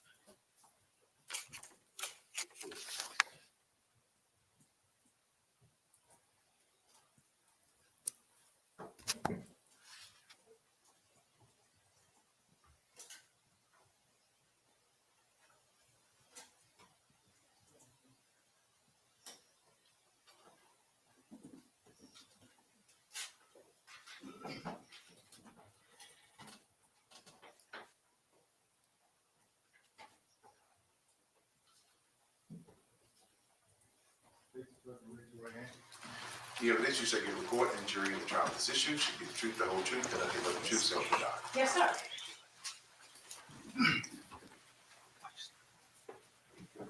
39. All right. Good afternoon. Good afternoon. Doctor, will you tell the jury who you are and where you work, please? Absolutely. My name is Laura, Lora, Darassaw, Darrisaw. I work for the Georgia Bureau of Investigation, the GBI. And what do you do at the GBI? I'm a medical examiner at the GBI. Will you tell the jury a little bit about your background, your They added education, two. your training to be a medical examiner? Yes, ma'am. I received my Bachelor of Science degree in Electrical Engineering from Marquette University in Milwaukee, Wisconsin. I then received my medical doctorate degree from the Medical College of Wisconsin. Following that, I did 4 years of residency training in pathology at the hospitals of the Medical College of Wisconsin, which trained me to be a general pathologist. And then I did specialty training in pediatric pathology at Baylor College of Medicine in Houston, Texas. And I did, that was a 2-year fellowship. And then I did 1 year of specialty training in forensic pathology, and that was at the GBI through the Medical College of Georgia. And how long have you been a medical examiner with the GBI? Since 2004. So about 20 years. Yes. Your Honor, the state would tender Dr. Darisaw as an expert in forensic pathology at this time. I'm familiar with Dr. Darisaw, there's no objection. All right, the witness is so qualified. Thank you, Your Honor. And actually, I think it was 2002. I'm sorry. Yeah. Oh, 2002. 22 years. Yes. All right. Can you explain to the jury just briefly what the duties of a medical examiner are? So yeah, primarily the duties of a medical examiner are to examine people who have died in certain circumstances. Generally, the circumstances are that individual has died suddenly and unexpectedly, or has died from unnatural type events, such as traumatic events. And the purpose of the role of the medical examiner is to determine the cause and manner of death by doing an autopsy. Tell them also what an autopsy is, since you mentioned that. So an autopsy is an examination of a person who's died. There's 2 major components to the autopsy. The first component is the external examination. The external examination is very similar to the type of examination that we get when we go to the doctor as live people. We get our height and weight taken. The doctor examines our external body, and that's what the pathologist does. And then in an autopsy, there's also an internal component. And with the internal examination, the body is cut in such a manner as to remove the organs that are in the body cavities to evaluate those organs. And then, like I said, the purpose of doing the external and internal is determine the cause of death and then a manner of death. And when you do an autopsy, what sort of clues are you looking for that can tell you the cause and manner of death? I realize that's a long list, but could you just give us some examples? Yeah, sure. Briefly, so to even begin an autopsy, we begin with information about the death, the circumstances of the death. And that is the same as when we go to the doctor. We have to tell the doctor why we're there. We have certain symptoms. There's a reason for us to be there. And that's the same with an autopsy. There's always some degree of information of the circumstances of the individual's death that we have to start with. Some of those circumstances are obvious in terms of the cause of death. We know that a person has gotten shot, and so it's kind of obvious that they died of potentially a gunshot wound. And in that instance, the autopsy documents the wounds, provides vital information for court purposes in terms of getting the bullet, for instance. In some instances, a person may die in bed, and we get information from family members about their history, and then that may give us clues as to why they died. So we always have to start with some pieces of information concerning the circumstances of that death. All right. And is looking at someone's medical history a normal part of performing an autopsy to see what sort of health they were in? That's correct. Moving to this specific case involving a 20-month-old Quinton Simon, after remains were found in this case, do you recall being consulted by members of the district attorney's office? Yes, I do. Okay. And did they come and meet with you and show you photographs of what there was That's as far correct. as remains? Yes. Okay. And then are you aware that those remains went to the FBI? Yes, ma'am, I am. To a forensic anthropologist? Correct. Okay. After the FBI was done, were the remains sent to your office? Yes, following the FBI examination of the skeletal remains of this child, I did receive those skeletal remains, and my examination was limited because the FBI was primarily involved as anthropologists, and I'm not an anthropologist. So my involvement in terms of evaluating the skeletal remains was inventorying the bones that we received. Now, in a situation where the remains are primarily bones, would you be able to perform an autopsy? No, not in the sense of obviously what I've just described to you as a complete autopsy on an individual who, let's say, is an intact body. So when there's only bones, it's going to be very limited ability to be able to provide enough information to say how a person has died.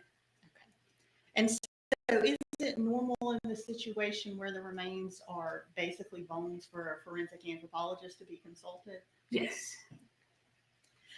I would like to talk to you about one specific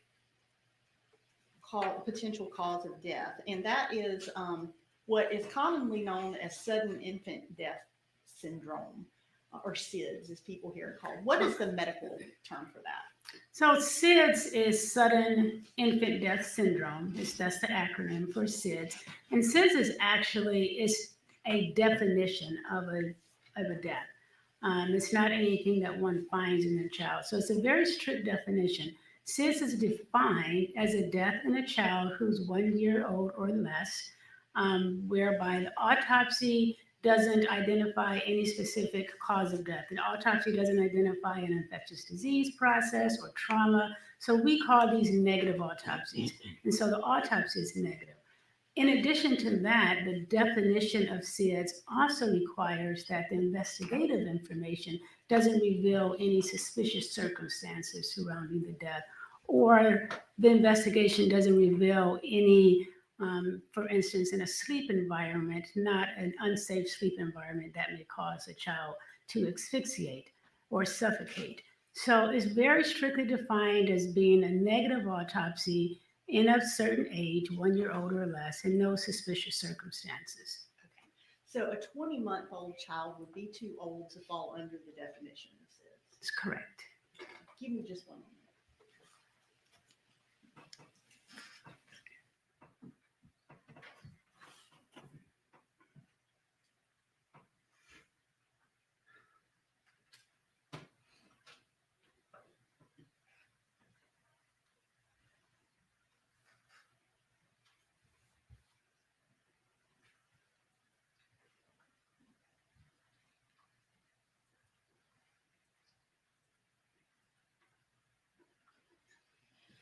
Just to go a little bit further regarding the skeletal remains, in this specific case, you were not able to perform any of your duties beyond just doing an inventory of the bones. Is that correct? That's correct.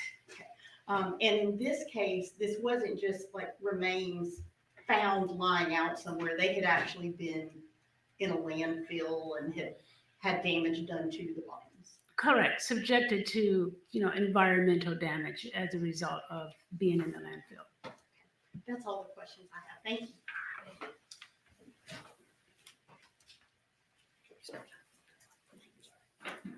Good afternoon, Dr. Dersall. How are you? I'm good. Good afternoon.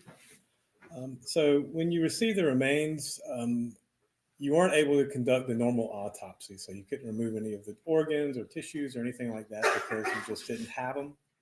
Correct. And if I'm understanding correctly, did you receive any tissue samples or was it just the bones you received?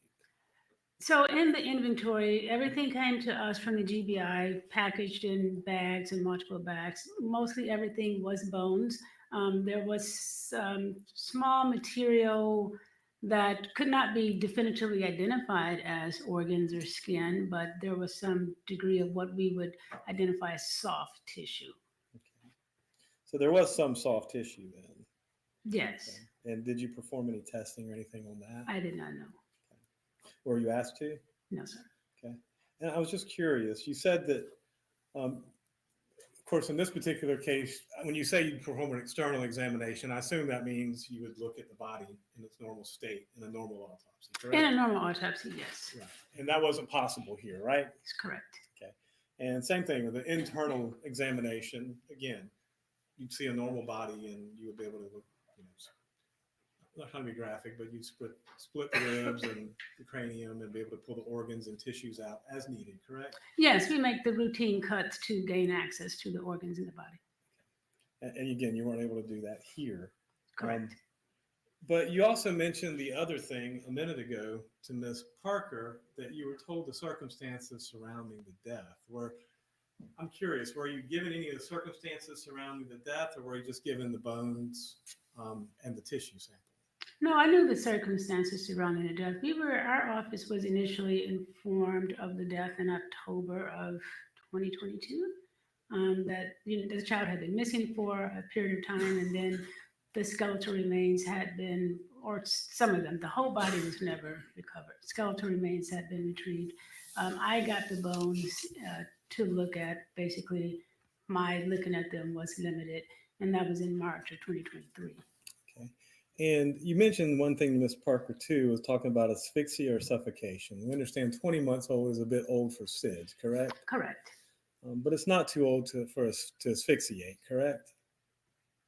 It depends on, asphyxia is a very broad term. So asphyxia can be choking on a foreign object, for instance, either a food object or a toy or something like that, or a child can be intentionally suffocated. So asphyxia is broad, and a 20-month-old is not too old for Well, then let's break it that down. in the broad sense. Then let's break that down. What's the definition of asphyxia, so we can start there? Then? Asphyxia basically means a lack of oxygen for a variety of different reasons. You may not get oxygen because of a certain position you're in, where your nose and mouth are obstructed.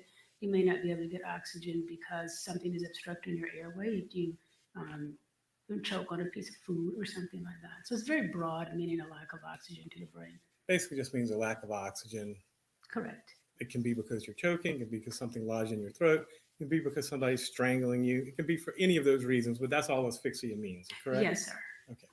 So, and would it be, do you think it would be important for you to know that and you said the other thing you investigate when you're talking to Ms. Parker was about the sleeping area.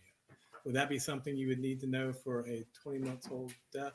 A lot less important in a 20-month-old because a 20-month-old is able to turn around in bed and move around. They're not as immobile in a sleeping environment as a younger infant. And well, let's talk about that. At 20 months old, what is a normal 20-month-old's capabilities? Generally 20 months old, they're able to walk. They're able to roll around in bed and turn from side to side and lift their head. So those are things that they can do. Okay, so they're ambulatory. Correct. They can move and they have their own mind about things, correct? Correct. All right. So in this particular case, would it have been relevant to you to know that there was vomit in the playpen where the child was sleeping? It would have been a piece of information if I had a autopsy to perform on an intact body. The information about the scene itself would be information that we received that we would take into account. Was that information that was passed along to you or no? I'm not aware of that. I'm not sure. Okay. All right. And that being said, I think that's all the questions I have. Thank you, Dr. Darisol. Sure. Any redirect? No, Your Honor. Thank you. May she be excused? She certainly may. Thank you, Doctor. Thank you, Your Honor.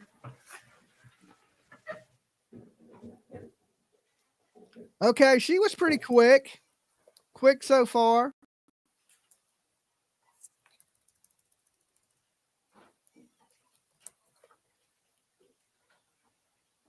Okay. The state may call its next witness. Marion Lemons.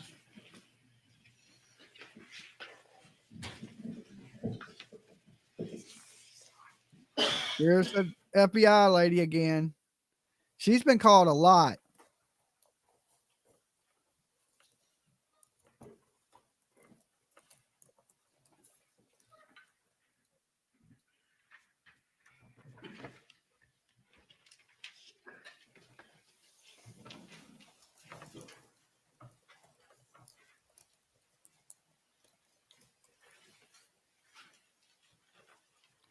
Agent Elizabeth Keene. Okay, that's who she looks like.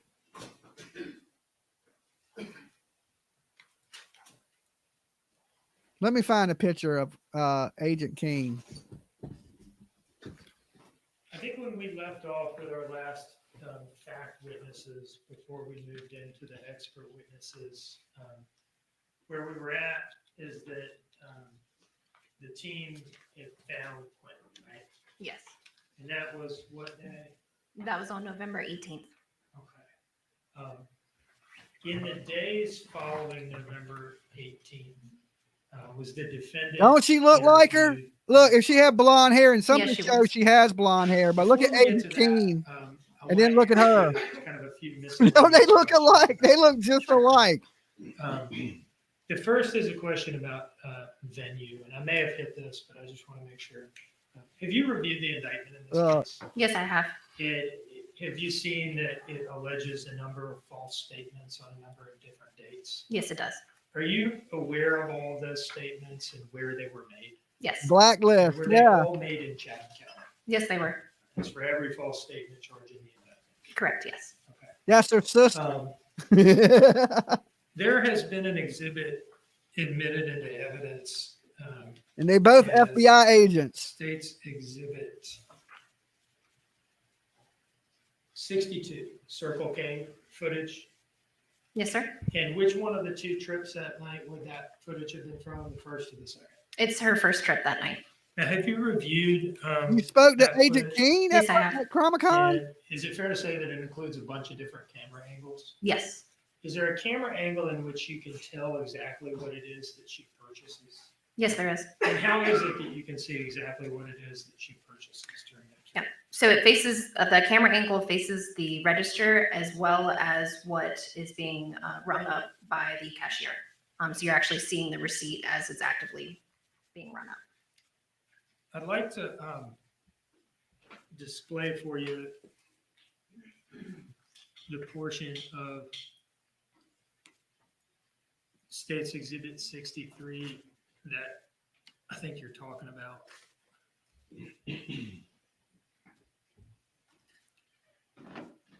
So what I've done here is I've opened up the player that includes all this footage, and it's a whole bunch of camera angles, right? Yes, it is. In here, we've picked the register camera that you're talking about and made it full screen, correct? Yes. Okay. So sort of an overhead view of the register that she. Okay. Can you tell us where on the screen we can see what it is that she purchases? And you can step down to do that. So on the left, Walk us through it line by line, please.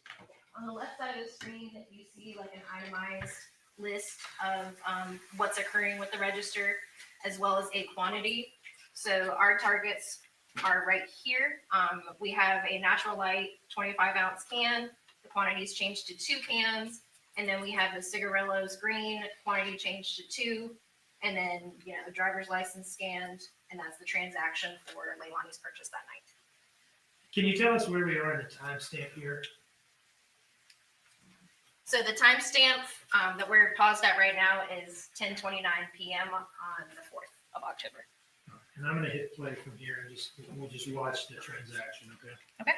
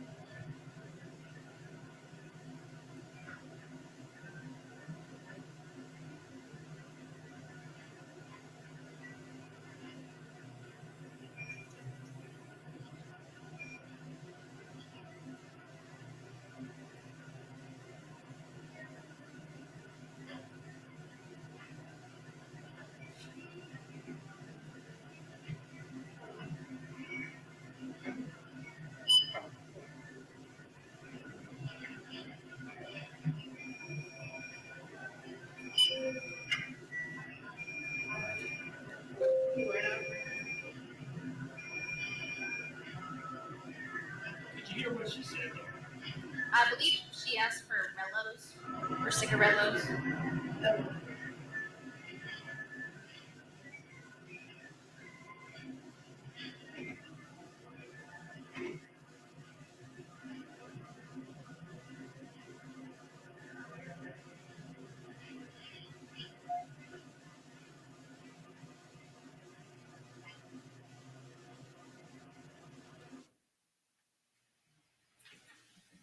Stop the playback at 10:31:22.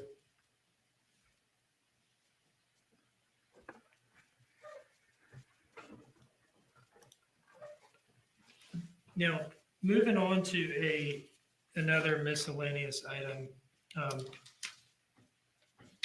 Do you remember hearing Officer Schenker of the crime scene unit or forensics unit talking about the substance that was found in the back of the Dodge Journey? Yes, I do. Did you look back at the file to see whether you could figure anything out about what that was? So in Schenker's testimony, and it was previously mentioned, we believed it was like a rice cereal. That's also what Miss Leilani told us it was. All right. And have you prepared an exhibit to address this issue? Yes.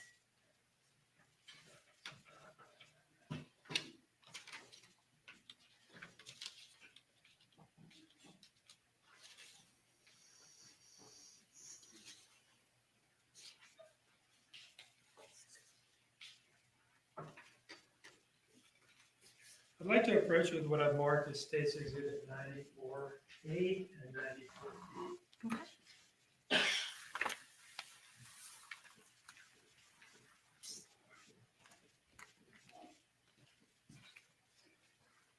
Do you recognize those two items? Yes, I do. Can you describe to us what they are?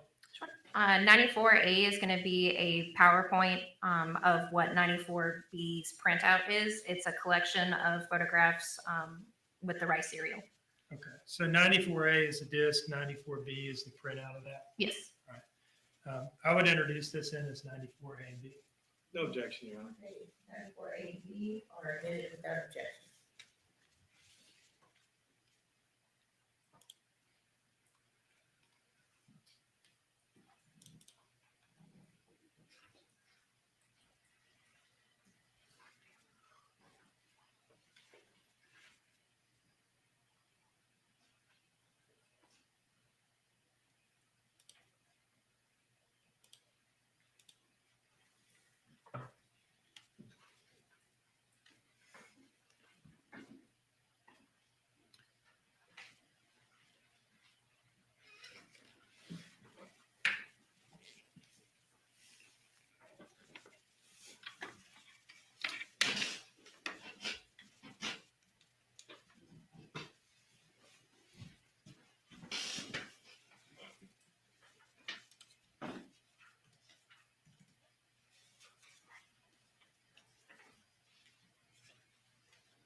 Just need a moment here, Your Honor.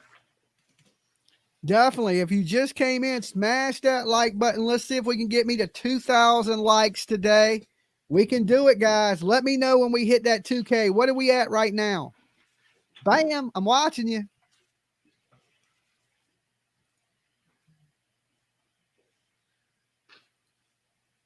We're at 1.4K. All right. We need 600 likes. 600. We can do it. You guys smash that like button if you hate Leilani's face. If you hate this lady's face, hit the like button. Okay.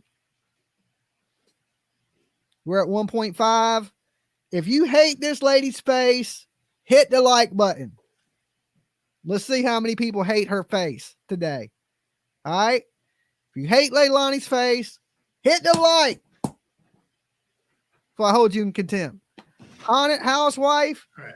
Thank you so much. I think I've got this working. You rock, girl. Glad you could be here with us today. Trying hard not to have to ask for a recess here because we're in the home stretch. Okay.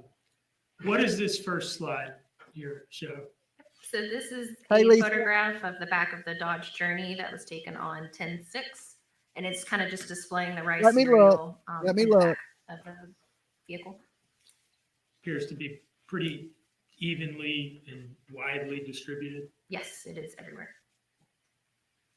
Moving to the next slide, what is this that we're going to see here? This is just a short clip of the interview We that we almost have conducted on 1,600 10/5, likes. where she's So we're about explaining 400 what that is in the back of her. and six, Now, just to 404 make likes sure away we're from clear here, the 2,000. date stamp in the top left corner says 10/6. Can you just, I'm not trying to catch you. I just don't want anybody to be confused. Yeah, it's the 10/5 interview, but it's early in the morning on 10/6. So technically it's the next day. We can do it. Almost 5 minutes after midnight. Yes. Order.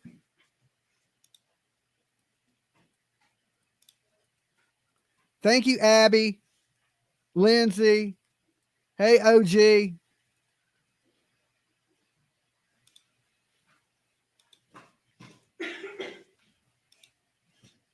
Thank you, Cindy. Okay.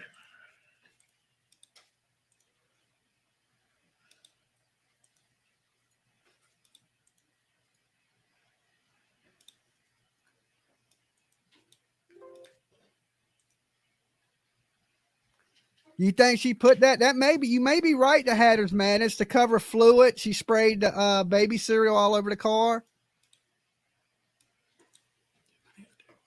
You hate her face. Awesome. Thank you. If you hate Leilani's face, make sure you like this video. All right. That's how we're doing it today. I want to see how many people hate her face.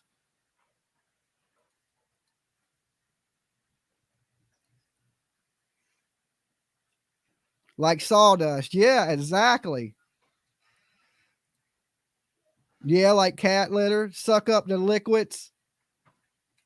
The math ain't mathing. I hate her face. Awesome, Rose. A lot of people hate her face, apparently.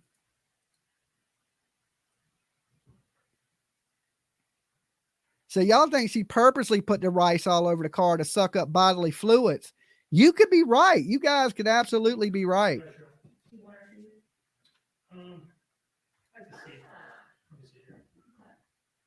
Yep, stage scene for sure. Her hair is going to burst into flames. She's making your ass itch. All right, so ladies and gentlemen, no research, don't discuss the case. Okay, we're going to And we're gonna break. Take a quick break. All right.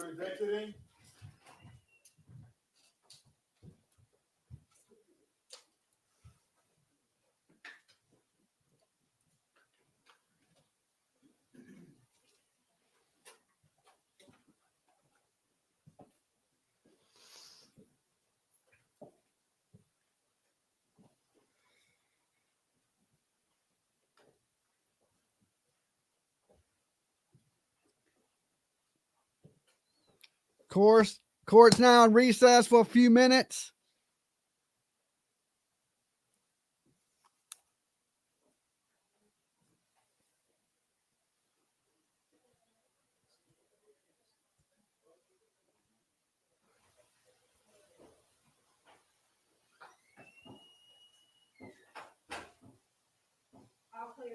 All right, ladies and gentlemen, please have a seat. We'll take a 5-10 minute break and see how it goes. All right, thank you. All right, 5-10 minutes.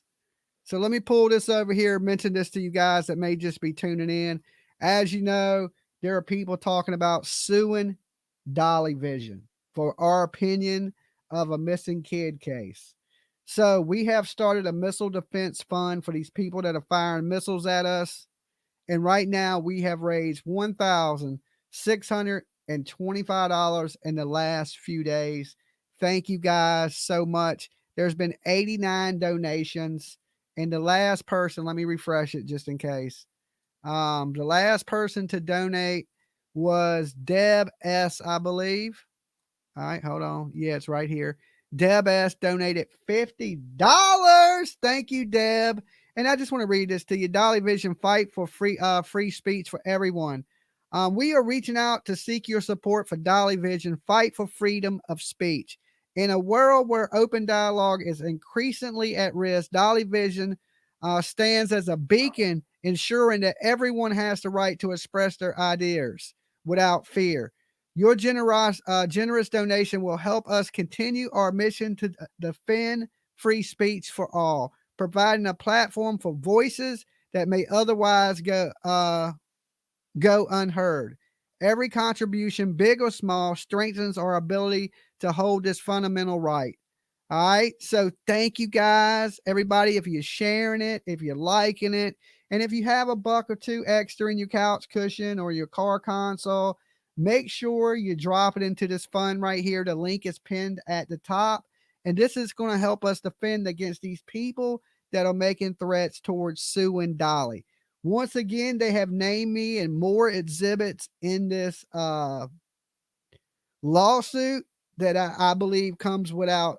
Well, I don't know what the other creators did because I'm not affiliated with them. A lady by the name of Granny's Watching and a lady by the name of Barbecue Lady. I'm not quite sure what they've done, right? Because I have no ties to these people. I have seen Granny's Watching come into the chat room, but I do not personally know her or ever spoken with her. Matter of fact, I've never watched either one of them's channel that I know of.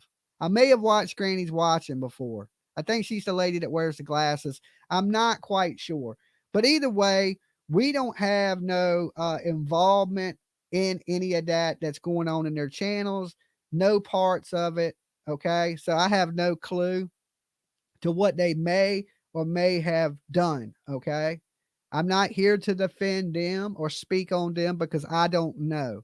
What I do know is I'm not tied to any of these channels. Okay. But they want to keep naming me in different parts of this lawsuit. So to protect ourselves, we are raising funds. Okay. So if you're wondering what's going on, that is what is going on. And this is just to protect ourselves because, you know, I do have a family here to protect.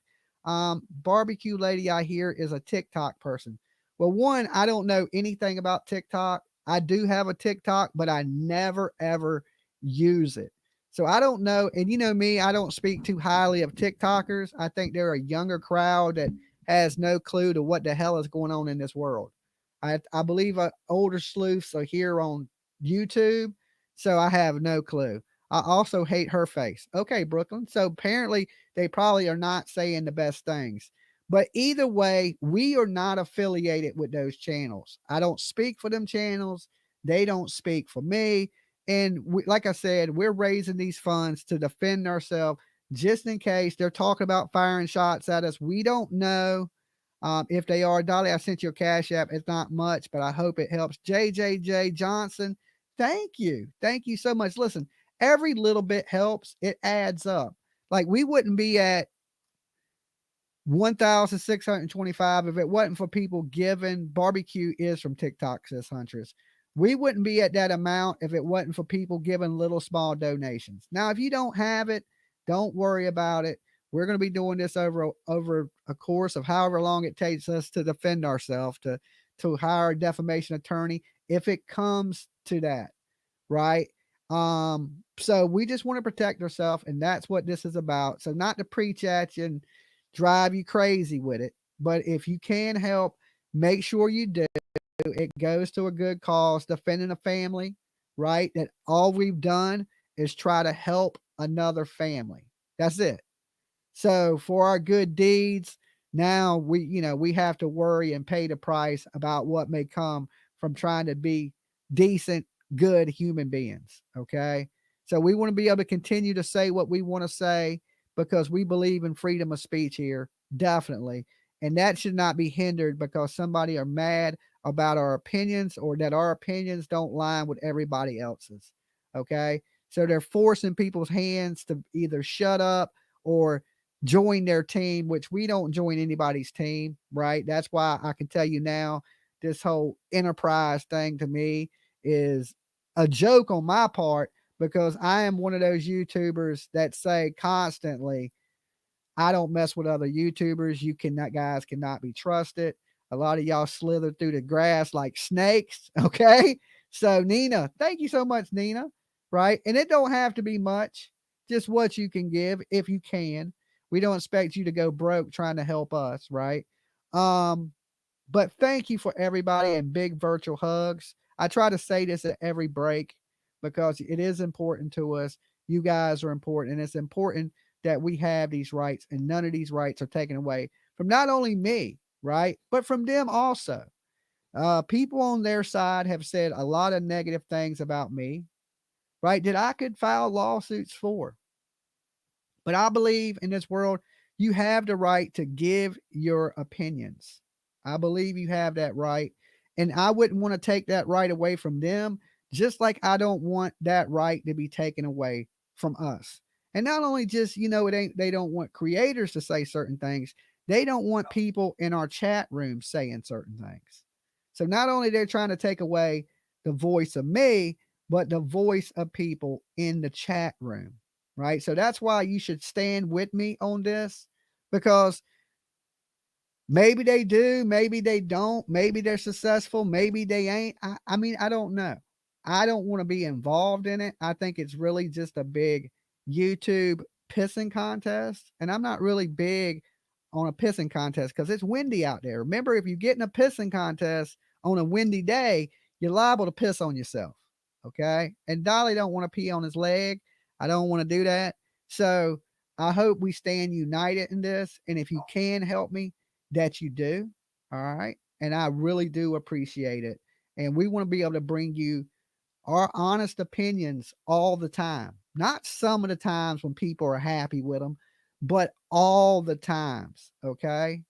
We definitely want to bring you our opinions that we truly believe and not have to hinder that with, well, I don't want to make this person mad. I don't want to make this person mad. So let me say this. That is not truthful speaking. Okay. We don't want to be fake here. We want to be real. And with your help, we're able to do that. All right. So think about it. If you can, help us out. If not, we understand. Dolly loves you either way. I'm just glad that y'all are here with me today. That's the biggest thing. Y'all made it to court. Okay. So you guys are great either way. And like I said, we got about a 5-10 minute break and we're going to pull up the phone lines now so you guys can tap in on this case. So it don't sound like the baby suffocated. It don't sound like the baby died on drugs, right? We know where the baby's at. Usually it's where's the baby, right? But today it's more of how did this baby die and what happened to him? Okay. Phone lines are open. The call in number is right here. We're going to have order in the court though. No outburst. No outburst. The call in number is 757-797-6694. Now, if you're brand new out there watching, you ain't never called in, think about calling in. Dolly's not going to bite you. That's for sure. All right. Save the wig. Okay. Well, if y'all lucky, I may don the wig. I may let my hair down. It's up underneath my hat right now. I don't know if y'all can see it, but my hair, I just jammed up into the hat. It's a little crazy. I ain't had a chance to brush it. So it may look a little wild, like a dead animal attacking my head. But if you get lucky and help Dolly out, put the wig on. Okay. Dolly. Hey, Dolly. Hey. Hey, this is Allie Truelove from Flowery Branch, Georgia. How are you? I am doing pretty good. How about yourself there? Good. I'm glad you're okay. I'm glad you went and get checked yesterday. Yeah, I haven't heard from the doctor yet, so I think that's a good sign. That's good. Well, hey to PJ, and I love your soap. Thank you. I'm a honeysuckle junkie, so I will always buy that. That's some good stuff. And the lotion's coming, so I'm like so excited. I'm sure you will enjoy it. We work pretty hard to make sure and PJ's been working hard getting it all shipped out. We're a little tiny bit behind on orders, but we're catching. Oh, that's okay. That's okay. I bought extra to stock up too, so I'm not in any hurry. Y'all just take your time. Okay. Thank you. It's worth the wait. Worth the wait, man. And I've got one. I just opened one of my bars. So I've got my last bar open. I'm like, so I plan ahead. So awesome. Awesome. So I'm wondering, they said something about Leilani being like in and out of the door that night, like one going in the back, then 103 or whatever, back and forth. Uh-huh. Do you think I'm thinking maybe he, with the throw up all over him, she just stuck, I hate to say this because it just makes me want to cry, but just put him down the pool, like held him down or something. I don't know. I mean, is there the possibility that he could have been whipped you know, and like, you know how kids, they start to cry and then they start to choke and gag, and he threw up and he may have choked on Yeah. throw up. True. And, you know, I'm thinking, you know, if he had reflux, he could be throwing up anyway. And it just got on her last nerve being all drugged up. And she was like, I'm just taking this thing outside. You know, she's just awful. So I don't know. And, you know, I just, when I was down there, I heard that they, you know, this is what I heard from the locals, that she was seen throwing a blanket away. But when we hear her say it to the police, she said he wasn't in that bag. So did she put Quinton into a bag and throw him away possibly? I doubt she did a blanket. I don't think she cares that much. Yeah. And it looks like she was wearing that blanket in the store, the blanket that was on the floor. So I don't think she did a blanket. I think she did a bag. I think she just tossed like she didn't care, because it would have looked more suspicious if she went to the trash can with a bag. I mean, with a blanket. Yeah. I don't think she took the time for that. I don't think she has the heart for that. So, yeah, I don't think she rode around with him dead in the car for long. I think she went there, did that, then went to the store. Because a lot of people were like, there was a police outside the store. Maybe if he would have stopped her or looked in the car, he would have seen the dead baby in there. But I believe she got rid of that first thing. I mean, I couldn't imagine running around with a dead body in the car for long. I doubt she did. I think it was like, okay, it's done. I did what I did to him, put him in the car, took off, and done. And the rest was not, you know, he was already gone. Yeah. Yeah. Well, I won't keep you. I just wanted to say hey, and I wanted to just kind of give my thoughts. For some reason, that pool keeps coming, because she saying she wants to get a tattoo or something with a pool, or him, and he loves swimming. It's like, no, he didn't. He couldn't swim. I bet you just want that tattoo because that's where you put him. I don't know. They did find a sock in the pool, but they didn't say if it was a child's sock. Yeah. You know, I just wonder if that was just an and easy that way. pool You know, was nasty. yeah. So I just picture her using that and just dunking him in. I hate to say that. It just makes me, I hate saying that, but you know. Yeah. Anyway. Or throwing him in and letting him drown and then pulling him out. Yeah, and back and forth, walking in and out of the house until it was done. Because, I mean, if she was doing something in the house, you'd think Danny would wake up. I mean, I know he was drugged up, but you think he'd wake up. Yeah, I would think that too. Like, how did he hear this baby crying and not wake up? But, you know, according to him, he was drinking every day. And he may have been passed out drunk. Maybe. But it's almost like the kids, would they not have woke up if the kid was screaming? I just feel like she went outside with him because, you know, I don't know. Or just the back and forth. It didn't wake up Paul either, and he wasn't under the influence of nothing but maybe some weed. Yeah. You know, and I know the baby cried a lot, so maybe people slept through it. But I don't know. I keep thinking that door, going in and out of the door, back and forth. I'm like, I'm just worried he was outside. But I hope they fought her and that they send her away forever. That they took him out there. Yeah, I do too. Yeah. Well, it was good talking to you. I appreciate all you do. You're the best. All right, and you PJ too. All right. Thanks so much. All right, peace. Yeah, I mean, there's the possibility. Paul was upstairs. They all slept through it when the kids cried, and they possibly cried a lot. Yeah, because Paul made it sound like it was normal to hear a bunch of screaming. Dolly. Hey, Dolly, it's Rhonda from Tennessee. Hey, Rhonda. This bitch has no emotion whatsoever. I mean, if they would have been talking about my child's skull, I couldn't have sat there with the face that she had and not have any emotion whatsoever. I agree with you 100% that it's kind of hard to believe that she can sit there and the whole time in 8 days she shed one tear, and it was like a half a tear, and it's almost like she had to poke her eye out to make that happen. Right. And then yesterday when they read that text messages and stuff, and that one where she sent him that video of herself doing bad things, yeah, she just sat there like it was nothing. Yeah. And she was accusing Danny of cheating and all these bad things, but yet she was the one really doing it. That's what it always turns out like that. The one that accuses is the one that's doing it. Yeah, and they searched Danny's phone. They didn't find anything like that in Danny's phone. Right. So, but I just can't believe she can't show any emotion when they're talking about her baby. I know. Maybe the lawyers have told her not to, but I don't know. I don't know for sure. But it's hard. They could have told me not to, but I still wouldn't have just sit there like when they were showing his skull, like the front part of his skull, how could she not tear up and cry? You know? Right. Right. I don't get it. But anyway, the Sarah Boone thing. Uh-huh. I don't know about that one because I was in a real abusive relationship for 13 years and I thought it was love when he would beat the crap out of me. I thought, okay, you know, because I was raised like that. You know, my mom was like that. Uh-huh. And she didn't tell me she loved me till the day she died, you know. I mean, and I was 33 years old. I'm 64 now, but wow. Anyway. And I thought that he loved me, so that's why he beat me. Every Monday, I carried a black eye to work for 13 years. God. And you just stayed there and took it? Yeah, because I thought that was love because that's what my mom done. Oh. You know, I mean, yeah. But I don't know. She may have been in an abusive relationship and that's the way she got back at him, you know? It sounds a little crazy, but you know, everybody's a little bit different. Maybe they beat on each other and they had that, you know, have you ever and every time they were drunk. Have you ever seen a couple that fight all the time and then when you try to say something to them about fighting, they turn it around on you? Have you ever seen couples like Oh yeah.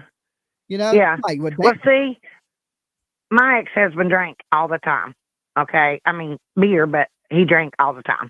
Uh-huh. And he would like, just for an example, I had a Camaro and he had a Nova. Uh-huh. And I asked to drive his Nova one day. We were going to play cards with a couple. And I asked to drive his Nova one day and he got mad and came across my eye with he had a jumbo class ring. Uh-huh.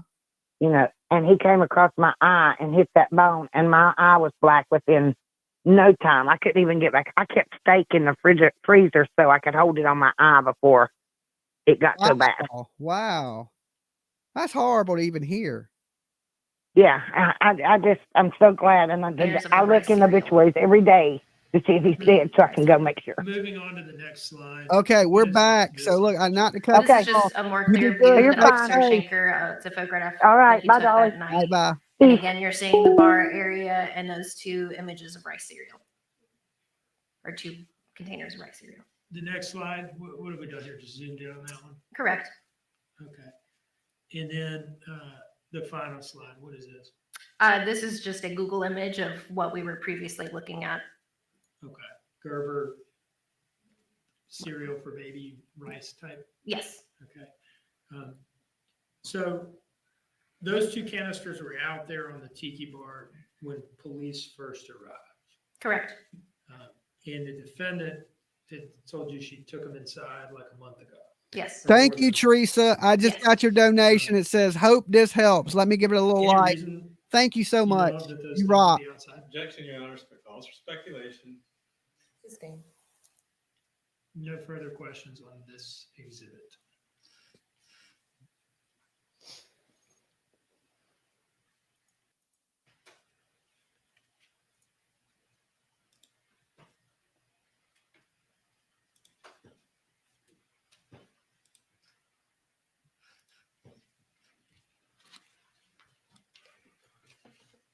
Let's talk about the final interview of the defendant. What was the date again? Her final interview was on November 21st And where was it conducted? at the FBI office. By this time, Quinton had been found on November 18th. Yes, he had.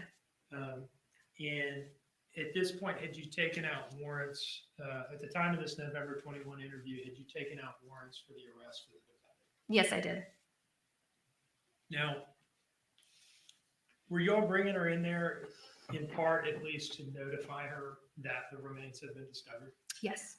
And did she know that before she entered the interview room with y'all and was told that? That the remains were discovered? No. Did she know before the interview began, though, that she was being arrested? She assumed so, yes. Okay. And y'all who did y'all correspond with to get her in that day to the FBI office? Yep. Her mother, Billy Joe. And she had been told that the defendant was being arrested that day, right? I don't believe we told Billy either. I believe they both just assumed that's what was happening that day. Okay. Where in the FBI office did the interview take place? It's in the interview room, which is in like the front corridor area. Now, is it fair to say that this was the first interview in which she was not free to leave? Yes.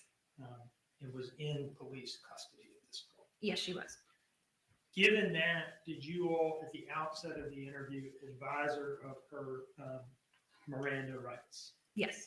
Did you advise her of her right to remain silent? Yes, there's a form that we read to her, and we provided her with one to read as well. Did she indicate to you that she understood all those rights? Yes, she did. Did she have any questions about any of them? I don't believe she did, no. And did you all ask her whether she would waive those rights and agree to speak to you? Yes. And did she do that? Yes, she did. And was that agreement memorialized on the form that you've discussed? Yes. And did she also memorialize her understanding of each of her rights by initialing next to each one of them? Yes. I'd like to approach with what I've marked as State's Exhibit 80. If you haven't, guys, let's see if we can hit 2,000 likes. Let me see how many we're at now. Make sure if you hate Leilani's face, you like this video. Can you tell us what it is? It is the FBI's template We're at format for advice of 1,700, rights. 300 This likes is away. the document that I believe Agent Solomon read to her and explained prior to this interview. And were you present for that? Yes, I was. I would introduce this as State's Exhibit 80. Your Honor. Can I look at it real quick, Judge, just to make sure? I think I've seen it before. Okay. I think I've seen it, but I just want to make sure.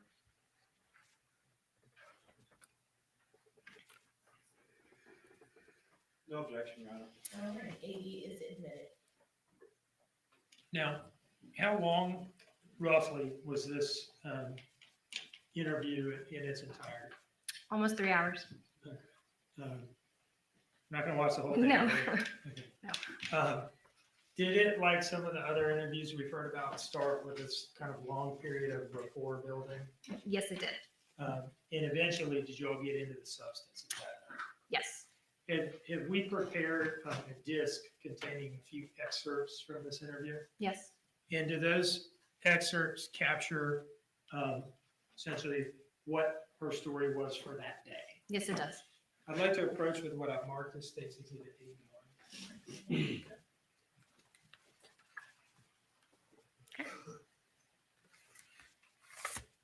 Do you recognize that? Yes, I do. Can you tell us what it is? It is a collection of the November 21st interview. It's a CD. Series of excerpts? Yes. Do you remember how many total? There's 3. Okay. And what, could you just kind of describe to us what the 3 excerpts are, if you remember? Sure. And if not, we can just start all through them. Yeah. So the first one is going to be kind of the initial conversation that we had about cocaine. In this video, you will see Leilani telling us what cocaine does to her, what she's learned, through some of the counseling that she's had. She'll talk about how she's, experienced illusions, change in emotions while high on cocaine. And we're discussing whether or not that's what happened that night. The second clip is Leilani changing the trash story.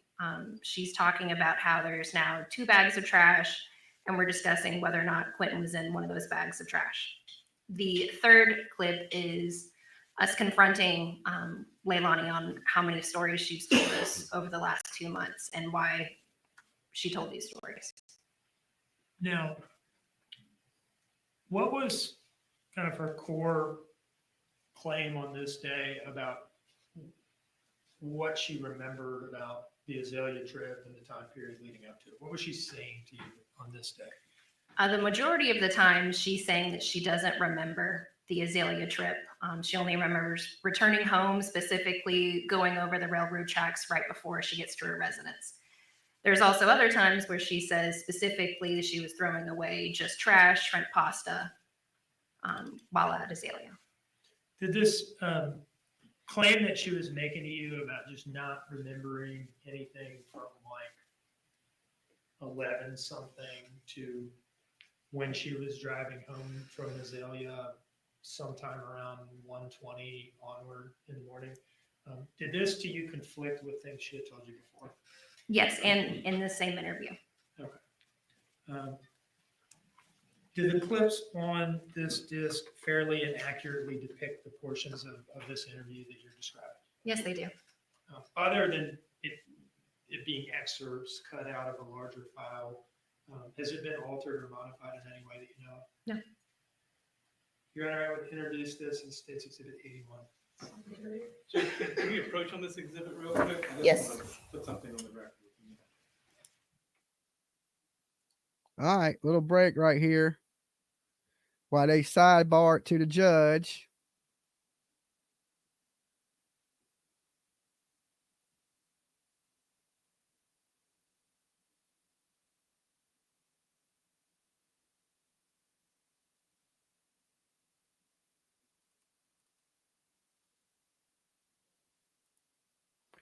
And PJ says we got 90 orders out.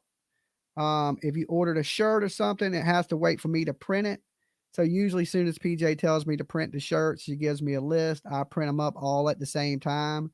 So sometimes if you order something with a shirt, it takes a little bit longer to get it because usually the soap, lotions, body washes, all that stuff are already made. Okay, we are back on the I don't record. pre-make the shirts, which I probably should, but I only do it All when I right, know thank you, what Mr. size Hilliard. they are. State's Exhibit 81 is admitted without objection.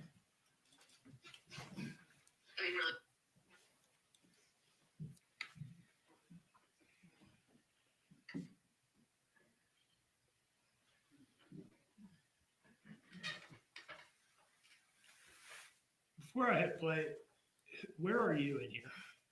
I'm right next to Agent Solomon, to her right, but I am off camera. Occasionally you'll see my arm, but the majority of the time I'm off camera. This is the first file on the disk. It is 20 minutes and 1 second in length, and I'll play that now. The substance fiber consumes alcohol. So I know 1 drink versus several drinks feels. So how does like the equivalent of that? Like if you had your normal, like what does it feel like when you tripled your normal? Honestly, time goes by quickly. You know what I mean? It's almost like you're discombobulated a little bit. If that makes sense. You're so high, you kind of lose touch with reality. So how does that usually feel? Like what? It's almost like that tunnel vision, focus on just one thing, down, getting high. Yeah, so like you're not more, you're just focused on that one thing. But when you get that high or whatever, you start, as I said, like I didn't know the shit that made sense. It's like delusions in your own mind, which you lose touch with reality. Like, are you seeing things or your brain is just like making up stories? Your brain makes up shit. Yeah, you end up doing things like, you don't even remember like getting up and making up eyes. I mean, this happens a lot. There's probably a months that I've woken up in the past and like there's, there were cars going somewhere else. You just don't know who would have. And that doesn't get my, that like me for like, doing that. So when I was on sick or something, I swear now you did. But you think it was you when you were just on? It's a possibility. Now that I know the effects, the extent of the effects that it can have on your brain, punch holes into your brain. How long does that last? Like that particular feeling? Absolutely. Just hard there. Like it could be just 15 to 30 minutes or how long, like what does that, this combo do? Makes you very energetic, very numb feeling. And you know, having a lot of racing thoughts. Sometimes I hear things that it's not true. Right there. Sometimes you see things that's not there. But there are times that I don't eat like shadow people. You know, there's times that they're like for days on it. I'm not sure if I knew what to do. Me as soon as a kid.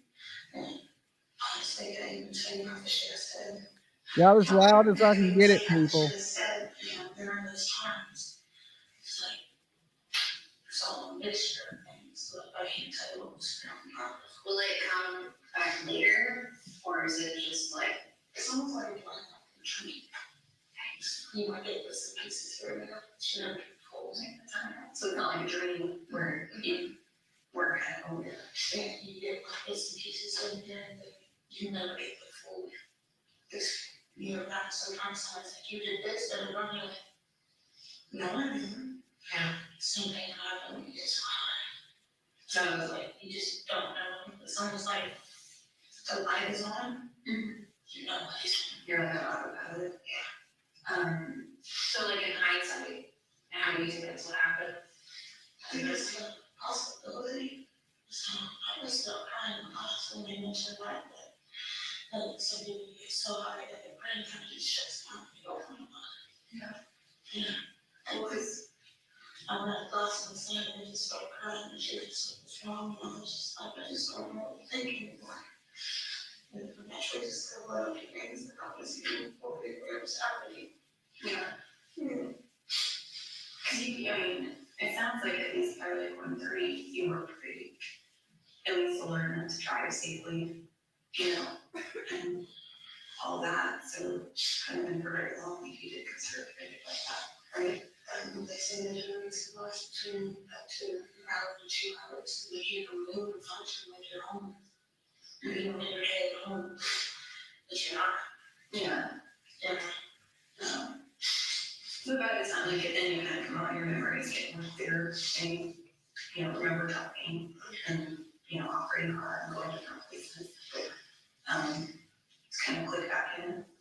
I'm gonna make sure I'm sort of make sense of everything. But not can't make sense of what happened before I left the house to start trying. Yeah. That makes sense. No, I don't know exactly what happened. Do you remember driving? I remember driving back. I remember driving back home. There's a whole other. I don't know, feeling. Do you remember any feelings or? I felt a lot of numbness. I feel color drugs. Honestly, they numb your feelings. They're not this suppressing. Yeah. And your feelings, they are just everything. Your body in general, your lips, your mouth, your skin, everything. It's not. No captions on this either. You wouldn't later. Later, guys. Just devastating. Everything I know is the same thing. Do this. Leilani, Savannah and I have been here with you from the start. I think you know that. Yeah. Her and I have basically been attached to your family, and I think both of us have an emotional connection to what happened. Yeah.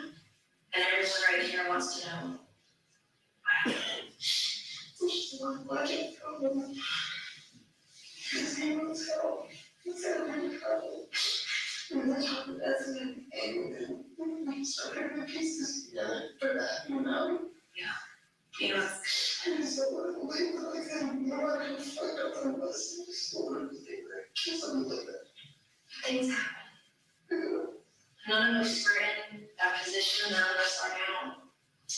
But the best way we can move forward is finding out that. And I don't want it to come down to some bad person telling us. I don't want there to be any guess. I'm tired of the stories from the media, and I'm sure you are. We don't know what they're going to say when it comes out that we found him. You know, and we've seen how they treated you for the last, you know, almost 2 months.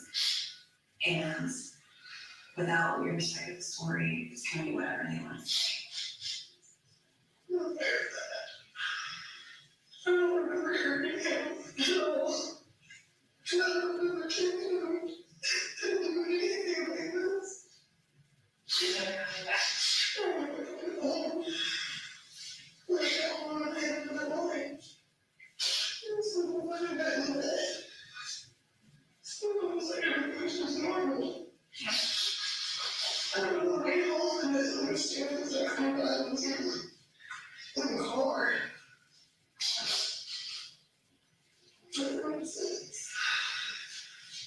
Next time, when that's a fact, so we won't go. Devastated. And I let people look at Amy wasn't here. I was very devastated. I just started screaming and calling everybody for help. So when did you remember that stuff that happened? What happened? There's an instrument that is trying to do something. The dragon? Yeah. When I talk about it, I was calling to me. I was ready for early trust. And just, you know, just I didn't think that I did something really bad, taking me to go do some drugs or pick up some drugs somewhere. I wasn't before it. And, you know, fuck with it. So much time happened really quick when I did the hotel.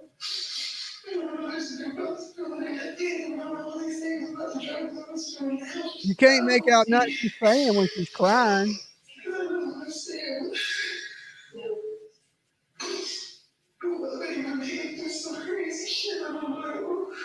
I mean, when you talked about like the delusions and things like that, or just Francie's mind, is there something that would, you know,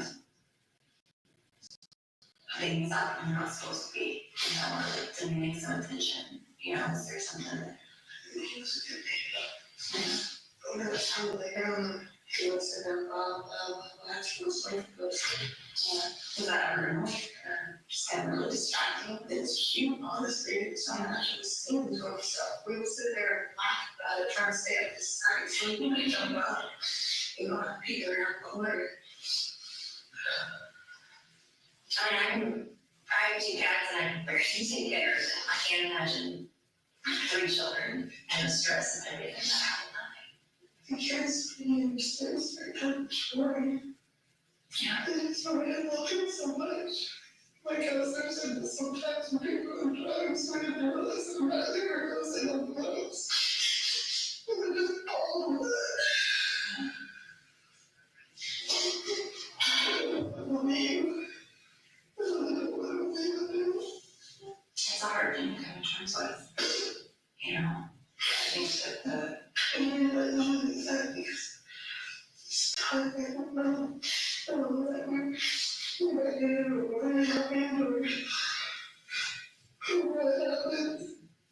Yeah. I don't know what I'm going to.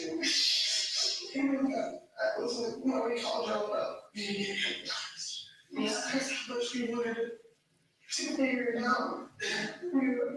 I'll stay on board. Well, it sounds like the eating part, you know, at least in terms of removing it from allowing you to come from the outside in to help with that kind of thing too. Just kind of curious. So you woke up that morning, I was thinking obviously, and I remember, you know, coming back from Zambia. When did things kind of click in that, you know, with the order chapel and, you know, Dollars and all that. Like, I think it was going through your head. I had worked on the car, so it made sense. I thought it was store. And the one person I know that only has worked out was this. So that was the only thing in my mind that made sense. That's why I don't know. You know. So when she's like the only person I know out there except she didn't work, I used to work with. But I don't think I saw that. Oh no. I don't know if I saw him really, we're going to come back, come over the railroad tracks, like the bumps on the railroad tracks, so just stays in that back end. Yeah. Do you remember going into it in there? Like the turn or anything? Hearing anything? Because you gave us pretty detailed story about stuff about like 360 and I was just like, no shit. I wrote on there, that's where it was. And I was thinking, how do you must be? Or something, you know? Yeah. Which would make sense. Oh no, no, so hard.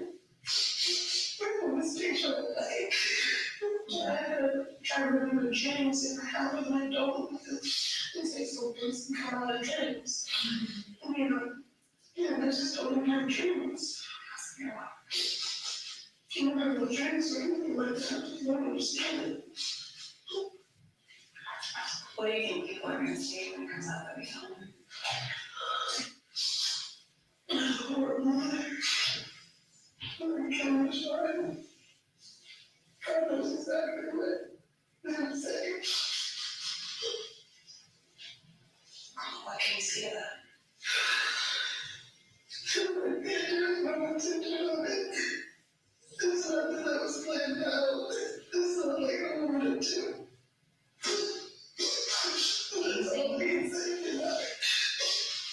Do you think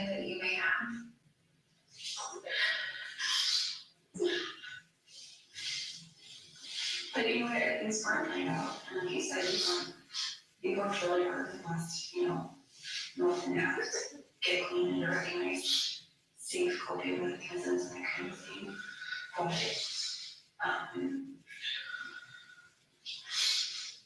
a lot of times the wrong things line up, and something happens, and you remember leaving the dumpster, which is exactly how we were. We found him exactly in the middle of where we were looking, based on what he told us about coming to Grizzly and stopping at the dumpster. We went, because it was, so knowing all of that. It's hard to understand, really hard with her crying. You're in a state and something happens and you try to fix it right away. And I think in some ways tried to make it go away like it wasn't real. And then you woke up and realized it was real. But I mean, we know that that's what happened, and it's going to be something you're gonna have to come on with, and we know that people have been very cruel. In the YouTuber culture and all that I had never experienced or seen. I had never seen anything like that. That they're in their own stories now. And so I really hope they, can give you a second to just kind of think about what you know your story to be, for yourself. Because the only way you give Quentin peace and you give yourself peace moving forward for all of you is to realize and acknowledge what happened. And like you said, there was no premeditation, there's no planning, and frankly, I think if you would plan things, it would have not gone the way it went, because it's not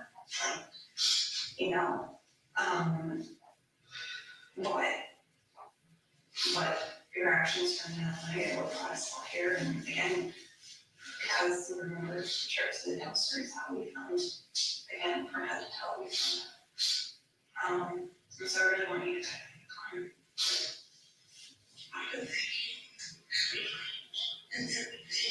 did nothing close to the light.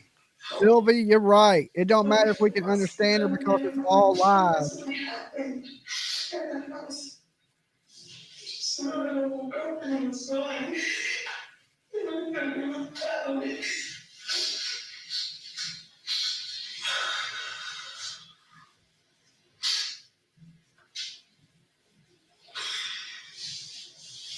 New England, that's why we have our fundraiser, because of this stuff right here. So if you can help out, help us out, because freedom of speech is not free.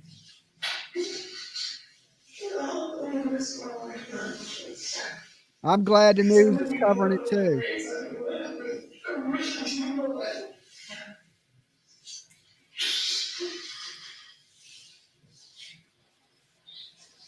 think we can all agree that something.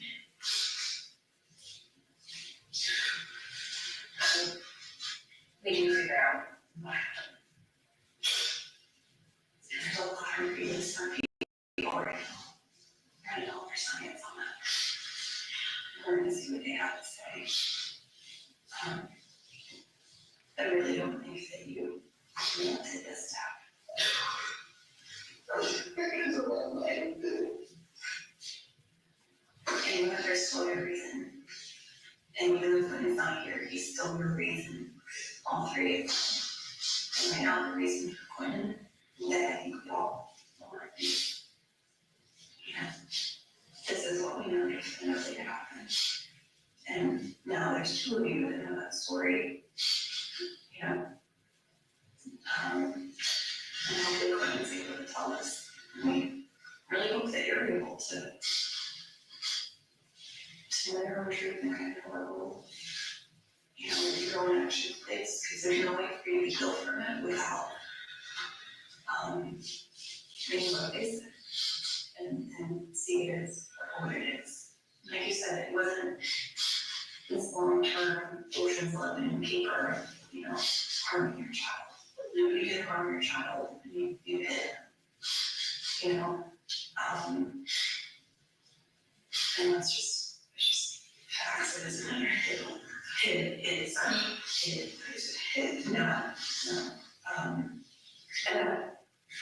I mean, I've never lied to you about anything. I've never said anything to you that I didn't know or fact to be true. And I don't believe that you hid it. But you did it in the dumpster, because you would harm him in some way for that. I did do something.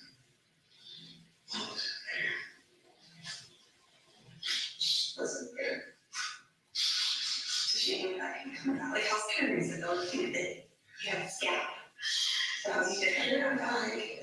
My parents were like, she thought I gave it back. And she said, I'll see if you were blacked out. You might not. So if you get patience, you're just like when somebody blacks out from being drunk. You might not. Yeah. The brain just didn't process it anymore. Mm-hmm. What's the last thing you remember before? Same. And then it goes to turning back from Zoe. Did you see him in the bed right when you got home, or at some point, like you came home and zip line and he slammed? Yeah, he was like, so that was like the 10 something, 2:40s. I just remember you home for the right trip. And that's your last memory all of that night. You don't remember. And then yeah. I said I had rubber trucks.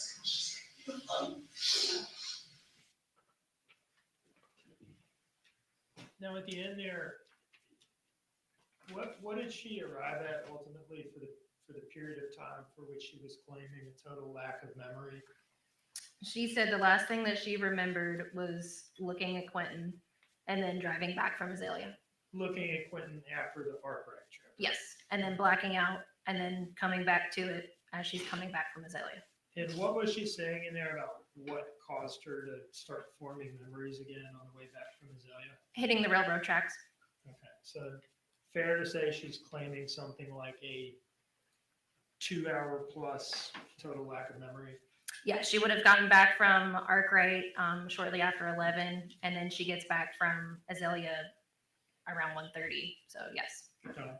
And is it fair to say that that period of time for which she's claiming a total lack of memory would encompass both the time period in which law enforcement believed the murder had occurred and the time period in which the disposal of Quinton's body had occurred? Yes.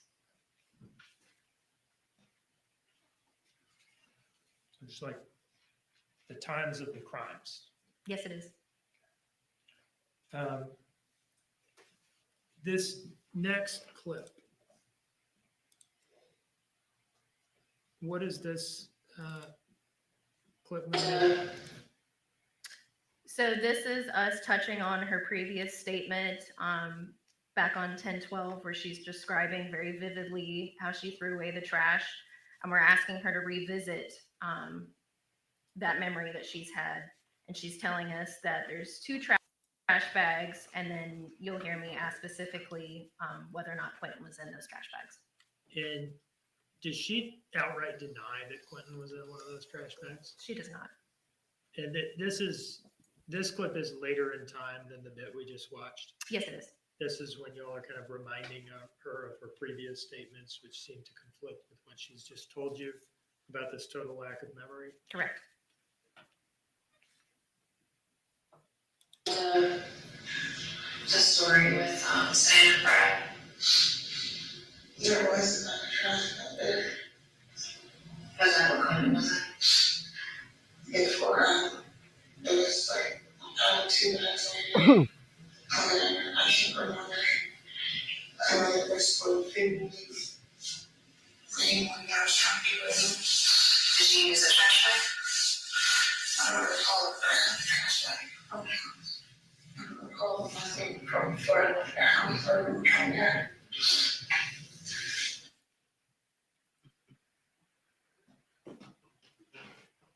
Did we hear you? She said there was a trash bag in there, right? Yes. And then you said is that what Quinton was in? Is that Yes. right? And at that point, did she say, well, there were 2 trash bags? Yes.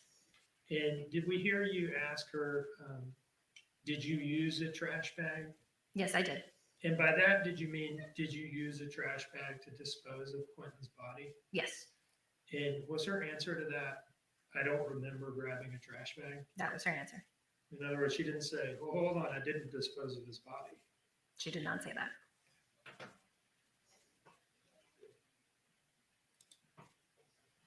Mr. Dean, how long is this setting? It is about 3 minutes, Your Honor. Okay. Or this should be the third one.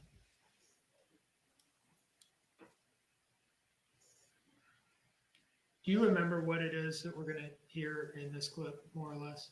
So we're challenging her on her many stories throughout the last 2 months and why she said these stories to us if she didn't have a memory, why she constantly changed, what happened that night, who went out to Azalea. It's kind of just our last crack at trying to find out what really happened. Leilani, why did you tell us several times different stories? I'm trying to wrap my brain around it. You said it was few times that Brad sat there and told me that him was sorry, mother,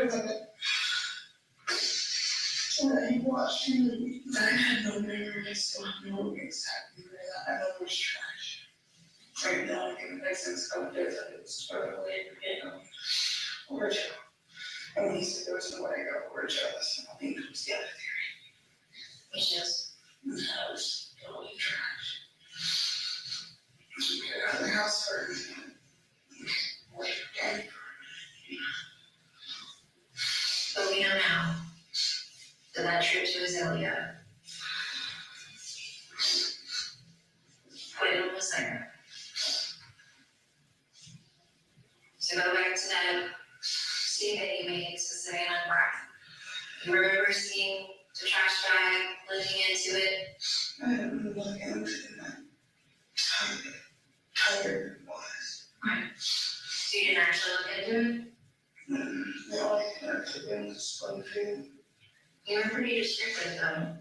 Because we had the smell, the smell like shrimp pasta. Not even smell. It's the same smell here when we took it out of the fridge and threw it away. So we were wrapping it up. I remember talking about here so I could throw it in there. It wasn't heavy at all. Leilani, Jimmy, do you remember him being in that trash bag? No. We know at this point he was. I don't remember that. I don't remember him being in that bag. I don't remember going in the house with him. I don't remember that. I don't remember that. Why did you tell us all the story about just all of these stories, pretty much? I'm trying to listen to it myself. He was the one to say, I saw you in the trash and throw it away. And let me show you something. It's gonna help, but what Evelyn's asking right now. This is a very small fraction of the mountain. What that looks like at home is trash. And everything's so fraction right out is trash. You see how little those people are. Do you think that we could have found him if we didn't know that you put him in the dumpster and we knew exactly where that dumpster went? Yeah. They said they knew they found him because she knew they put her in a dumpster. That's what she refers to it, yes. What was the theory thing? What was she saying? She's saying that every time that she lied to us was her sharing her latest theory. In other words, she wasn't claiming that she was making factual statements about what happened. She was saying she was just kind of throwing out theories. Yes. She was describing was she describing the Origel story as just a theory that she had proposed? Yes. And was she saying that she had only proposed it because, well, she had come to and found Origel and was trying to figure out how? Yeah, she said she found it in her vehicle and that's the only thing that made sense to her. And Did she describe her story about throwing away trash as just a theory that she had come up with in response to Brad asking her whether she had thrown away trash? Yes. Now, I want to just ask you about a couple features of these prior stories that she's referring to as theories, okay? Okay. You talked to her on October 5th when she first launched the origin of the story, right? Yes, I did. Did this story include who she had gotten it from? Yes, it did. Did it include where she had gotten it? Yes. Did it include when she had gotten it? Yes. Did it include why she had wanted it and obtained it? Yes. Did it include details such as how many tubes of Orajel she got and how many were open already and how many were unopened? Yes. The story about throwing away trash that she gave to Special Agent Snyder and Special Agent Solomon on October 12th, did that include such details as The latest specifically what theory. the trash was? Yes, it did. What it smelled like? Yes. How long it had been in the car? Yes.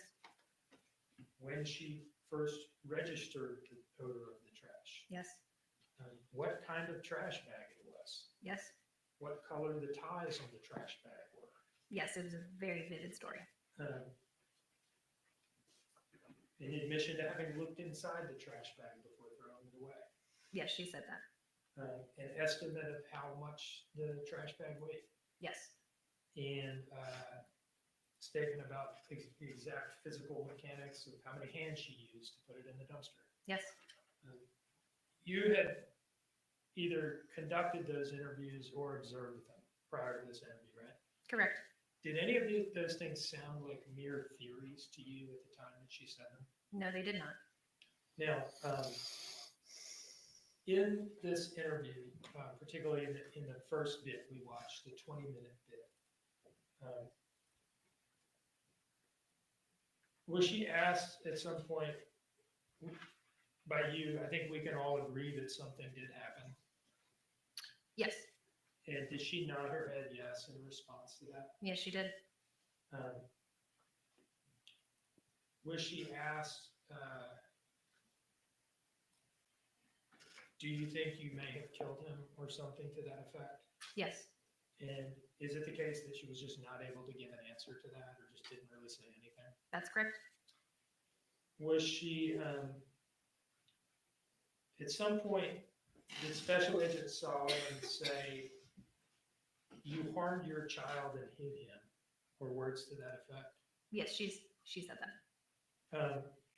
And is it fair to say that the defendant just did not affirmatively dispute that? She didn't say, no, I didn't. She did not. And separately, did Special Agent Solomon say, you hid him in the dumpster because you had harmed him in some way? She said that. And did she also fail to dispute that statement? Yes, she did. One moment, please.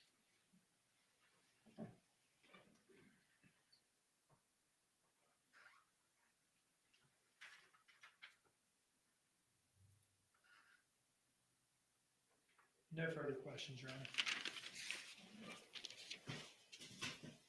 Any cross? I do, Judge, but I was gonna say this might be a decent time for a little break in case it takes a minute. All right, hold on, guys. The time now is 2:36. Let's just take a few minutes to shift. Let's make it about 10 minutes. That will be 2:46. All right. All right, we're in recess. Jury is exiting.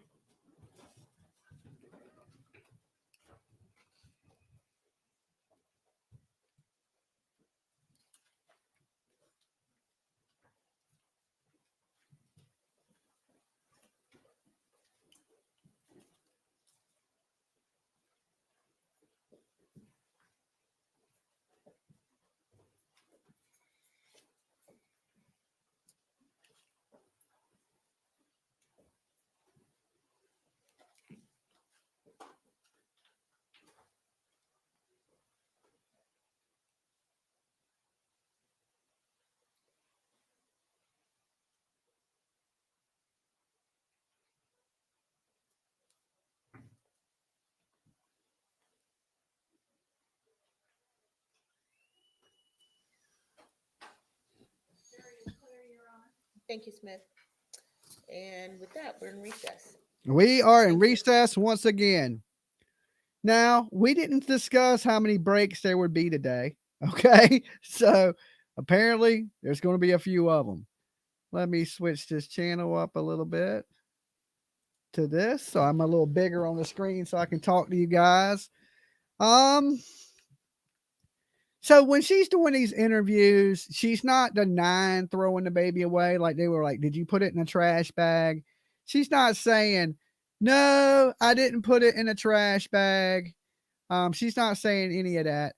So real quick, while we have a second, I want to bring this back over and thank some people that have donated to our cause.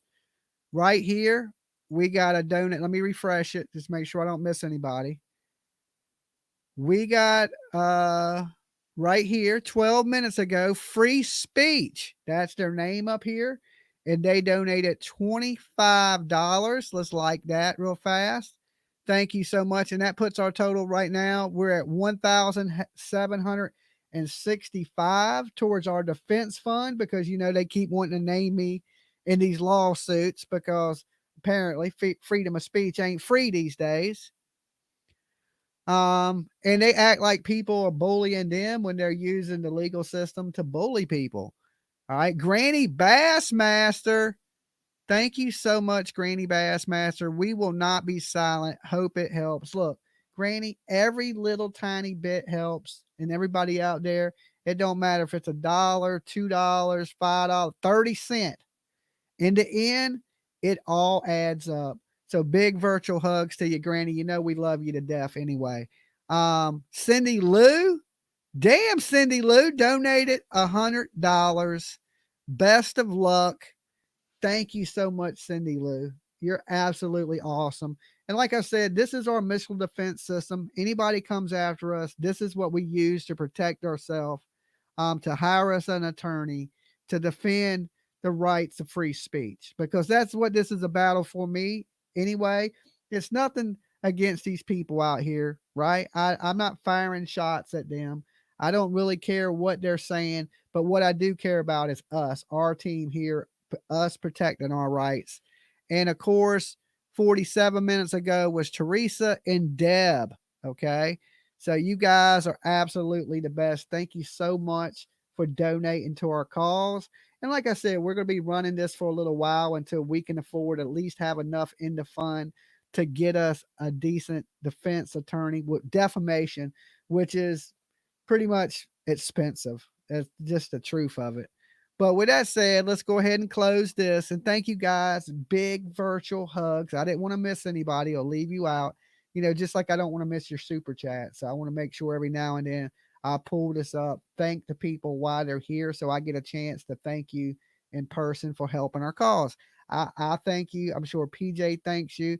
Nina, I'm sure Nina thanks you. Thank you, Nina. And PJ, and, you know, of course, my family, thank you for taking part in helping with this, right? It takes a little bit of worries away when we know we have a strong army and a bunch of people backing us, that we're not in this alone. So thank you guys. So with that said, let's open up the phone lines. Let's get that call in number back on the screen. Boom. Dolly. Hello. Hello. Hey, you got to turn me down in the background. Okay, hold on. I gotta find the remote for the TV. This Susie? Yes, it is. And there's quite a few things you guys have been missing. Okay, well, you got to tell me. You got to turn me down first. Okay, hold on. I'm trying Order in the court, Susie. Order in the court. Okay, I'm turning it off. All right. Okay. Can you hear me now? Yes, I could hear you before. With her fake crying. Uh-huh. She doesn't blow her nose. She wipes her nose with her hand. That's pretty She nasty. wipes it all over her face. Now, if the girl was really crying, she'd have boogers all over her. Well, she's a booger face. Yes, she is. And you keep saying that she's gained weight in jail. Fluffy. Wait a minute. when they showed the videos of her sitting there, she was sitting there one day with her legs up, and her skin was droopy on her legs. So drugs. she lost weight, and she gained it back. So she's normally a big girl. Yeah, she would probably started off a little fluffy and then lost a bunch of that weight, and now she's gotten back fluffy. Yeah. But, you know, this is what really made. Oh, and one thing I got to say about the prosecutor. He dyed his hair black. But his hair is dyed black. But if you notice, he don't have eyebrows because they're still blonde. Okay, so you think he's a blonde hair prosecutor that wanted to look like Clark Kent, so he dyed his hair black and shaved off his eyebrows like the dude from No, he Pink didn't Floyd. shave his eyebrows. The eyebrows are still there, but they're blonde. Okay, maybe he should dye those to match the Yeah, that's what I'm saying. He should go to somebody to take care of the eyebrows. So that's been driving me nuts. Yeah, I guess that would drive you nuts, Chris. It didn't even faze me. My name is Susie, not Chris. I didn't say Chris. Now, did you see the pictures I sent? Probably not. Well, I'm not sending them again. My cousin got his this morning, and I told him, "What do you think?" He said, "There's only one word I can say. Wow." Oh, as far as your kitchen? Yeah, and he loved the roof. Okay. But then again, the taxi driver that brought us to vote today thought my roof was beautiful too. Okay. He said, "Is that a tile roof?" Who did you vote No. for? Just curious. It was sure as hell wasn't Harris. Okay. Well, that's all I need to know. That woman, do you know how she got a job in California? I don't know. I don't usually. She was having an affair with a multimillionaire who was a black fella who was married. Gotta do it. Did you hear Elon Musk is giving $1 million, $2 million a day away for people that sign up for his campaign and vote? I went to vote today. My son went to vote today, and I got to tell you, irrelevant or what your background is, I could not vote for Harris. They destroyed our country. You know what I heard? I heard What? Donald Trump fixed the ice cream machine at McDonald's so we can all now get ice cream cones. That's what I heard. That sounds good. Yeah, that's what I'm thinking. Now when we pull up, I'll be like, no, we don't have ice cream. I'll be like, you're lying. Donald Trump fixed the machine. I don't really think Donald Trump did too bad. Well, when he was in, our economy was a lot better off. Okay, well, thank you for noticing the eyebrows, Susie, because I don't think I would have ever noticed that man didn't dye his eyebrows. Yeah, he don't have any eyebrows. It's because he's a blonde. Now I'm going to be looking. I'm going to be staring this dude down when he comes back looking for eyebrows.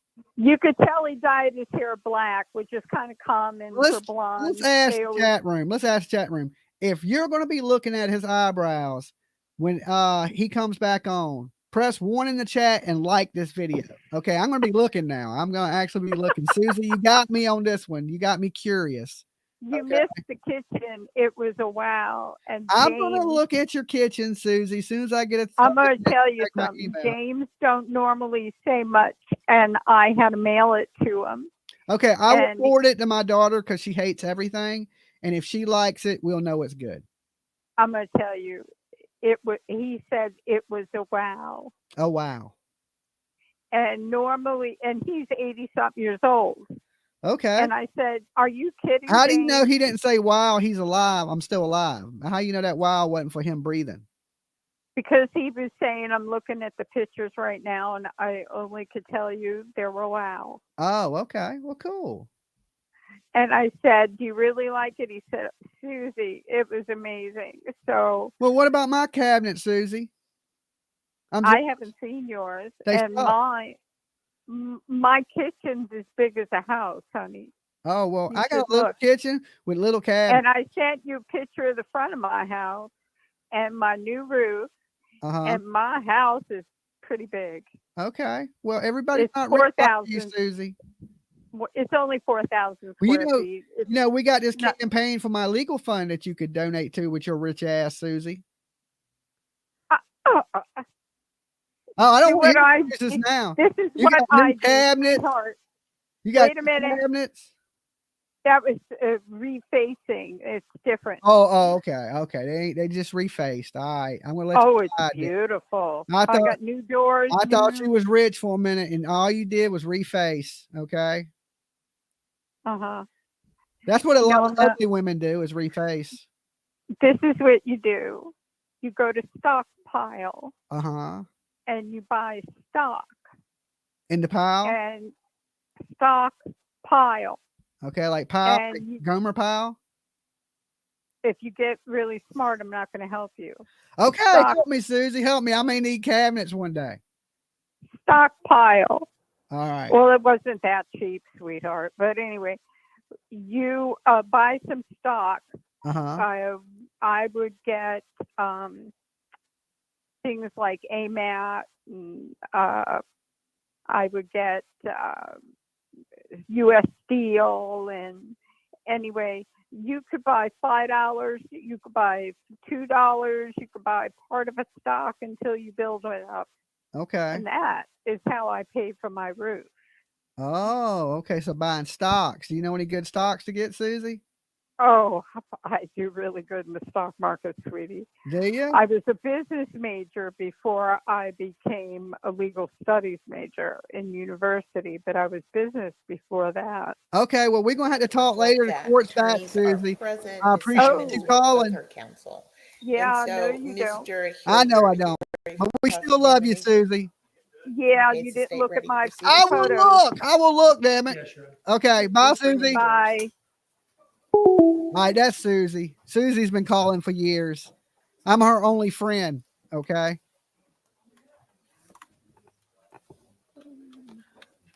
Jurors entering.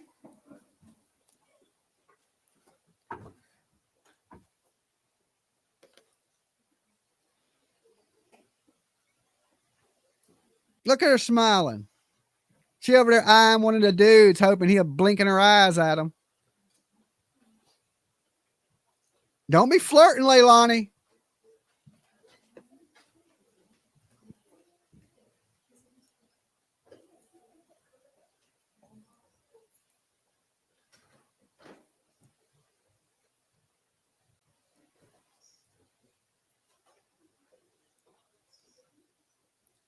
It appears that everyone is not ready. So the jurors who are present, if you'll go back to the deliberation room. All right, hold on. I ain't ready. Dolly. Hello. On second thought, Hello? it appears that things are working out. Hey, court's in session. You'll have to call back in a minute. Hello? All right.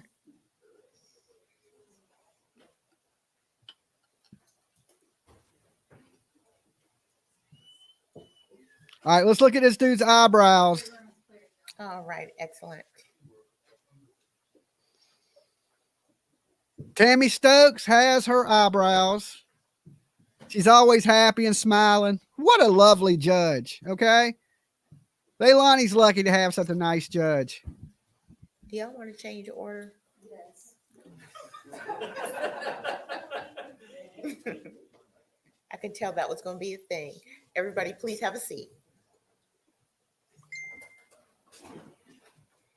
Okay. So, ladies and gentlemen, we're going to move now to further testimony. Okay. And no one discussed the case or did any research? All right. Thank you. Mr. Hilliard?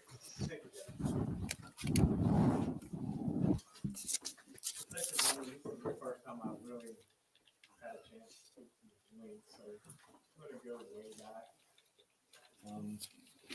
to the beginning for that reason, okay? Give me 1 second. I picked up the wrong path.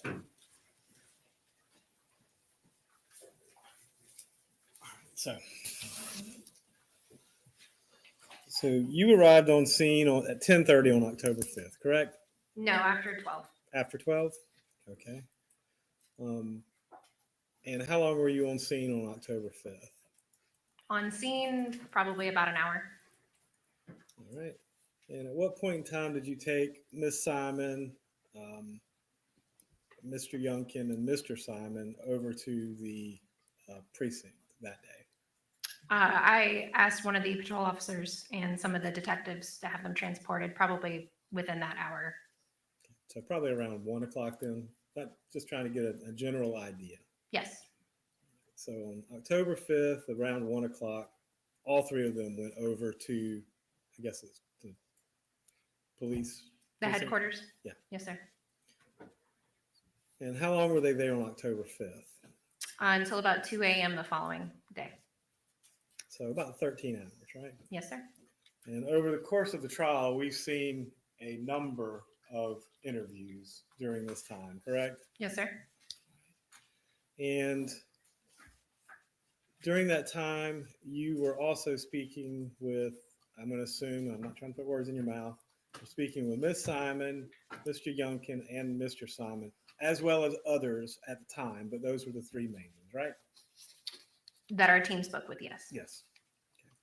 So that was 13 hours on the 5th to the 6th. When did you next speak with Miss Simon or have your team speak with Miss Simon? We were in communication with her for probably the next 2 weeks, almost every day. Every day? When you say ran communication, I guess that means phone calls? Yes, sir. And when was the next, I guess, in-person interview? October 8th, And how long was that one? almost 2 hours. And that was at CCPD as well? No, that was at the FBI office. And 1 second, I'm running out of room here quickly. And when was the next one after that? October 12th. And how long was that one and where was that? That was almost 2 hours as well. And that was at the FBI office. And during this time frame too, this is the phone call? You still having phone calls during this 2-week time frame? Yes, sir. All right, so it's 13 hours on the 5th, 2 hours on the 8th, 2 hours on the 12th. When exactly was the hotel room video and audio? What part of it? The actual time they were in the hotel room and y'all were videotaping it. The 8th and 9th. That was October 8th to 9th, correct? Yes, sir. And during the same time frame, you were wiretapping Daniel Youngkin's phone from We're 160 likes away from 2,000. So hit that like button, for about guys. 60 days, right? Yes.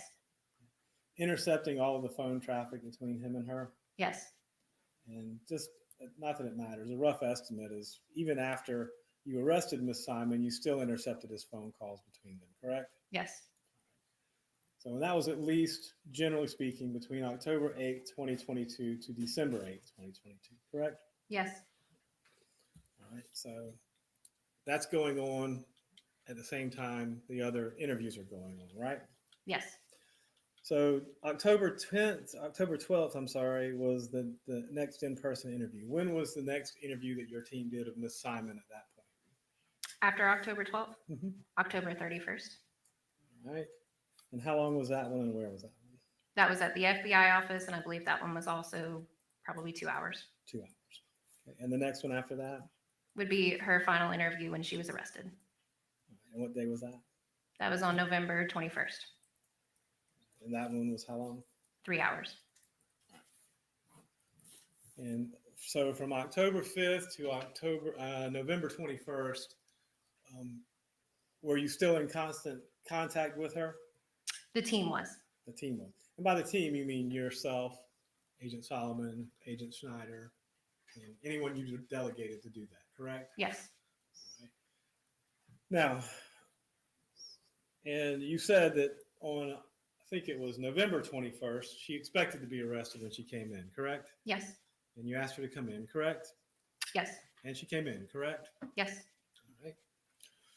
Now, we've seen some of the excerpts here that you put up here today. Now, let me ask you this. What interrogation technique were we just witnessing on this particular video? I don't have a name for the technique. We were having a conversation.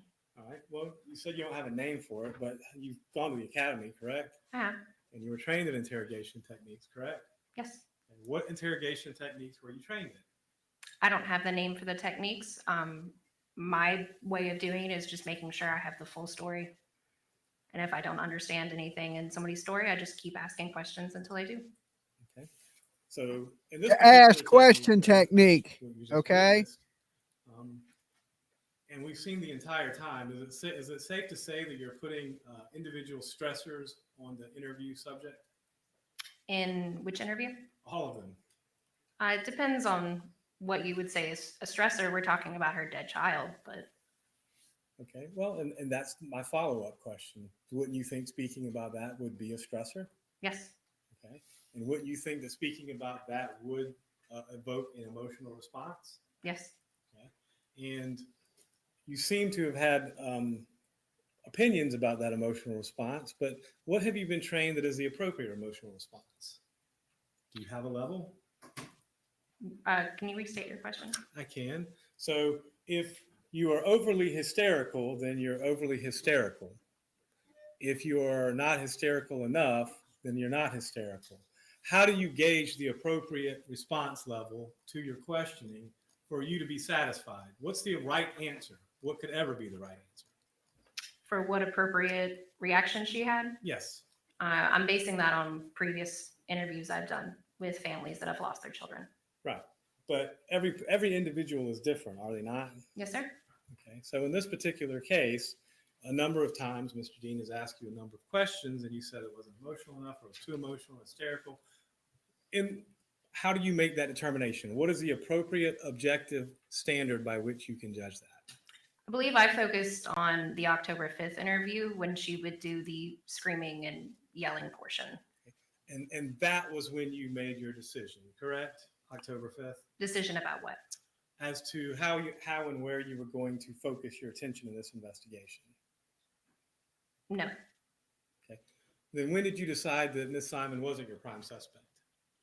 She was our prime suspect, you mean? No, I said, when did you decide that she wasn't? If you said you didn't do it on October 5th, okay, so you're saying she wasn't your prime suspect on October 5th? No, we looked at all three of the adults in the residence as possible suspects. Okay. So that being said, Sherry. For your you looked at lawyer all three of fee, the adults. Did you ever prayers. look outside of the residence as a possible suspect? I believe in you and PJ. Freedom. And thank you, Sherry. what did Big you do virtual to hug. pursue any of that? Outside the residence? So we did a canvas, as we've previous talked about.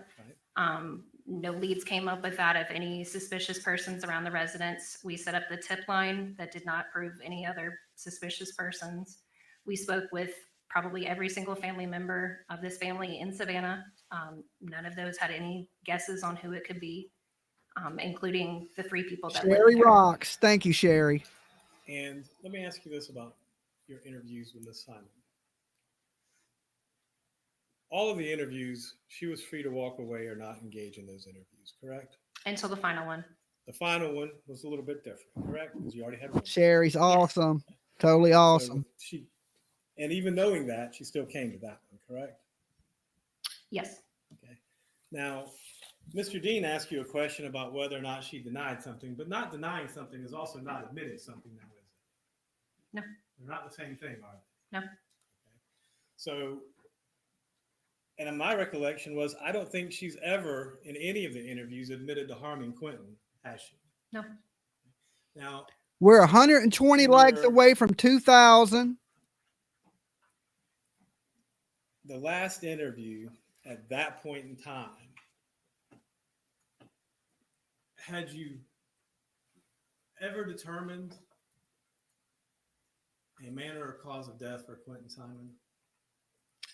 I have an opinion on how he died. I didn't ask you your opinion. I've asked you if you determined, has a doctor made a medical determination as to manner, method, or time of death? No, due to the remains, we were unable to find that. So that's no. Damn. Okay.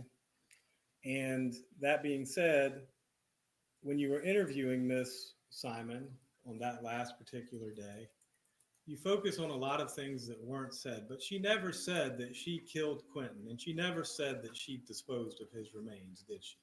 She said she did not remember. Now,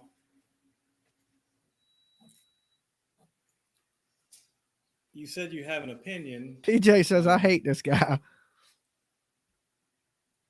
but opinions are just that. They're I not only based- agreed with him once when he wanted the drug dealer to right? be I have shown. opinions. You have opinions. People have opinions, correct? Yes. Not on YouTube. We don't have opinions because you get Opinions are sued not for them. evidence, are they? No. That's all the questions I got, Judge.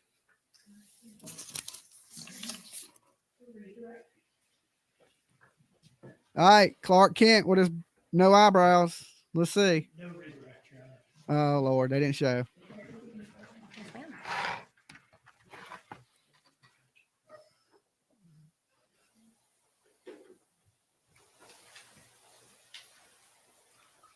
State may call its next witness.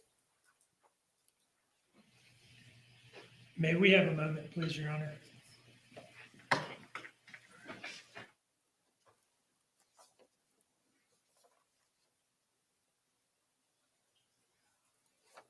Show us your eyebrows. Everybody's wondering about what Susie said.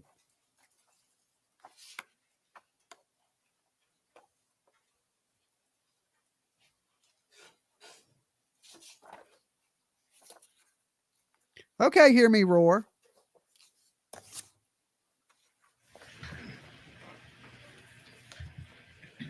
He Your has Honor, subject to eyebrows. Verifying that all of the evidence that we've offered has been formally introduced and admitted, the state rests this case. Oh, the state just rests their case. And so with that, jurors, I'm going to ask you to return to the deliberation room at this point. Ooh, Jurors are exiting. knew it. His eyebrows match his hair. They're just thinner.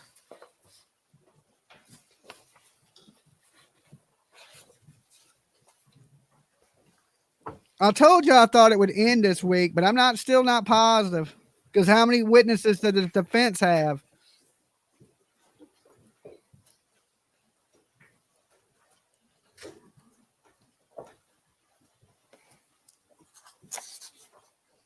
That lawyer looks worried. Colonel Redenbacher, he looks a little worried.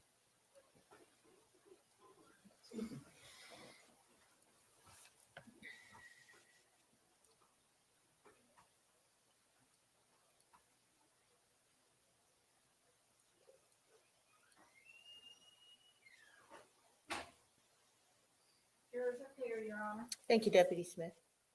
Everyone may have a seat. Okay.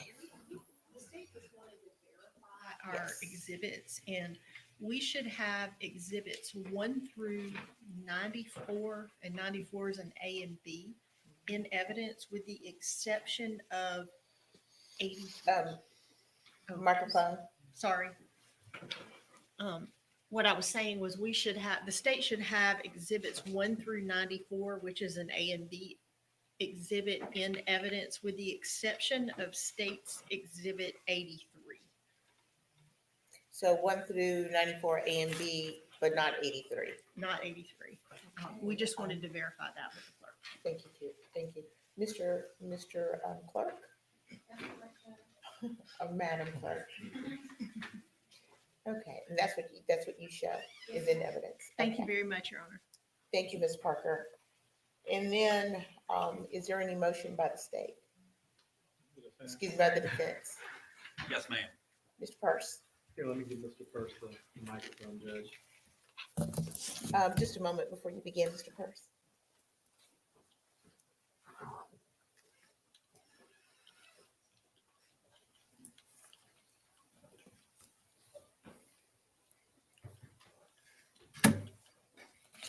Your Honor, at this time, I'm going to focus my argument as to a motion for directed verdict. And just so we're all on the same page, I'm focusing on counts 1, 2, 3, and 4. And I'm going to take them kind of in separate batches and then all together with my final thought. As still says, what is this piece of shit, With mom? respect Isn't to having to counts testify 1, 2, and when 3, she has guilty when leaving that these alleged kids with that this Leilani psycho. Simon That's committed crazy. malice murder and felony murder of Quinton Simon. The defendant moves for a directed verdict of acquittal. First, there's no direct evidence to support these claims. The state has presented theories and its conclusions, but has presented no direct evidence that Leilani Simon committed these crimes the way they're charged in counts 1, 2, and 3 in the indictment. I think the medical examiner's testimony is significant. She expressed no opinion about the manner of death, the cause of death, the time of death, and even as an expert in her field, couldn't even express an opinion that Quinton Simon died as a result of the commission of these crimes.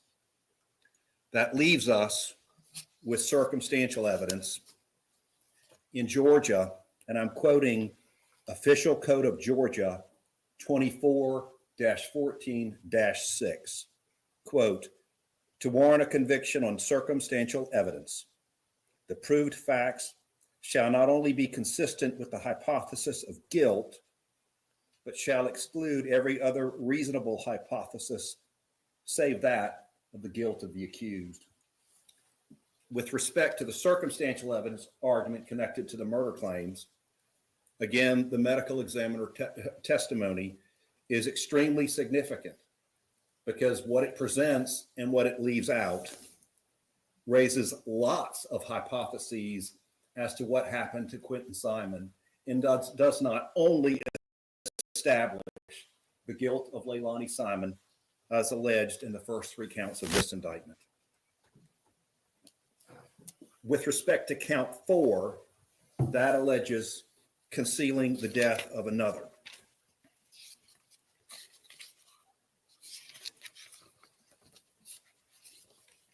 Concealing a death is against the law in accordance with Official Code of Georgia 16-10-31, which provides that a person is guilty of this offense, and I'm paraphrasing the statute, when a person conceals the death of any other person and does so to hinder a discovery of whether or not such person was unlawfully killed.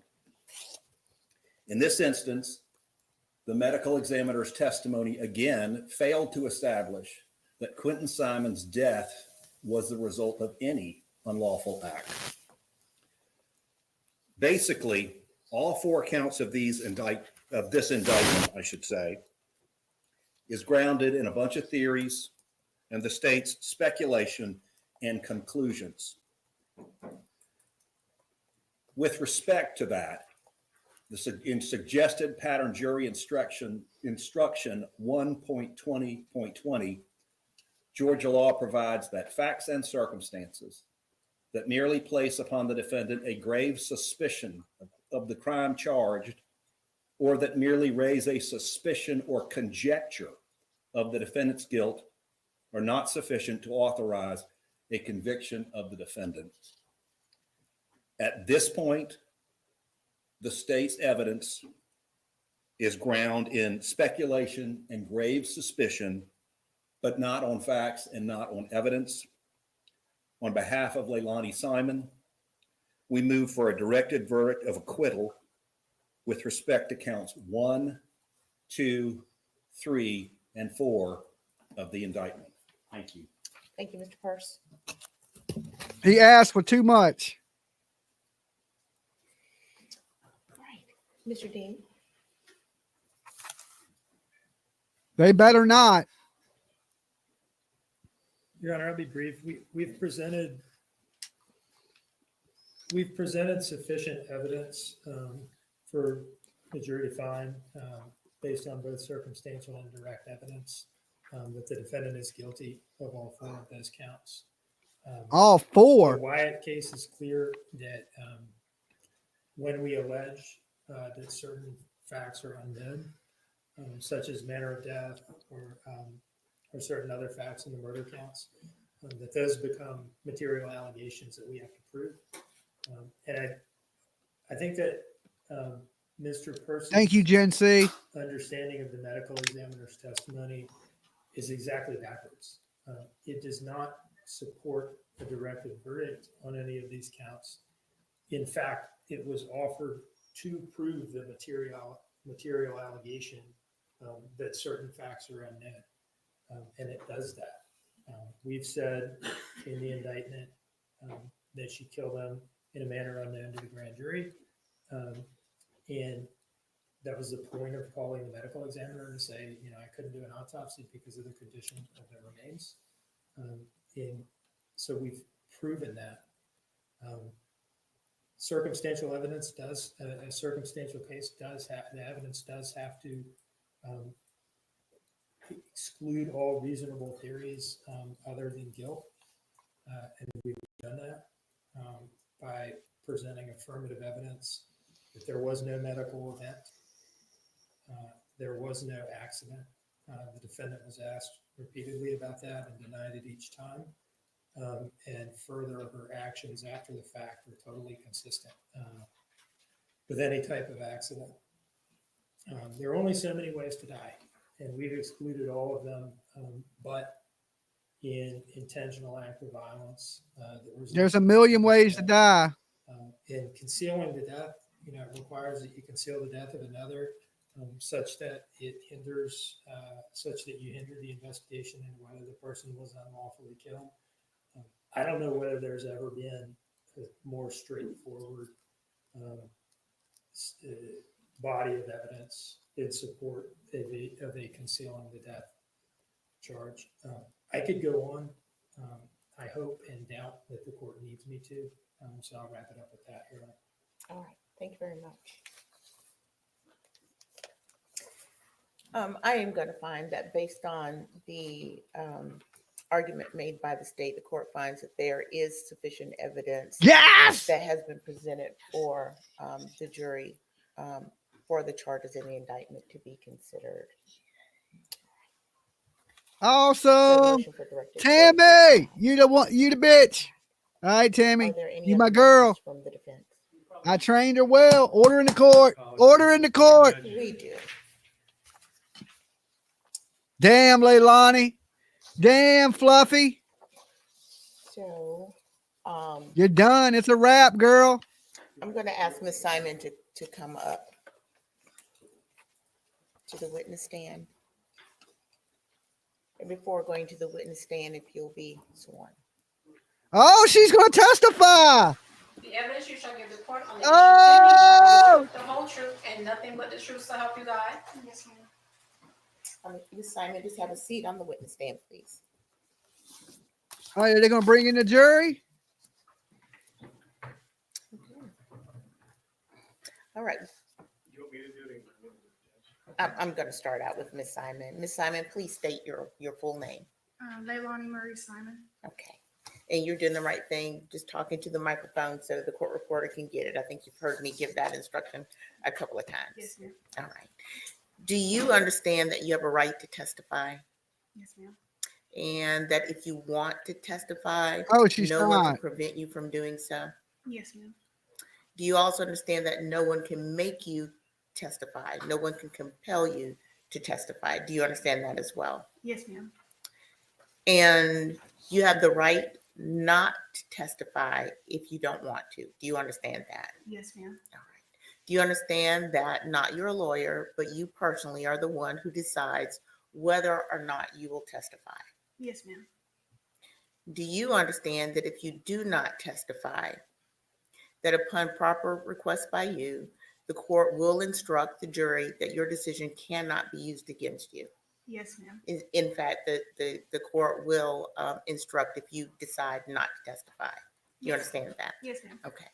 Do you understand that if you choose to testify, you will be examined by your counsel and cross-examined by the assistant district attorneys in AUSA?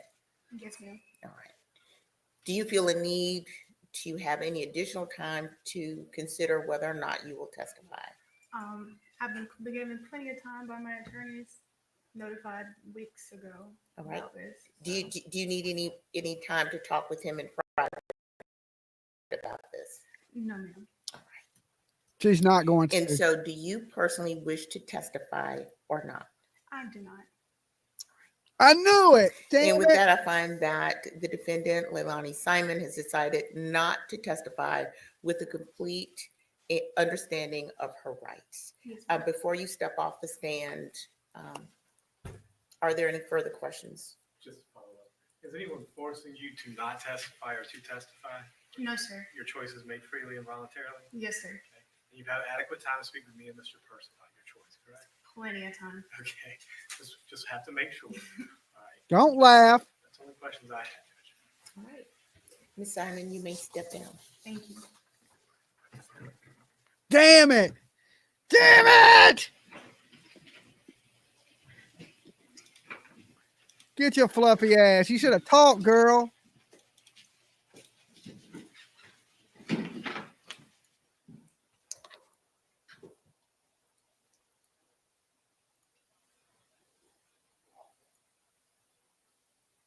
Coward. Yes, I agree.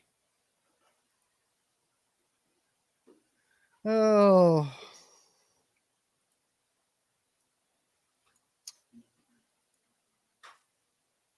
She ain't that dumb. Yeah.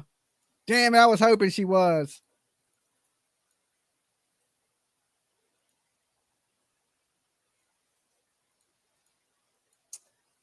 Let the record reflect that Mr. Hilliard is taking some time to speak with Ms. Simon in private at the table. If I could just have a couple of minutes, Judge, 'cause I want to go back in the back and explain to her. She had a couple of questions about what happens next. And I probably need a few minutes away from everybody to go talk to her. Let's do that. It's about 10 till, I can't tell the time by that clock. It is 3:20. Okay, so let's step off until about 3:30 or so. All right, Okay, 20 we're in minutes. recess. Okay, so she's decided not to take the stand. What a coward. What a coward. I was hoping, listen, if you was accusing me of something I didn't do, I would definitely take the stand. Let's open up the phone lines. What do you guys think about Leilani Simon denying the right to take the stand? Okay. Let me throw the number up at the bottom so y'all can see it. It's at the bottom and the top. Dolly. Oh, they hung up. You missed that call. People calling in so fast. Dolly. Hey, Dolly. Hey. This is Alamo City, of course. Okay, what's up, Alamo? I was trying to remember, in the beginning, how you were saying, well, they still haven't told us what happened to this baby. Well, now we're finding out they're not going to tell us. No. So they really don't know. It's a lot of speculation. And I really was mad that they wouldn't even let the FBI lady give her opinion because she was going to add more onto her testimony, and they, went around it. Yeah. And wouldn't let us talk. Yeah. I didn't like that. But I was cheering with you, Dolly. I thought she was going to get up on the stand. I thought we were fitting to, hear an explanation or something. But she realizes she really don't have to. Mm-hmm. They are going to let her talk if they had to use her. Yeah. I bet she's their last little line of defense if they had to. But yeah, there was no reason. They don't got nothing. She don't got to say nothing. So let's just hope that everything that the jury has heard is going to put their mind towards this lady had to have killed this baby. She had to have done something to him. He didn't toddle out to the landfill on his own. We know that. Yeah, we know he didn't end up, we know she did that part. And lying to the police officer. They're going to find that her guilty of those things. It's the important. Yeah, I wanted to tell you, alcohol laws are different in every state. Mm-hmm. Now, I grew up in Louisiana. Now, back when I was young, they're not that way now. They're at 21, but it was 18. And we were in high school going to the daiquiri shops. You could pull up and buy a gallon of daiquiri in your car. And then when I lived in Mississippi, they had a Dollar General that was on the corner by my house. And I know I'd seen alcohol in that store before, but they built a Catholic church right next to the Dollar General. And when they did that, Mississippi has a law where you can't have alcohol, whether it be a bar or a store, within so many feet or whatever of It's like that. here too. Like you can't Yeah. have a bar near a school. You can't have a strip joint near a church. There's the same. Right. Okay. Well, that makes sense. Yeah. But I didn't know that it was that way until I lived there a few years ago. But all right. Well, look, let's just keep our faith, because you got to what? You got to speak it into existence. So right now, all of us coming together in agreement, we are speaking. Leilani is going to walk into a life sentence. No more free world. Justice for baby. All right. All right, Pete. Mhm. All right. Bye. Yes, let's pray for, like they were doing in Georgia, like Leilani was. Justice for baby Quinton. Say it, Leilani, say it. And she's over there, justice for Quinton. All right. Dolly. Hey, am I on? Yes, you're on. Hi. I just started listening today. You are hilarious. Thank you. You're but breaking up a little bit. Oh no. Can you hear me? Yeah, but you sound like you're underwater a little bit. Can you hear me better now? Yeah, I can hear you. Go ahead. Just All right. So they found very little pieces of the skeleton in the landfill. Yes. And I heard at first that they were trying to prove that she smashed him with a blunt object. Yeah. And they were trying to say that they were trying to find proof. Did they ever find No. that proof of any blunt object? No. Because they were looking for pieces of the skull, and that's why this case is so tragic, because they really just don't have enough. I think they have enough proof, but I think that's what the defense is really leaning on. Yeah, that they didn't really have no way to determine how this baby died. They didn't even discuss how it died one time in court. I've been following this for a while. I live in Buford, right next door to Flowers Branch. Nice lady that called you earlier, in Georgia, and it's close. It hits close to home. Yeah. And it reminds me of those tweakers up in North Georgia that killed their baby. And that guy said, he said to the judge that he should be under the jail. And then the judge was like, I hereby sentence you to life in prison. And it went viral for a while. Uh-huh. And they tried to do the same thing. Yeah. Okay. Well, look, Yeah, baby. you're breaking up so bad. I appreciate you calling. All right. Well, I appreciate you live streaming it too. All right. Not a It's problem. an interesting show. Talk All right, to you thank next you. time. PJ. PJ, Hey, babe. how do you know what I was gonna say? Because I knew that's what you're going to say.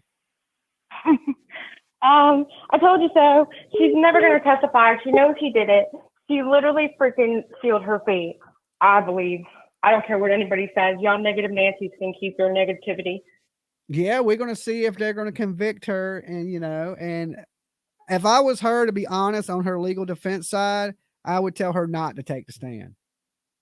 They did. That's why she didn't take the stand. See, that's how you know Sarah Boone's got something wrong with her. She doesn't see nothing wrong with what she's saying and what she did.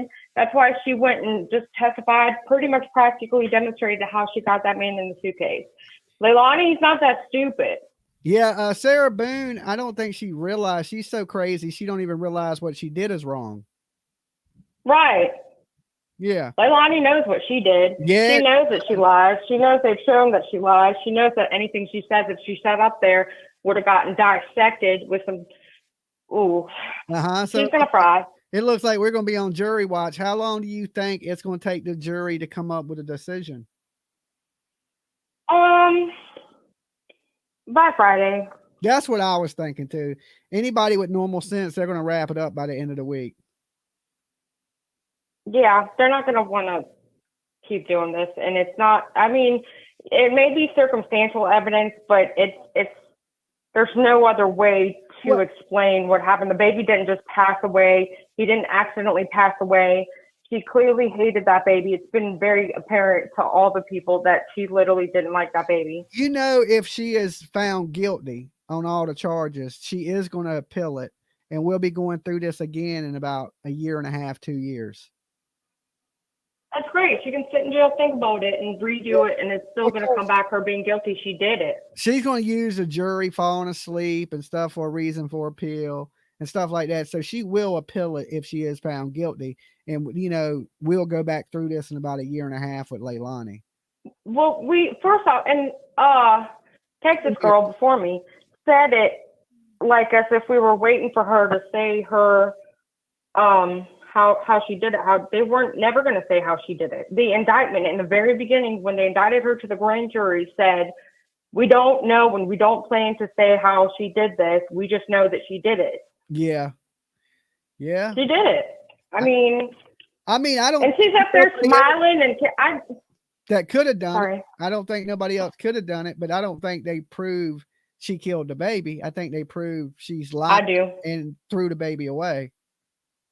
I mean, she was the only person up at that time. She was the only person that freaking disliked the baby. She was the only person that was high as hell and freaking had tendencies of being hostile when she was on them drugs. Yeah. I mean, to me, they proved she did it. She's the only one that could have did it.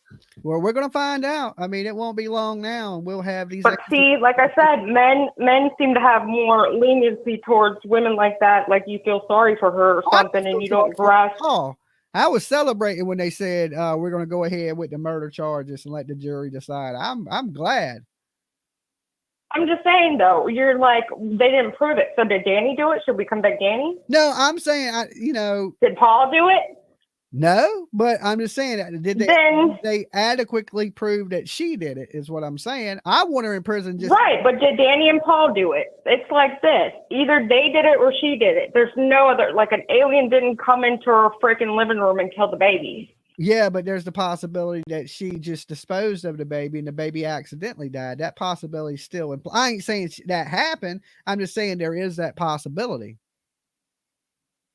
Usually normal people call 911 if there's an accident. I agree.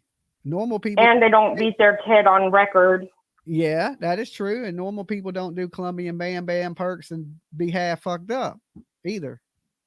Yeah, I know. So we'll see, babe. We're going to see how it plays out. It won't be long now.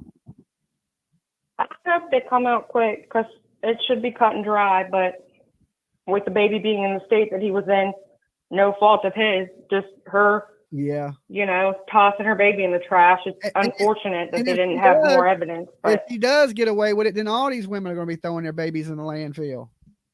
They better not. They got to stop, people from killing their kids. I'll see you soon. You got 30 minutes. All right. All right. Bye, babe. Bye.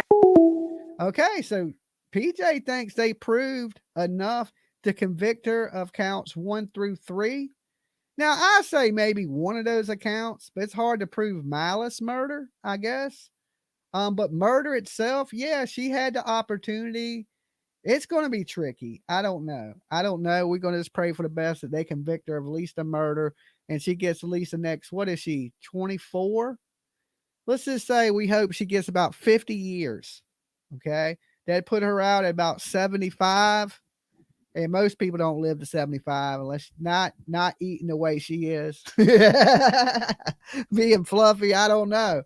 So let's give her a good 50 years and let her think about what she did to Casey Anthony was very similar. They knew she dumped her body, but couldn't prove who killed her. Right? That is absolutely true. And I don't think she's going to have Casey Anthony's luck. Okay. Casey Anthony, I think, was a lot more high profile case with a lot more eyes on it. A lot more news channels talking about it, just way more involved, a bigger case. So, and then, people were outraged by the Casey Anthony stuff. And I think people learned from that. Hey, Dolly, I am 75. Okay. Well, I'm just saying most people don't take care of themselves and they ain't going to make it to 75. Right. Casey had a father in the police system too. There you go. Casey was charged differently. Casey had a dumb jury.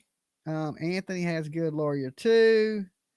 The jury will be back in 2 hours. Danny didn't do it because she would have said something. The prosecution has rested. I'm 63-year-old granny, says Dreamweaver too. Well, thank you there, Dreamweaver. Let me open the phone lines back up. I didn't even realize they were off. Okay, phone lines are back open. What do you think? What do you think? All right. I'm praying to little baby Jesus. Little baby Jesus, convict this lady of as much stuff as you can. That little baby didn't deserve that. Amen. Dolly. Hello. Can you hear me? Going once. Going twice. No sale. Okay, no sale. And they hung up. I didn't even have to hang up on them. Thank you. Save me a button click. I get arthritis in this button finger right here. You don't need that. It'd be hurting and all sore. I had to rub some, cream on it for arthritis. So I'm glad you hung up and didn't make me have to hang up on you. There's only 2 people who were in that room, and one of them hurt him, and they proved which one killed him, even got rid of him. Blackout because her temper gets too bad. Yeah, that's pretty damaging. I kind of think she is going to go free. She's definitely not going free. Okay, there's no chance of her going free. Dolly. Hey, Dolly, how you doing? I'm doing pretty good. Who's this? Where you calling from? This is Amber Lush. I'm calling from Kansas. Hey, Amber. Hey, so you have to forgive me. I'm a little out. I just had a major operation, but I think they definitely proved she did it. I can barely hear you, but okay. I'll try to speak up for you. Thank you. Yeah, I think they proved she did it. I would have liked them to kind of even just tell her theories. I know they're not really supposed to speculate, but even if they would have just let it slip accidentally and let somebody, strike it, but just to give the jury an idea of how, because I feel like they're going to be trying to wrap their mind around how. Yeah. And I'm hoping we don't get a hung jury because of that. Well, obviously, she threw the baby away. Gosh, I mean, how can you do that? How could you fucking do that? The jury is supposed to hold it against you when you don't testify, but people are human. They're going to have that in their mind. If I would have done it, I'd have been up there screaming, I didn't do it. Why ain't she? So that's exactly in the back of the jury's mind for sure. Yes, that's true too. But it also would have helped because, like you said, we're human. If they would have speculated on how, even though they're not supposed to, but speculated that way, they would know what the thought was. I wanted to hear that one agent say what her theory was, but yeah. I wish they would have cross-examined her, the state, and then let the judge strike it. Yeah, then they would. The jury hears it by the time they strike it. It's already out there. Mm-hmm. Billy Joe did not testify. Somebody asked in the chat. Nope. I know. I was waiting for that. Or Bubba. Oh, that's the dad, right? Yeah, Bubba didn't testify. Billy Joe didn't testify. The granddad didn't testify. Only person that cared about that baby was the babysitter and Danny. And it breaks my heart. I still think that's the motive was Danny. She's pissed at Danny because Danny left him. And he was probably saying, Danny, Danny.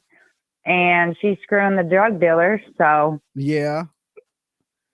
I don't know. Or he was crying, wanting out that playpen that they had him in all the time, and she got aggravated and did something to him, because he was crying. She did something. She's on that coke and it made her angry, and she didn't care about him. Heartbreaking. Yeah, I agree.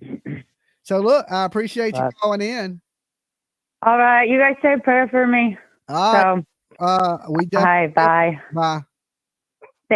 Okay, so she had a little surgery. A lot of surgeries going around lately. Everybody got to take good care of themselves. Our lives are important here. So take the best care of yourself that you can. Even me, right? So my doctor said my results take about 24 hours. I haven't heard from them. So I've taken that as a good sign that everything is okay with me. And then, of course, I have another heart doctor appointment in about 30 days. Okay, we are back.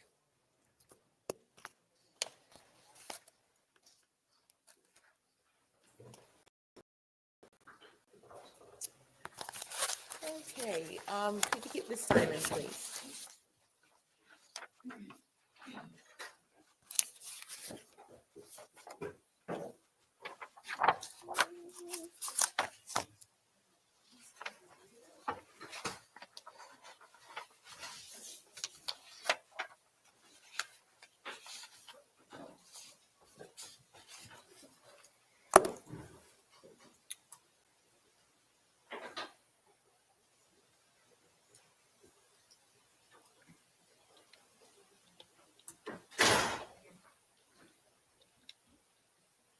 Okay, so we're back on the record in SPCR 22-03364J6. Ms. Simon is present with her counsel. Counsel for the state is present as well as Detective Lemons. Is there anything that we need to take up before we bring the jury back in? Okay. Is the plan then to bring the jury out and have the defense rest and present? Yes. Send the jury home and talk about charges? Yes. Okay, thank you. That was so succinctly put. Thank you. Bring in the jurors, please.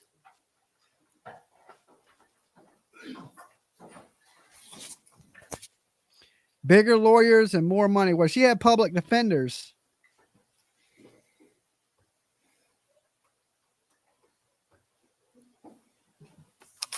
The defense don't have any witnesses. What witnesses could they have that are better than the Quantico witnesses?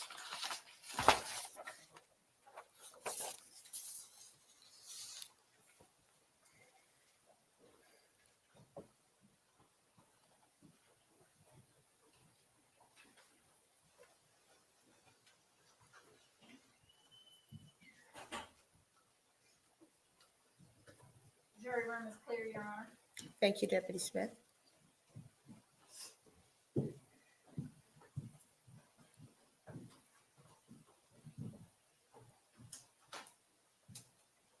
All right, ladies and gentlemen, please have a seat.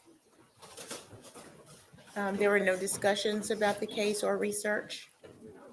All right, very well. Mr. Hilliard? No, the defense rests.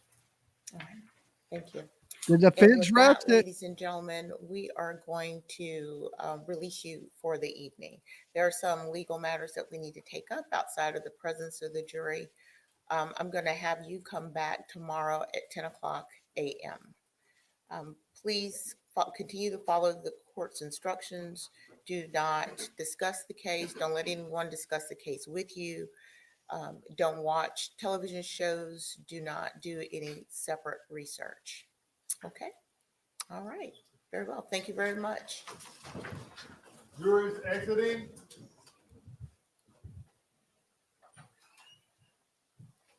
I guess closing arguments will be tomorrow.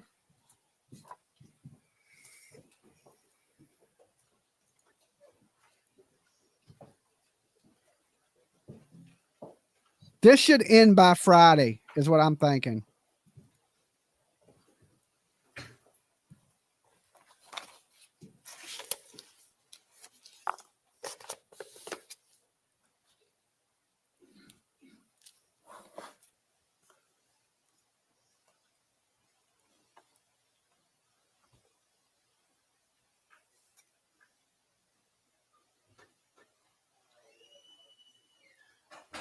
Please have a seat. Clear, Your Honor. Thank you. Thank you, Smith. Okay.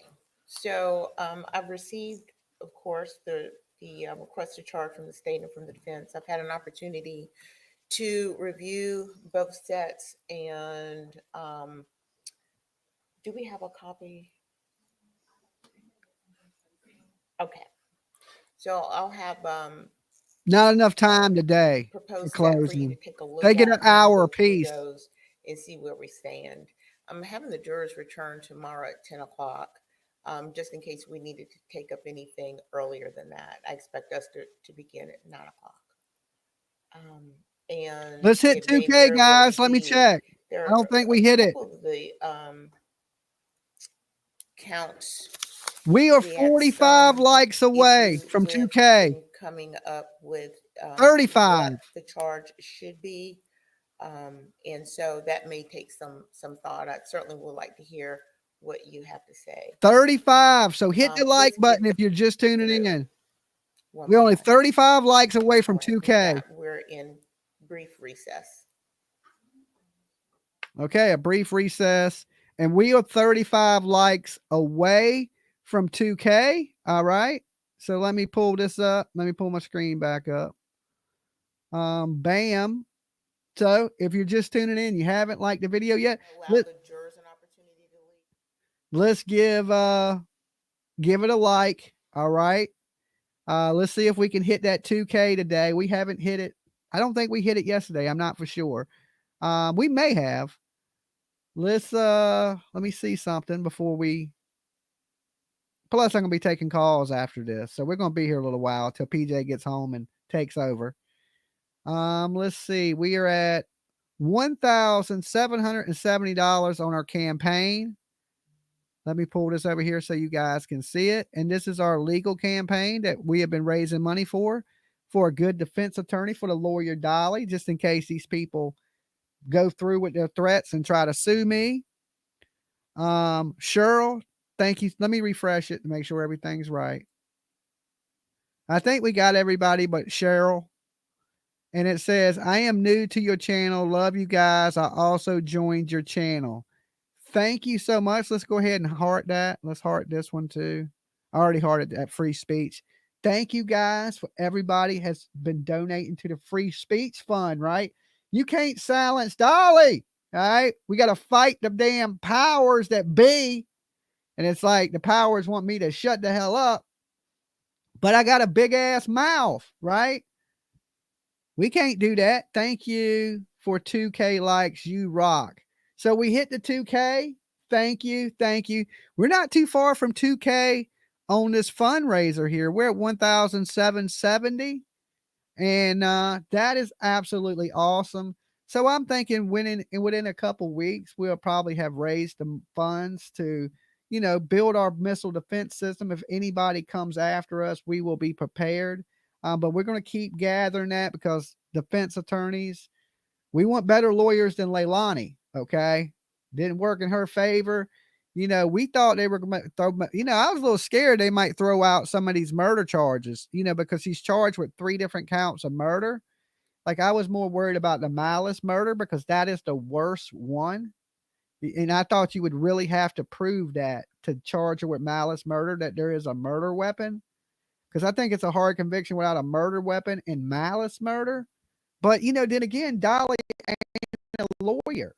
That's why I don't really know the legal system completely. That's why I hire attorneys. That's why we're fundraising now is, if anybody comes after me, Dolly don't want to have to defend itself, when there's people out there that are experts in the law. So we stick to the experts and let them, settle all this other stuff that's going on behind the scenes. In this injunction that these people have out here against YouTubers, one person has wrote back and motioned the court to stop the injunction, and that is FS Investigates. Okay. Apparently they did a news story on him and him. What he's alleging is that he's the only person really official PI that's looking for this child. Now, we may go over some of that, what he's alleging, or just play the news interview from it. But of course, tonight, me and PJ will be back to talk true crime. Court during the day, true crime at night. And if this case ends, we're going to jump right into the Sarah Boone case, other cases that are coming up. So you get Judge Dolly for a little while in the mornings, right? I done got used to doing court during the day. All right, we done been here for weeks now. I kind of in the routine, right? So we're going to continue to follow some of these major court cases with you guys during the day. And we're going to do true crime at night. All right. So you get Dolly Court TV during the day and you get Dolly True Crime at night. And this has been a pretty quick case. I tried, PJ thought 3 weeks. I was thinking a week. Okay. But what happens is it's somewhere in the middle. I'm hoping this will wrap up by Friday. Let me open the phone lines because we got a little recess going on. And like, I just want to thank you guys, everybody that's liked the videos, everybody that super chatted, everybody that hit up our campaign to help us fight for freedom of speech. Thank you guys. And everybody that's here, big virtual hugs to you. Thanks for putting up with my face. Okay. Because that's hard enough. You got to look at Leilani's ugly ass face. And on top of that, you got to look at my ugly ass face. Dolly. Hey, Doll. Hey, Melanie. How you doing, sweetie? I'm living my best life, Melanie. Living my best life. The American dream. Yeah. Give out Nugget a happy birthday shout. Give who a happy birthday shout? Nugget. Nugget. Nugget. Her birthday was yesterday. Okay, well, Nugget. Happy birthday to Nugget. I hope they had a great birthday, Melanie. She did. She did. Awesome. The chat says they love you, Melanie. Oh, I love the chat, y'all. Thank you. Awesome. So what do you think about everything that's going on today, Melanie? I think she's guilty. A lot of people do. A lot of people Yeah. I think she's guilty too. Do you think they've done enough to prove she's guilty? No. Oh, well. Hey, can't win them all. Well, let's hope they convict her anyway, okay? Yeah, I hope they do. Yeah, I mean, even if they didn't prove the case, I still hope they get her with it. Yeah. Yeah, I do, let's hope for the best. Say a little prayer to little baby Jesus or big Jesus or medium-sized Jesus, whatever Jesus you believe in. Let's all throw a little prayer out there that there is real justice for baby Q, baby Quinton. Yeah. This week, so we can celebrate. If she is convicted, we're going to have a little Dolly party. Maybe I do a little giveaway where I give some things away and all that. Yeah. It's in celebration of this lady going down. Yeah, you're going down. Right? That's what we got to all say it. We got to say it together on 3. 1, 2, 3, Melanie. She's going down. Down. Okay, you kind of left me out there, Melanie, by myself. All right. I thought we were tighter than that. Thought we were tighter, Melanie. We were right on time with each other. You must have never played music in your life, Melanie. You must no rhythm. Don't worry, we'll get you some white stripe or red. Okay. Is that to be a red stripe, white stripe, giving white people rhythm for like 25 years?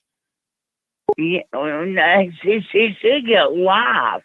She's gonna get life, Melanie. We're gonna make sure of it. All right. You be good, Melanie.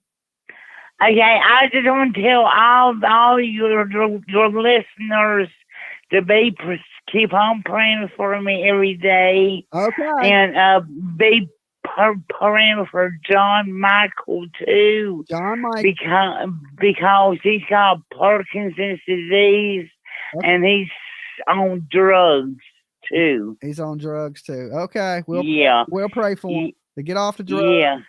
And be killed of the Parkinson's. Yeah, that's right. All right. Hey, PJ. All right. You be good, Melanie. Hey, I love y'all. Love you. Peace. Peace. Now, when you got Parkinson's, like, Michael J. Fox had Parkinson's, and sometimes that might help you a little bit if you need it. Just don't be doing street drugs and then have that condition. That'd be bad. Dolly. Hello. Hello. Hey. Hey, this is April from Jacksonville, Florida. I'm originally from Savannah, but I'm new to Jacksonville, and I was calling because I wanted to ask about, did they by chance put anything in there about the journal? Okay, you're really low on your volume. Could you say that one more time? Did they ever bring up the journal? Did they ever bring up the journals? No, because they were scared to talk about Dolly because I was all in the journals. Okay. So no, they never brought up the journals, but they made a big deal about the journals before this case started. And then we didn't hear one thing about them.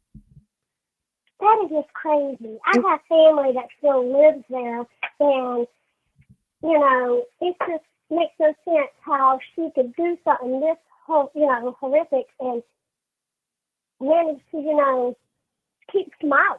Yeah. And one thing about those journals that I want to touch on is they asked Billy Joe, instead of them going to the house like good police and getting the journals, they asked Billy Joe to hand them journals over. And if a journal had said something in it that was damaging your kid, you would rip that page out. Exactly. I love I my agree. daughter. I mean, I would tear a page out. I hate to admit it, but I would.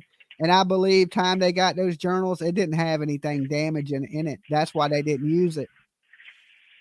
Exactly. I see. I'm a mother of 3, and my oldest is 20, and then I got special needs, a son that's 15 and a 14-year-old little girl. And I'm gonna tell you, I'd do anything in this world for my children. But if they're guilty, they're guilty. Yeah, well, That's how it is. I'm not gonna, I mean, if it was just as easy as tearing a page out, I mean, maybe I wouldn't, but I honestly think I would because I love my kids so much. And I pray to God she would never do nothing like that to put me in a situation like that. But I mean, I think I would. And I know Billy Joe would because Billy Joe is a drug addict herself and, a former prostitute, drug addict, criminal. So, she would tear a page out that book for her kid. oh, hell yeah. 100%. Yeah, so I don't think it had nothing incriminating in it, and that's why they didn't bring it up. Right. I do appreciate it. That's all I really wanted to ask was about the journals because it just seemed a little odd that they did not bring it up. Yeah. When that could have been real good evidence right there. Yeah, definitely. And definitely to show her mindset of what kind of mental state she was in at the time. Yes, sir. Hopefully the drug dealer, though, hopefully he squealed, and we just don't know what he said right now. Hopefully he squealed, and we'll find out in the long run. Yeah. All right. Well, look, you stay blessed, and it was great talking to you. Same to you. All right. Bye-bye. Bye-bye. All right. She had a really soft voice. Okay. Made it a little difficult to hear it. I only got one headphone on, so I'm not screaming. Sometimes when I got both headphones on, I can't tell how loud I am. And I scream a lot so I can hear myself talk. I don't know why I got to hear myself talk, but apparently I do. So, we're at a short recess right now. Her unalive video thought was her video diary journal. No, that was a video she shot that she was sending to, Danny to make Danny be like, baby, don't do it.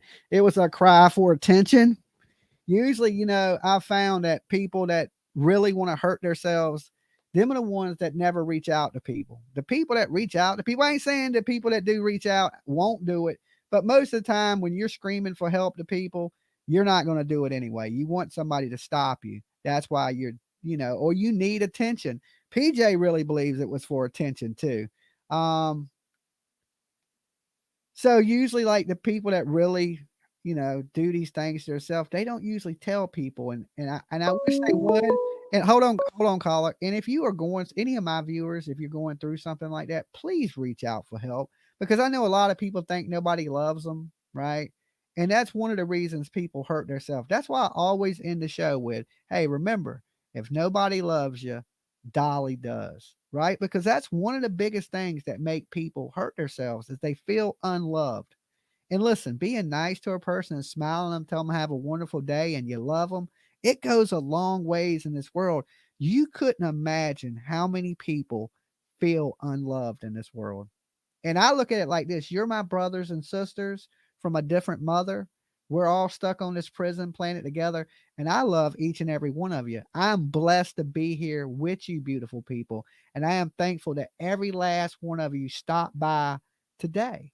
Okay. And being nice to people goes so far because you never know what's going on in somebody's life. Okay. You don't want to be mean to somebody. The next thing you know, you're on their kill list, or You could be the person that tells people, hey, have a wonderful day. You know, we love you. And they were on the edge and about to jump. You don't know, because the people that are usually like that, they don't tell anybody, right? They hold that in and they bottle it up to something bad happens. You know, I have a nice day. I hope you have a wonderful day. You're beautiful. You're an awesome soul. That stuff goes a long way in this world. And if you can put a smile on somebody's face, you have almost worked a miracle, right? That's one of the good deeds you can do in a day. It's just put a smile on somebody else's face. Think about somebody other than yourself, and that's giving out blessings right there. Okay. And when you do good stuff in this world, and I found this out, when you do bad, karma bites you in the ass hard, right? But when you do good, good things come to you so much. Preach, Dolly. I am. See, like that $2 just came to me, right? That's going to help Dolly out. That helps them light bills. And that's from being a good soul, trying to put some good out into the universe. And when you do this, I'm telling you, it's going to come back to you sevenfold, right?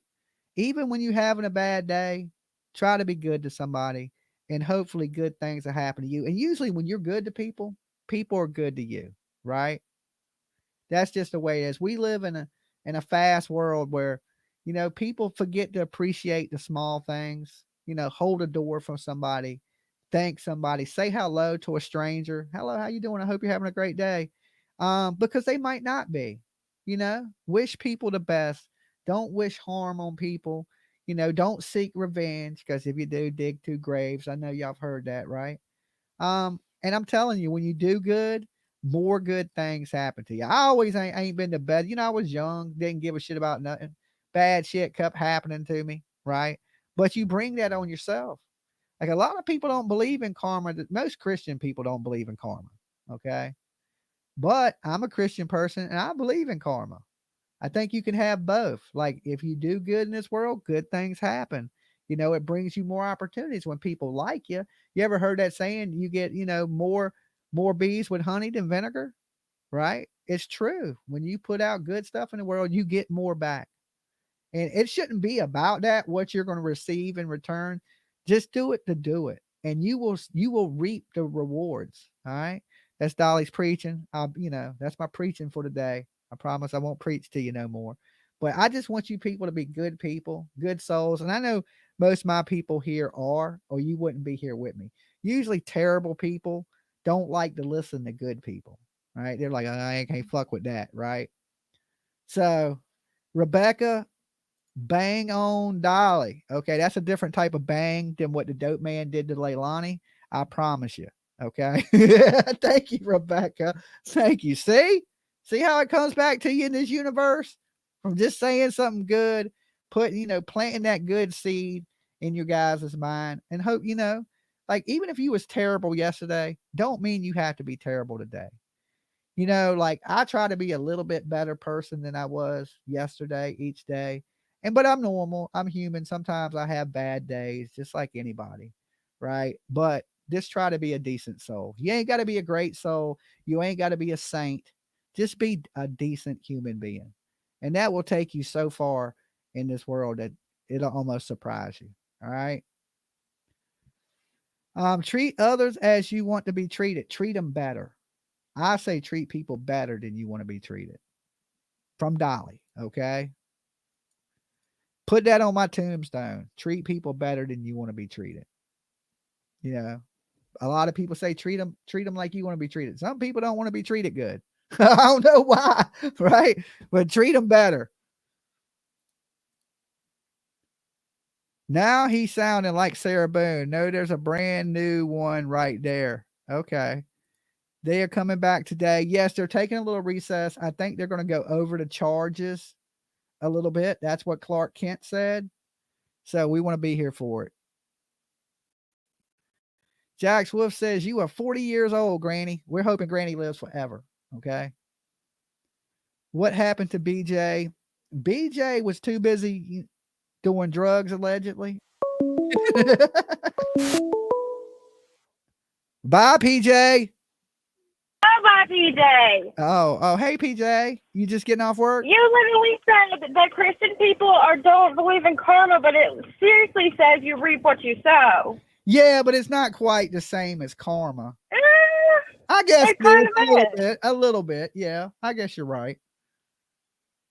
And what are we waiting for? They're going to read out. I think they might drop one of the charges for murder, but I think that they have them all there so that they can decide which one they want to pin her on. Yeah. Well, you can't find her guilty for 3 counts of murder when she only murdered one person. Yeah, but I'm trying to think. Have we seen a case where it's been more than one murder charge on one? The Delta case right now has 2 sets of murders for both girls, which that case is falling apart. Holy moly. Yeah, well, we knew that from the beginning because it's so strange and so many people involved, and No, but it's even worse. It's worse than you ever thought. Jimmy, it literally, the girl down the hill or whatever, that's not heard in the clip. The man in the background is like so far away that you literally have to zoom in and edit the video to get to see the man. It's like there's something really wrong with that case. Yeah, I mean, I've been screaming that from the beginning. I if you look at me, I've said, hey, this man is innocent from the beginning. I thought you said that he was guilty last time we had this conversation a couple months ago. Keegan Kline has always been my #1 suspect in the disappearance. Yeah, I know that. And the one that was stalking that other girl. And he is the one that had the CP on his computer, a bunch of it, and he's sitting in jail right now for it never getting out. I believe that is our killer. And that's why. So why are they so hard up to pin it on Richard Allen then? I don't know. Like they needed a fall guy, and I thought they would have a better chance of just throwing it right on Keegan, because you get in there and you tell the jury, hey, he has all this child stuff on his computer. He has talked to these people on the computer. He is Anthony Shots, and boom, he's done. I don't know why they pin it on Richard Allen, because he's crazy and said he did it. That's the only reason. He didn't say he did it until he was put into freaking solitary and was there for a set time. And then he sounds like he was in psychosis. And so at that point in time, you can't say he confessed to a damn thing, because he's out of his mind at that point. Yeah. Well, he did. If he had confessed before that. He confessed to being at the bridge, but then he said he left before it occurred, but he probably. And they have evidence. They have evidence of him being gone before the alleged incident. Yeah. They're going to show that. But also, his confession, they were allowed to transcribe one of his alleged exhibits, evidence pieces. I got to talk about that later. Okay. All right, bye. I didn't realize I had it paused, guys. Previous statements were voluntarily made. Right. The November 21st statement was a custodial statement, which is why the Jackson dinners and other voluntary questions have to be correct. Thank you, Mr. Clarification with the parties, like for on page 8, for it to say something like statements of defendant prior to November 21st, 2023. I mean, I just think maybe some clarification or some other language in here to clarify for the jury that everything with voluntariness is included in addition to the additional stuff that comes after the statement for November 21st, 2022. With like the Constitution. You can take calls when you get here, PJ. To me, I think page 8 looks good, because the jury does have to find voluntariness for all the statements. Right. I think the only suggestion I would make is on page 9, when you get the statement of defendant made on November 21. I think the bit on lines 4 and 5 where it says if the statement was given in custody, I think the if part is weird there to me, when we're both agreeing that it was given in custody. Makes it a little confusing. So I think your suggestion is to take that that in the take that out. If the statement was given in custody, just take it out. Just take that out and say maybe the Give me one moment, please. Sorry. You can take over when you get here. Take some calls from the people. Talk about the case. Yes. I mean, because that's what the pattern, Yes. suggested pattern charges say, is that voluntary and then the constitutional rights. Right. This is exactly what I was suggesting. This is like exactly what I contemplated in the requested instructions. So I'll just remove that, if the statement was given in custody, since this is specifically directed towards the November 21st. Right. Statement. I don't have an issue with whether custodial statement. Okay. So we all agree with that. All right, moving on to constitutional rights. Any issue there? I mean, the if part at the outset is that's sort of like the same deal as the last part. You know, maybe it should say because the allegedly, you know, because the alleged November 21, 2022 statement was made while in custody as a result of police questioning. So Simpler, how about if the statement was made while in custody? Ms. Parker, if you'll just bend that microphone. To simplify that, how about if the statement was made while in custody? Since we're not really asking them to find whether it was or not. Okay. Yeah, I'm not asking them to, but yeah, this is only as it relates to the November 21st statement. Right? That's the only one. Yeah, if it's just for that statement, that's fine.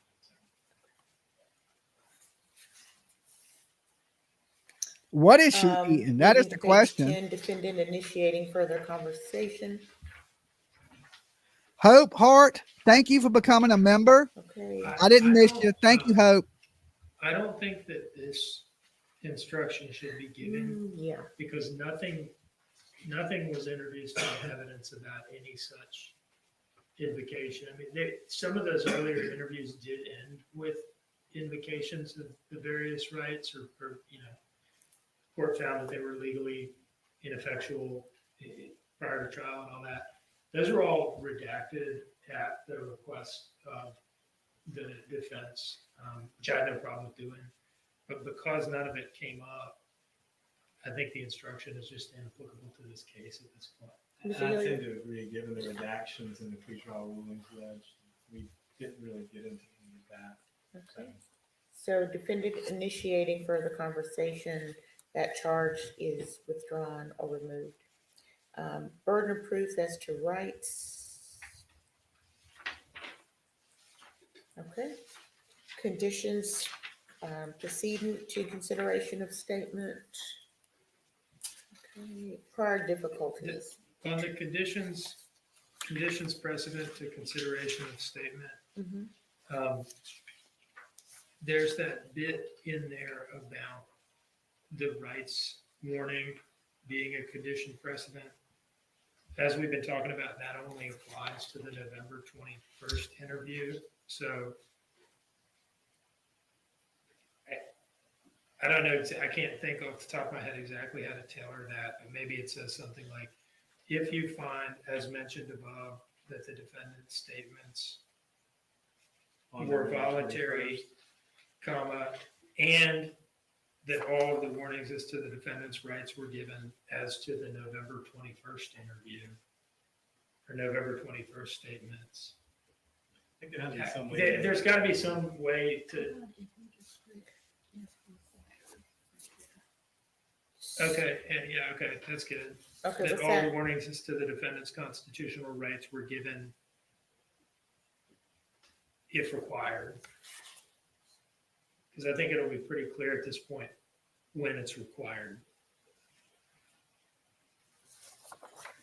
Are you okay with that, Mr. Hilliard? I am, Judge. I mean, we're speaking of the November 21st statement, and I think that we all agree, but as long as we find some way to tailor them, because we don't want to confuse them. So that is the most important thing. And then that same point would apply to the top of page 11. If you fail to find that the defendant was properly informed of her rights, where required.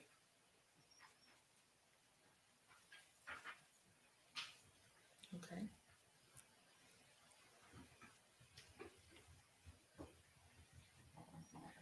All right. We'll make those changes. Moving then to the next charge, prior difficulties between parties. No issue with that, Your Honor. Okay, Mr. Hilliard? I would object to that, Judge. If I'm going to, I mean, there wasn't really a prior difficulty. It comes back to whether or not, I mean, I just don't see it as a prior difficulty. Prior difficulty is usually between some sort of incident between the two subjects. I just don't, that charge isn't made for that. So I would object to that being included. I think the difficulty here goes back to what we talked about earlier. There were witnesses that testified about what they observed as the interactions between the defendant and Quinton. And this does take some tailoring. Mr. Dean? I think that charge has to be in here. I think definitely, I mean, typically it comes up more in like adult domestic violence cases, but it comes up in child abuse cases all the time. I think definitionally, the incidents that Talia Lacarda and some other people related, there just are prior difficulties under the law. And I think I worry about error if this charge is not included. I'm going to include the charge. Okay, identification, burden of proof. I don't think there is an issue with this one. DNA. Any issue with that one? No. No issue, Okay. Your Honor. All right, definition of crime, intent. No presumption of criminal intent. Presumptions and inferences. Okay, we are party to a crime here. There is, I'm sorry to, I hate to bring it up at the risk of sounding pedantic, but on 13, there's a typographical error in the bolded language presumption. I'll change it. Inferences. Okay. Not interferences. The old spell check got you there. And I read it as inferences, even though I looked at it. Yeah. And there are some references in when they reference the defendant, there's a he and a his. Yes. Yes. I will make sure that the pronouns are correct. Thank you.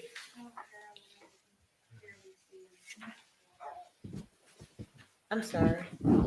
She said it doesn't really matter whether it says his or her, or, you know, the general stuff.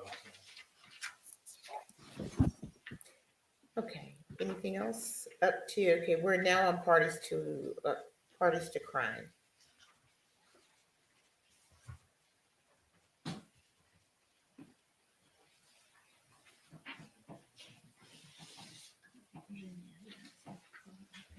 Yeah, I had a question on this one. I think Mr. Hilliard is yours. No, this was requested by the state. Okay. Yeah, I don't think there's evidence of that. No. I don't think there's evidence of number one and number two. I don't see it. Let me hear from the state. I'd like for it to stay in. Party to crime. Yes. Why? I don't think I've ever had a case where it wasn't given, and it allows for people. It allows for people who think, you know, perhaps somebody else was involved in some capacity. What does that mean for us with this defendant? I like it. Okay. Let me take a look at that. Go ahead, Mr. D. No one else is charged. The state's entire theory has been that my client did this alone.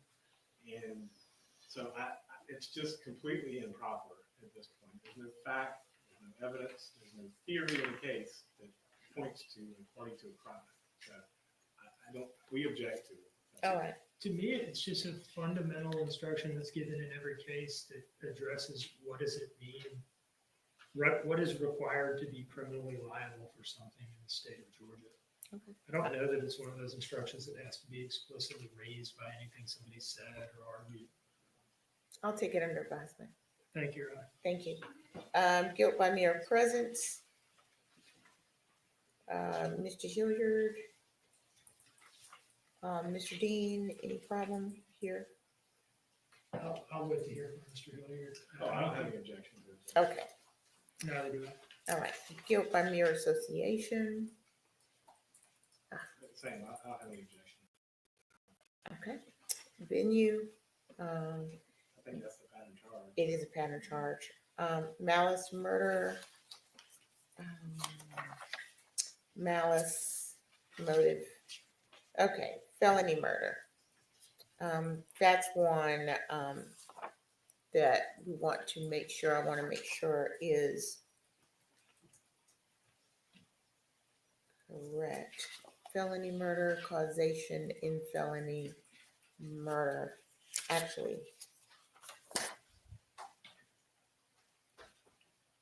that's essentially the pattern. The felony murder. These are from the latest, newest. Right. charges. Okay. Okay. Thank you. That wasn't it. The aggravated assault with an offensive weapon. So let me go back. Felony murder. Once I read it, I had a circle for some reason. It's a pattern, causation, and felony murder. Any issues with that? Felony Okay. murder, no objection. Concealing death. Simple assault generally. I think the simple assault has to be given. Yeah, it's by way of explanation. The aggravated assault with an offensive weapon.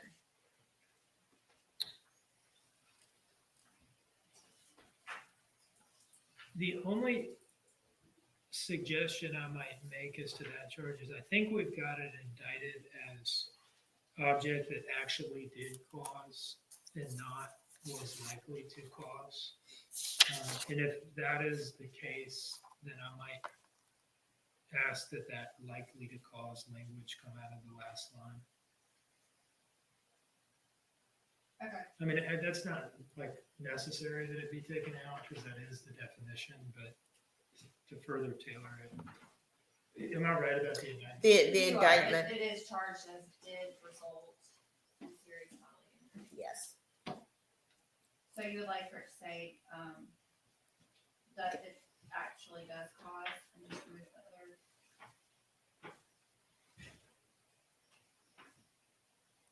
Yes. Mr. Hilliard. He wants it to say actually does cause versus likely to cause. An offensive weapon is any object that does cause, right? Or just say causes, I guess, Causes. since we're taking that out. Causes or actually does cause. And not just object that causes, Why don't we do that? object that causes. I think that's good. All right.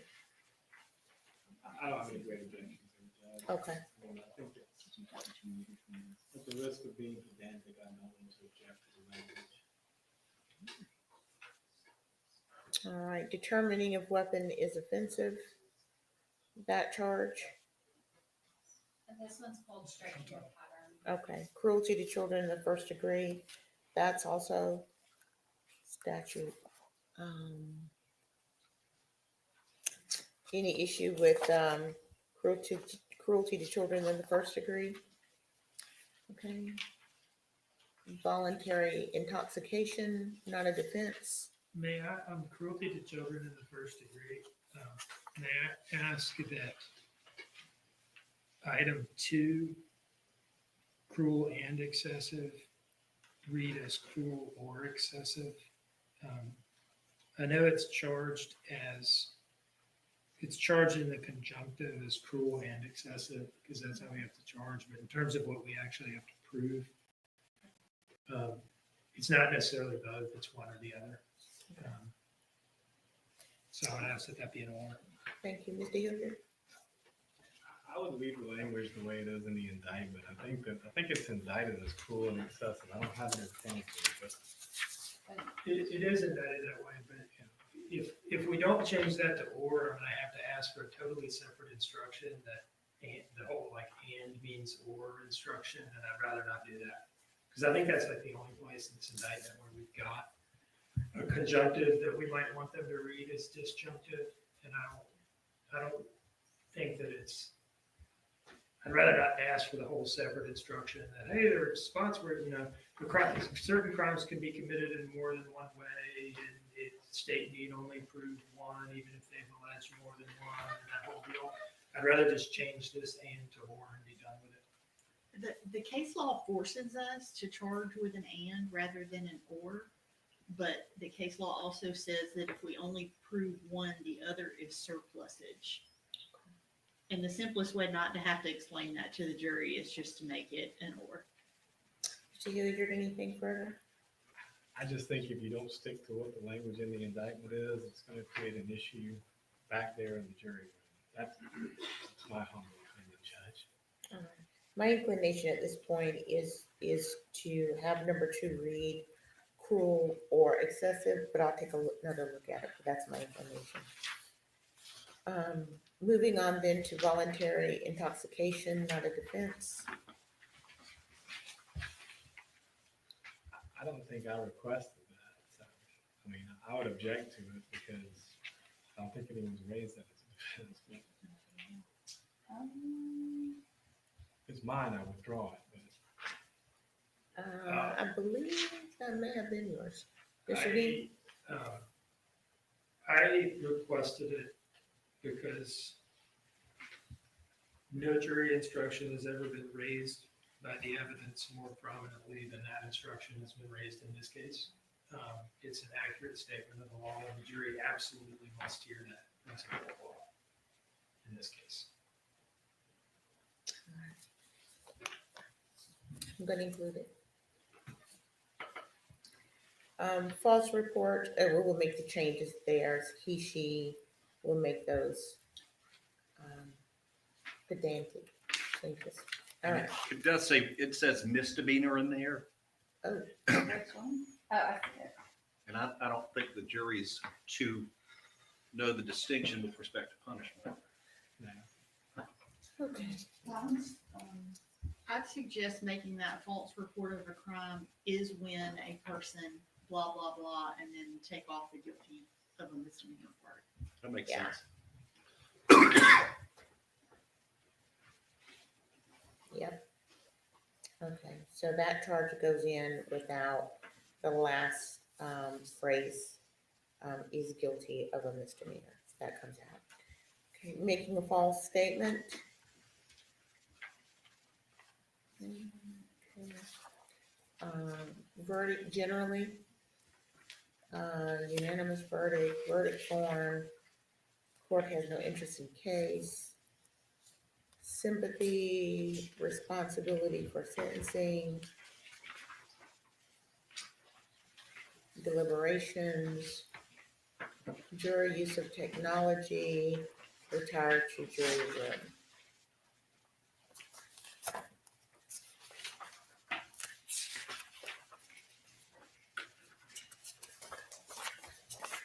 So going back through, page 3, grave suspicion, Mr. Hilliard would like that to remain. And I'm inclined to allow it to remain, maybe because there's not error. Although I agree with you, it's not necessary.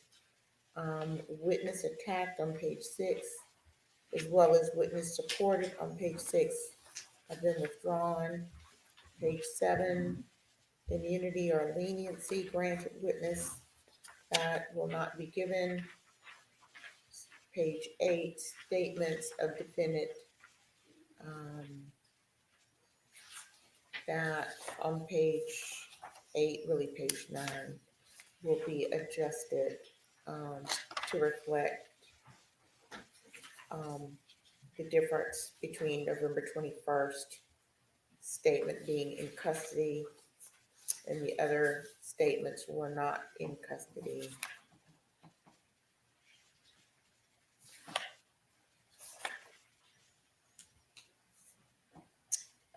Constitutional rights.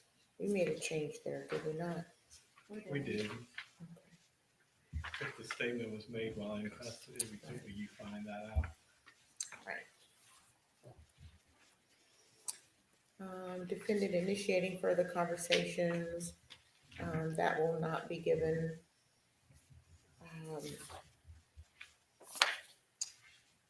Conditions proceeding to consideration of statement will reflect only as to the November 21st, 2024 statement. Prior difficulties will be given over objection. Page 13, inferences will be corrected in terms of the spelling. Page 14, parties to a crime or parties to crime. The state very much wants that there. The defense does not want that there. Want it given. I'm going to take a look at that. Allow me to revise my position. I don't very much want it there. I just. Okay. Thank you, Mr. Dean. So,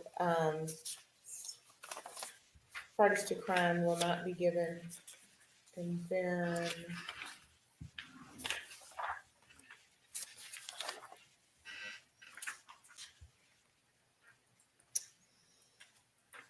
aggravated assault with an offensive weapon. Which page are you on? I'm sorry, page 18. Will be, the last line, I believe, is changed to an offensive weapon is any object that causes death or serious bodily injury if used against someone. Also on page 18, cruelty to children in the first degree. The number 2 enumeration is going to be cruel or excessive. Otherwise, it remains the same. Voluntary intoxication will be given over objection. False report of a crime, also on page 19, will be given except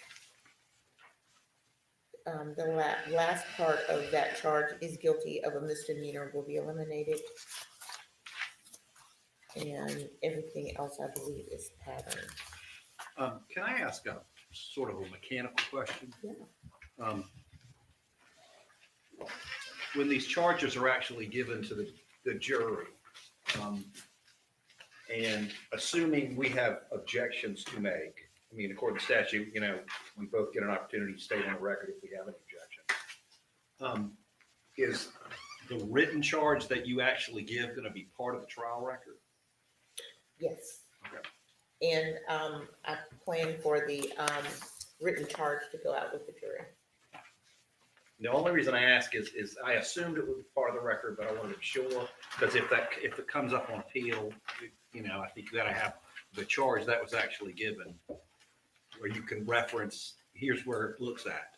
All right, well, here's where you can find it to see what we're talking about. Okay. Anything else regarding the jury instructions? Only one thing that I just noticed, Your Honor, and I could be misreading this, but on the bottom of page 19, making a false statement, I've tried to like diagram this sentence, and it appears to me it may not be a complete sentence, and I think it's probably because it was drafted from the statute, but I think it needs to say at the end something like commits the offense of making a false statement, or in the alternative, at the front end, it should say a person commits the offense of making a false statement when she knowingly and willfully That last construction makes sense to me. Yes. Yeah, that's It's fine. more clear.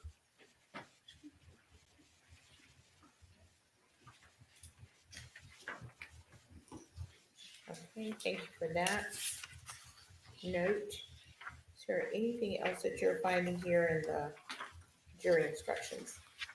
And of course, take a look at it. If anything else comes up, we can make change, we can discuss it and make changes as needed. But we're gonna have the jury charge, we believe it's gonna go out ready to go, and email you a copy for your review.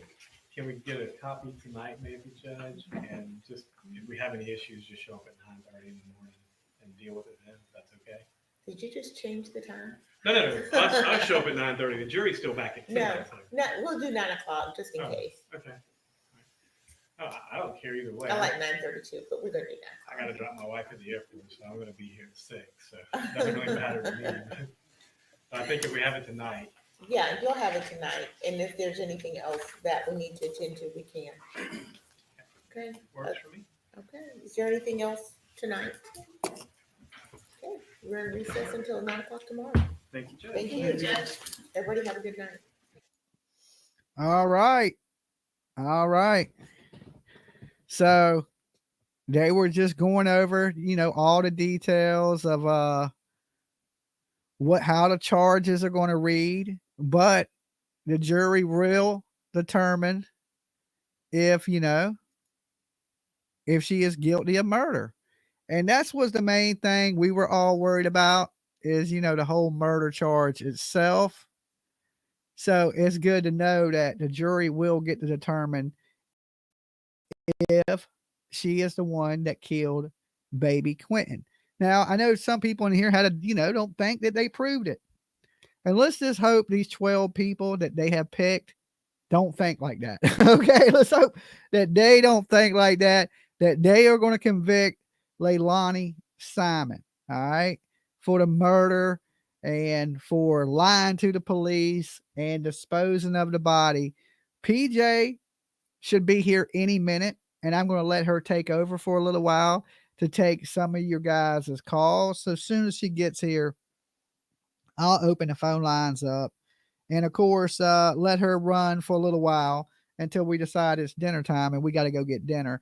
And then, of course, I will be back tonight with you guys to discuss true crime. Let me make sure I didn't miss anybody on our campaign. I want to thank you if you did donate, and the people that did donate today, I want to shout out one more time.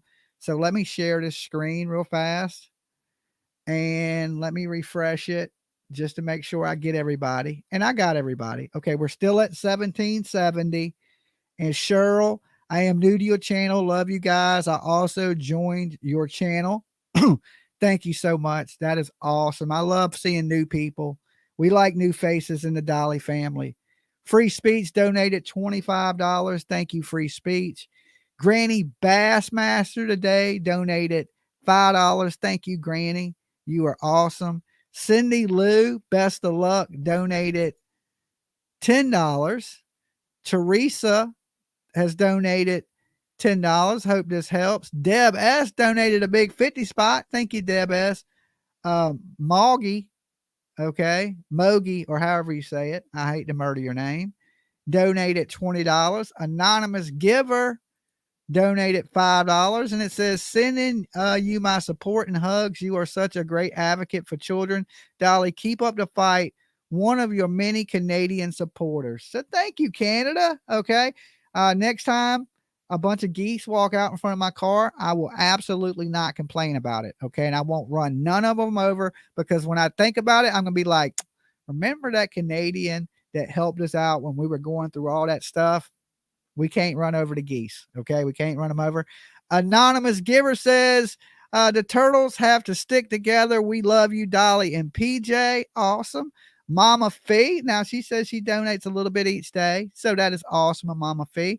And she says, love you, Dolly and PJ. And don't worry, you have a squad behind you. All right. 22 hours ago, Anonymous Giver says, go Dolly. All right. So that covers everybody for today. Thank you, guys. And listen, it all adds up. And we just want to be able, to defend ourselves just in case we're attacked by a foreign invader. All right. And when I mean foreign invader, I mean anybody that tries to come at Dolly for just his opinion. I haven't done nothing, in real life to any of these people, but try to help a missing kid. Now, it's crazy that the people I say have nothing to do with it are the ones threatening to come after me. Or they're making, let's say, Joe exotic threats. They ain't naming me. They're just naming my state, and they're going after true crime creators. And I guess TikTokers. Somebody could be right. Be like, Dolly, they could be talking about a TikToker from Virginia. I don't really know too much about TikTokers, right? But other people have alleged threats, and we don't really have time for the back and forth with people to go back and forth with who said what, did what. We need to protect ourselves no matter what. Dolly Vision, Cindy donated 100. Okay, Cindy. Thank you, Cindy. All right. So thank you guys. It's really going to help. And we'll continue this for a while. We still are going to bless people at Christmas this year. All right, because that comes out of our merch sales. 25% of the merch goes to blessing people this Christmas. So we're going to pick 3 to 5 families to bless at Christmas time. So we're going to buy their Christmas. I mean, we ain't not going to buy you a brand new Corvette or anything like that, but we'll get some of the things that you want, especially for children. Don't think you're 40 and I'm buying you Christmas. No, if you have kids and you're in need, we're going to buy your kids Christmas. Okay. So we usually help the kids. This is for kids. If you have kids, that's who it's for. It ain't for adults. All right. So we're going to bless a few kids this Christmas. No, wait. Last year we blessed one adult, but that was just with toiletries and basic necessities that they needed. They asked for some basic stuff because they had been in a car wreck. But the other 2 people, we bought Brandy Neal's family Christmas, and we brought a family in Savannah that was out there protesting Leilani their Christmas last year. All right. They have 2 autistic kids. Some of you may know them. We're not going to name them by name, but there was a family out there that had a couple autistic children, and we bought those kids Christmas too. So this year we hope to do more. That's why we've been pushing the merch and things like that, is so we can do more. Even with all this chaos going on where we need legal funds, we're still going to bless them people for Christmas. We're not stopping our Christmas wish because of threats, right? We're going to go ahead with that, and we'll just raise money because people understand freedom of speech, right? Fight the power. I think everybody gets that. It's our God-given right to say what we want to say. As long as our words are not hurting anybody or causing anybody to get hurt, we should be free to say what we want to say. At Jimmy, beats walking, right? Beats walking. Sarah, good idea. Turkey, toy chest, that's a great idea. So what we usually do is we put up our Christmas wish, right? We get letters in December, and we pick from those letters. And what we do is we go in and buy the big gifts, and the little gifts that they want, we put up on an Amazon wish list, and we let some of the turtles grab those gifts. But I usually buy the major gifts. Like say a kid wants something that's a couple $100. I usually go in and buy that. And then the smaller things, I'll let some of you guys purchase. Well, I don't let you. You do it. On your own. I don't let you do it. But from the kindness of your hearts, people do that. And that's how we fill everybody's Christmas wish list. And so far, everybody that has made a wish list for what we did, we wiped out their whole wish list. So they got everything on the wish list between me and the Turtle Gang. Okay. So we hope that we did that. Like I said, 3 people last year. We hope to do 5 this year. Can't make no promises. It depends on how sales go on merchandise. And then we'll know exactly when it gets close to Christmas how many people we'll be able to help. But we know we're helping 3 families this year for sure. Okay. But we hope to help 5. So we want to do it just what we did. And every year we want to up it. So if this year, if we help 5, next year we want to help 8. Okay. And then 10, like that. We want every year we want to be able to do more and more as the channel grows and stuff like that. So I think that's a good way to give back to the community and help some kids, right? Because look, times are hard for everybody.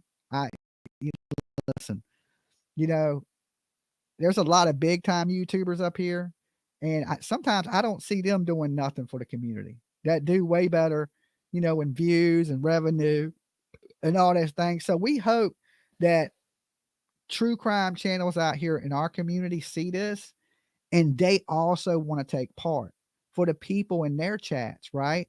So if you're watching this and you're another true crime creator, think about helping the community this Christmas and what you can do to help. Okay. Some people do toys for tots. Okay. They raise, and I ain't knocking anybody, right? Some people do toys for tots, but think about what Dolly's doing and see if you can do something similar, right? Because listen, if we bless 5 people and you bless a couple people and this channel bless another channel blesses a couple people, then there's a bunch of people in the true crime community to get blessed this Christmas. So I'm hoping people see this. A lot of people copy me on YouTube anyway. Copy this. Copy the good that I do. Don't copy the bad. Okay. Stick to the good stuff I do and copy that. All right. So I love to see people go, hey, Dolly, I want to get on that same train as you. I want to do something good for the true crime community. Right. Let me, do exactly what you're doing. And I think it would be awesome. So if you're going to copy me out there, and I've seen some people copy Dolly, what Dolly does, and, all that good shit, right? Copy this, copy the good that I do. So PJ just walked in. So as soon as she gets back here, I'll let her take some of your calls because I know she has some things she wants to discuss in this case. So I took the dogs out just a little while ago.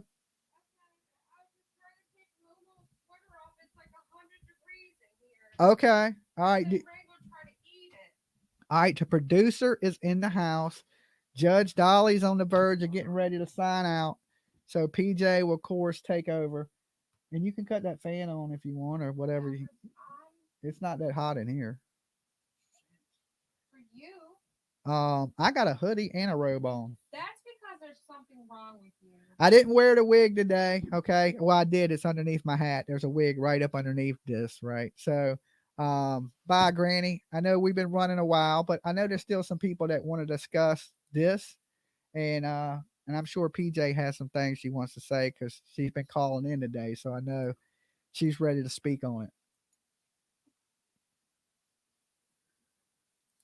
it. Defense lawyers are a special breed of nasty. I know. Sometimes they're necessary, though. I don't. Because look, right now we're raising funds to get a defense. So that's different.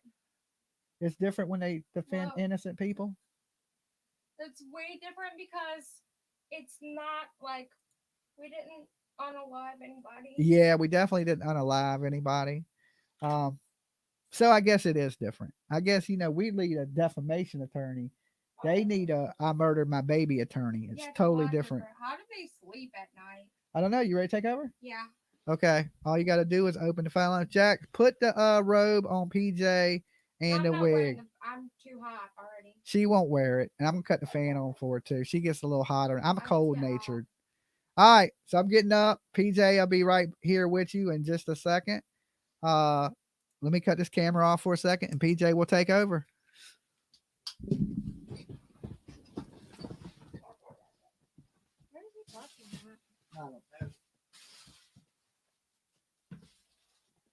You'll have to open the phone line. Okay. All I have to do is turn the do not disturb back off. Right?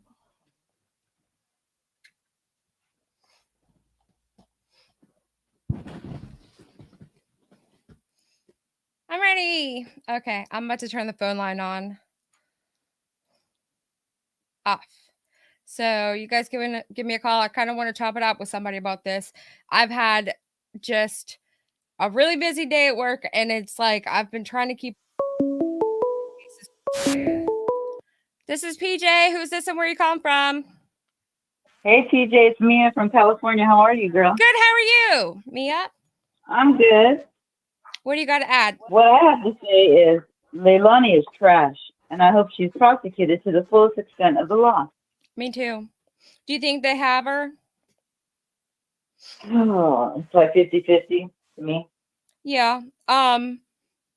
How do you think they're going to react if they do have her? Like, I already hear some stuff about appeals. Well, we don't care about that, right? We just want the conviction. I think that's the most important thing. I agree. What if they only convict her on the other stuff and then give her leniency on the murder? At least she's doing time for something, right? It could be worse. It could be completely exonerated.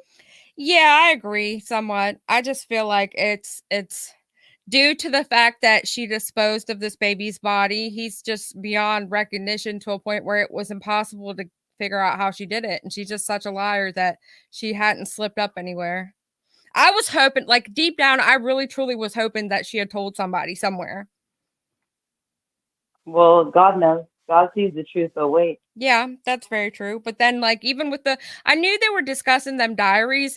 I thought from the very start they weren't ever going to bring those in because, like, wouldn't that be incriminating yourself? What are the diaries? Because I didn't watch that day. I don't think I watched that. What was going on with that? There was a summons or a motion for Billy Joe to bring in her diaries, and they were going to be utilized as evidence. They didn't say much else to it, but everybody was just alluding to what she possibly could have said or how her mind state was and what she was writing down. Wouldn't that have been considered a hearsay anyways? Yeah. Well, clearly they didn't need them or they didn't bring them in for a reason, so... Well, hopefully, the Lord will impart his righteous judgment, his justice. All we can do is lift that baby up, that his justice is served on earth.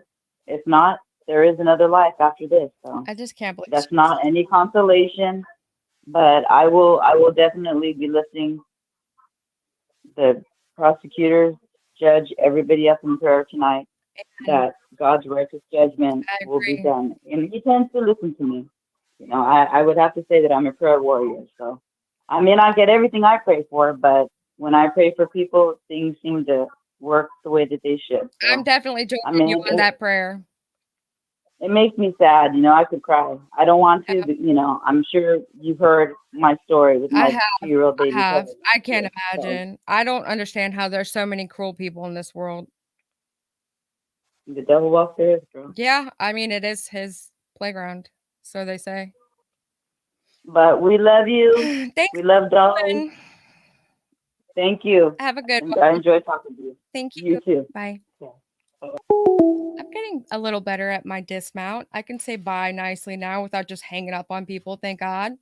You're getting better. I was real bad. I felt so bad before because I would just hang up and then be like, okay, bye. This is PJ. Who's this and where are you calling from? PJ, Jack Wolf. Hey, Jax, what's up?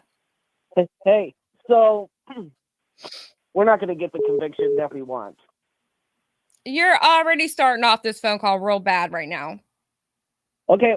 So the reason I'm saying that is the prosecution did not actually prove that she killed him. And so I'm thinking that's why the defense isn't fighting anything, because they did not prove that she caused his death. You get what I mean? I do, but I don't, because to me, it's only logical that she killed him, because how else did he, It is logical, but where's the proof is where in the court of law. You know what I mean? I mean, she destroyed it by throwing him in the trash. They can get her on that, but can they get her on the murder charge is the question. They have her on other things, at least neglect. I mean, right? she was beating that baby in front of just random people in the street. So Right. who's to say you're right. I mean, I guess you're right. No, well, I know what you mean. I'm just saying, in the court of law, they could not prove that she was the reason he died. Yeah. Right? We know of the abuse. Yeah. We know of the neglect. We know of the drugs. Yeah. We know of all of this. But when it comes to proof, like from scientific proof, the autopsy, mom did this, we don't have that. Right. I get what you're saying. So who else And did it's logical. What's that? So how did he die then? If let's say there's no proof. We know she did it and there's no proof. And so then we just not give her nothing. How does that work? No. Not get her nothing. She'll probably have the neglect. She'll have the abuse. she could get manslaughter. Yeah. I mean, but they still have to prove. They still have to prove what happened. She's still going to get some years. Yeah. But the conviction we want is murder, and I don't think we're going to get her on murder. Yeah. What about the 2 hours she admitted that she didn't even know what the hell she did? Yeah, that's true too. I mean, she doesn't. Did anybody see her in those 2 hours? They were all asleep. That's why nobody else could have did it. Oh, right. So, I mean, even if she didn't know what she did, you know, that's the same thing with the Sarah Boone case. She forgot he was in the suitcase. No, she didn't. I know. That's what I'm saying. That's what she says. So this case kind of hits home because my goddaughter, who is special needs because of shaken baby syndrome from the baby. Oh, wow. Yeah. She almost died, but she didn't die. But the lady got convicted and spent 16 years, Patty, 14 years in prison. She's out now and has her own kids. Oh, God. If That's she what would we have don't died, want. no, if she would have died, she would have got life. But now she's 20 years old and over there singing music. But, you know, she's got cerebral palsy now because of shaken baby syndrome. Yeah. That's terrible. But, yeah, so now he will, Quinton. Fine. What's that? Mimi said to check my blood pressure. My blood pressure's fine. I run like this. This is probably, my blood pressure is probably low. Okay. Sorry. Yeah. So no, you're good. So yeah. Quinton was 20 months. Yeah. The thing, but like I said, we want the conviction of murder. It's logical that she did murder him. There was the abuse. I mean, the everything. circumstantial evidence proves that she did it. Right. I think convict on circumstantial evidence. Probably not. Mm-hmm. It has to be beyond reasonable doubt. Is there doubt that she did murder him? Is there doubt that she was the... So the baby died, right? The baby died. So how did he die, right? So a lot of people, like they said, it can point fingers at somebody else. We all know she did it. Right. But that's because it's logical. It's just, you know, okay, we know mom did it. You know, we know there's the abuse, there's the drugs, there's all this. She didn't like that child. There's eyewitnesses that she didn't like the child, that she beat him. It's all logical. Yeah. But the proof is not there. And in a court of law, they want proof. Her phone is the only one that was still pinging around and moving. And there was a couple different things I thought that did kind of point to her being the only one awake. Right. And when you're on drugs, well, okay, so I've never been on drugs, but when you're on drugs, aren't there drugs that keep you up all night? Yeah, different things do different things for different people, and she was on everything. So, I mean, she did uppers, downers. She kind of just was all over the place. Yeah, now, I don't know if this is true. This is my opinion. I mean, but if she had bipolar, she could have had a manic moment where she was up all the time. I mean, with her anger and abuse and so on and so forth, I was wondering if she had bipolar. And I'm not saying that it's a mental thing. Like she didn't know right from wrong. That you can convict on circumstantial evidence. Thank God. See, I told you you were starting off this bad. I refuse to believe it. I see what you're saying though, but yeah, it's the proof that they want in court. I think that's why the defense is just resting. Because the prosecution didn't say she did it. You know what I mean? You know, they started when they indicted her, it never said they were going to show how she did it. They were just going to show you that she's the only one that could have done it. And that's exactly what they did. They didn't need to really prove it because to me, I think the witnesses proved everything I needed to know about all of her lies, her inconsistencies, and where she was, what she was doing, her pointing fingers at other people, and the other people that were there didn't do it. And I mean, even if the kid had an accident and she threw him away, let's say, I mean, that still has to be some type of serious charge, in my opinion. Yeah, that's the same thing with Casey Anthony. They said that Now we know Casey did it. Casey Well, Anthony yeah, did it. that's different. But they though. said that it was an accident that the baby drowned, and then she threw her away in the woods. Yeah. You know, I mean, they said, well, she didn't kill her, but she threw her away in the woods, but she still didn't get a charge. Yeah. You know, but we all know that's not what happened. Casey Anthony wasn't so- shown on video at a dumpster dumping her kid into the trash. Oh, see, I didn't know they had it on camera. They had know her that part. driving by it, and they had her cell phone GPS locator, and they had her stopped at the dumpsters. I believe that's what the drug dealer testified to, that his house or his area where she had met him at was nowhere near the dumpster, because I guess that was what they were Well, concerned about. then they can get her on that, and then they can get her on that she knew he died. Right. So she knew that he was dead, and when he was dead, she threw him away. So she has to know at least how he died, and logically, she did it. We all know that. Right. But so I saw a chatter say that the jury may be deadlocked What? because, yeah, I saw somebody in chat says because of, you know, lack of proof and stuff that the jury could become deadlocked.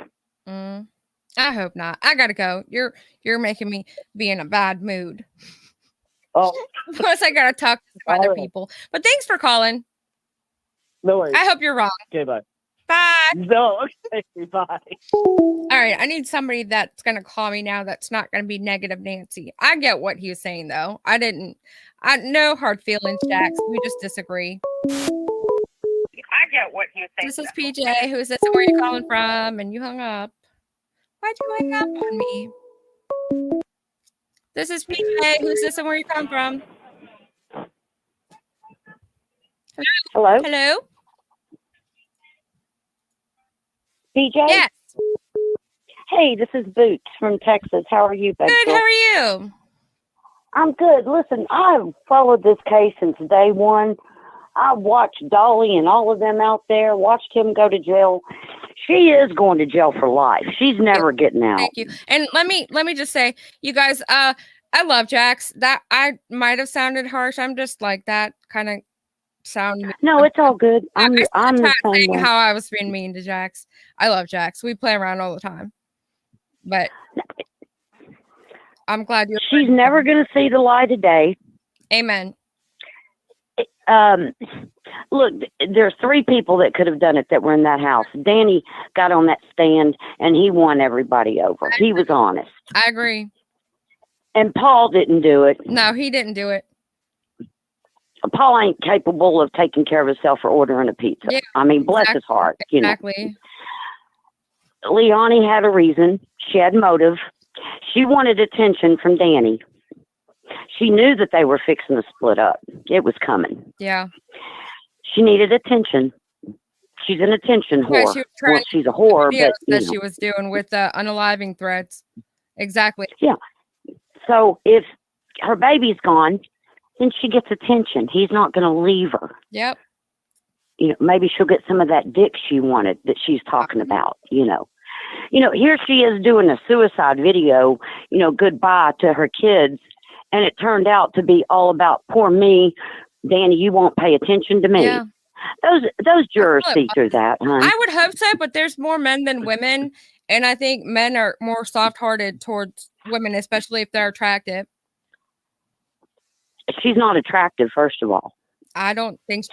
Second of all, they saw all those videos of her all drugged out, lying, her bullshit. What if they didn't understand what she was saying like we didn't? I didn't.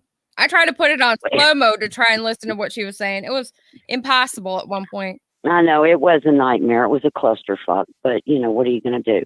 But she is definitely going now. I just want you to give this to Dolly for me. Okay. Tell Dolly that, you know, if God brings him to it, he's going to get him through it, to pick his battles, okay? Mm-hmm. And he's all this crap with the damn goofy feet people. That's nothing. They don't have a foot to stand on. Seriously. It's not the goofy feet that are doing it. It's the other side. It doesn't matter. They're all goofy feet. Okay. And nothing's going to come of it. Oh, They can't do a damn thing. I agree. It's just the thought of it, the idea of it, and the fact that they're intimidating with it is what I don't like. I'm actually the one that's kind of really pushing towards having someone, whether it's just like on, not on retainer, but like that's available right now. Cause it's just been, there's a lot of stuff that people don't know. And there's a lot of stuff that gets thrown at us and at him.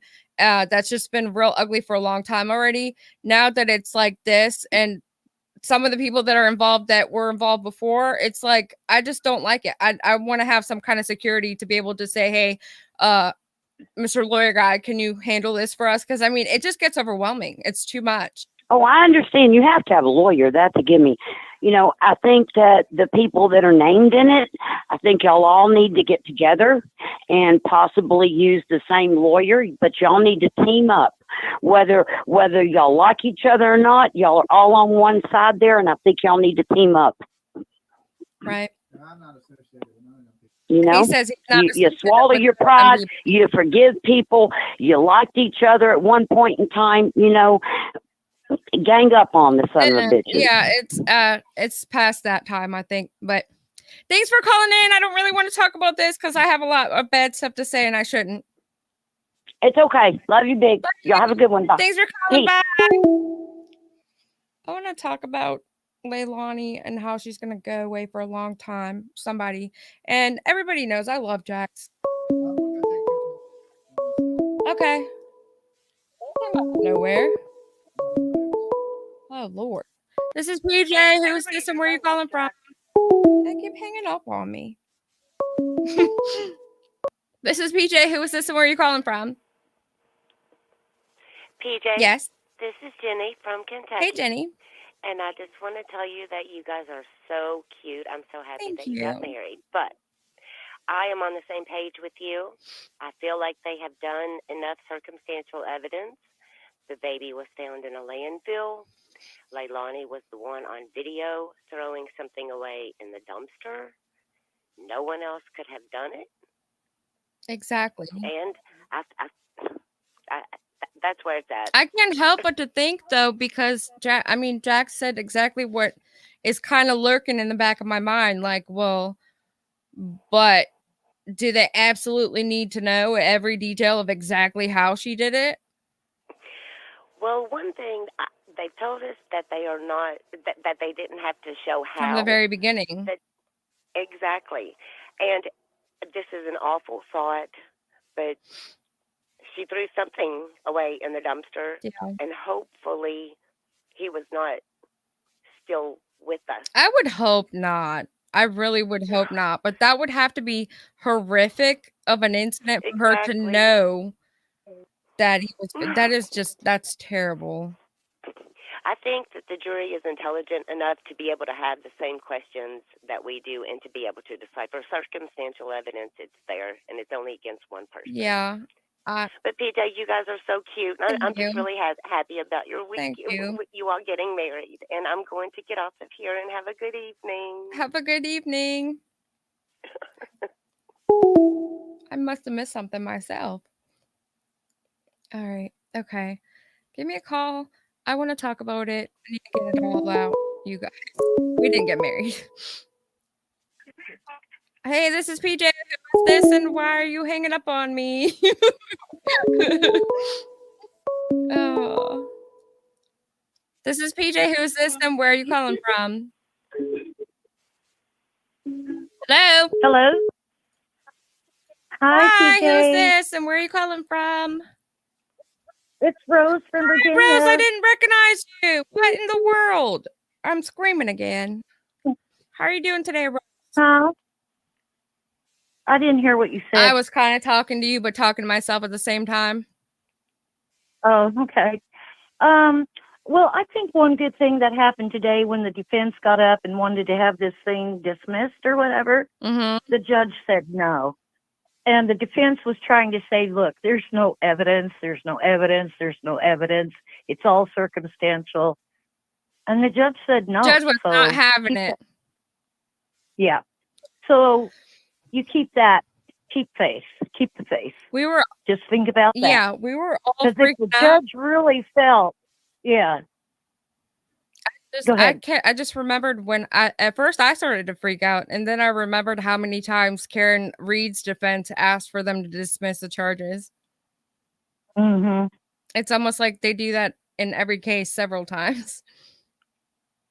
Yeah. But I've Yeah. never seen a judge just dismiss because defense want them to. And I Yeah. didn't think they had any reason to, but it kind of threw me off guard that they just requested it to be over like that, and the judge just wasn't having it. You're right. Yeah. So That I'll was let you go. Let frustrating. someone else call. Really? You're done Try to talking, call. Rose? Oh no, I just I don't want to Just messing with bother you. I know you feel a little hyper right now, and I'm just trying to be calm and help you out a little Thank bit. you. I And, feel a lot better. Thank you. yeah. You guys have any fall weather up there? Leaves changing and stuff? Because it sure is beautiful where I am. Oh, we are actually starting to get leaves changing, but today it's like 98 degrees outside. It feels like it's like 100 degrees. Oh I don't wow, know. that's hot. Yeah. But it's beautiful here. I mean, it's like oranges and these burnt, like oh my God, the colors. It's just like, it's yummy. You just want to reach up in the tree and eat a few leaves or something. I don't know about all that, but it's pretty. Yeah, it is. I love this time of year. It's just beautiful. Well, thanks for And calling, Rose. Have a good rest of your day. I will, and you too. Just relax yourself and, it's in God's hands. And I don't want to say that either, because that's not really, I don't think that's always true in these situations. It really is in the people's hands. And I believe the people of the jury have seen enough Yeah, I do too. BS I do on too. her part. Yeah. I do Yeah. too. Because I mean, there's nothing else that would explain what occurred, and I think they showed it. Yeah. I know what I wanted to say. I wanted to hear what what's his name, Red, had to say. Because I just wonder how damaging that may have been to her. And we all don't know, right? Yeah, well, what I was told by somebody that knew somebody that was in the courtroom was that he just testified that she was not at his house or in his presence when she was on the GPS at the dumpsters. Oh, well, duh. Yeah. The GPS would have, yeah. Oh, well, that's dumb. And I mean, they read the messages before that, so, but like Dax is going to say, just because she's a cheater doesn't mean she's a murderer, I guess. Well, I think it makes Danny, like, his story even more credible, because she was complaining that Danny wasn't taking good care of her or whatever. But it sounds like Danny had some suspicion that she was fooling around on him. Yeah. And so, it seems like they were just over each other. I don't know. He seemed like he really cared about the kids. Oh, yeah. Always late says 0 character witnesses, 0. That says a lot. I agree. I didn't even think about that. I agree. Do we know why, Billy Joe? I mean, I guess maybe the defense thought it might be more damaging. Billy Joe has the same issue I have in life, resting bitch face. I don't think she would be able to control her face. Mm-hmm. I think that's a lot of why Leilani couldn't ever testify either, because her face would give her away. Well, she wouldn't have been able to handle a prosecutor. I mean, plus she lies about everything, so yeah, it would. Yeah, obvious. She would have lost. Yeah, if she would have got up there and testified and had to answer for her lies and different things, it'd have been over. So. Yeah, Peas in the Pod said she was lying. She was still lying to Danny too in the recorded calls. That shows it was definitely her, in my opinion. I agree. Because if it wasn't her, she would be trying to solve it herself. And when they would have conversations like that, she would be asking him like the questions and interrogating him, like trying to find out what happened to her kid. And she just doesn't. She's got no soul. She don't care. Yeah, for sure. All right. Well, it was good talking to you, Rose. Thank you. Have a good night. You too. Talk to you again soon. You too, honey. Bye, Sickle. Take deep breaths.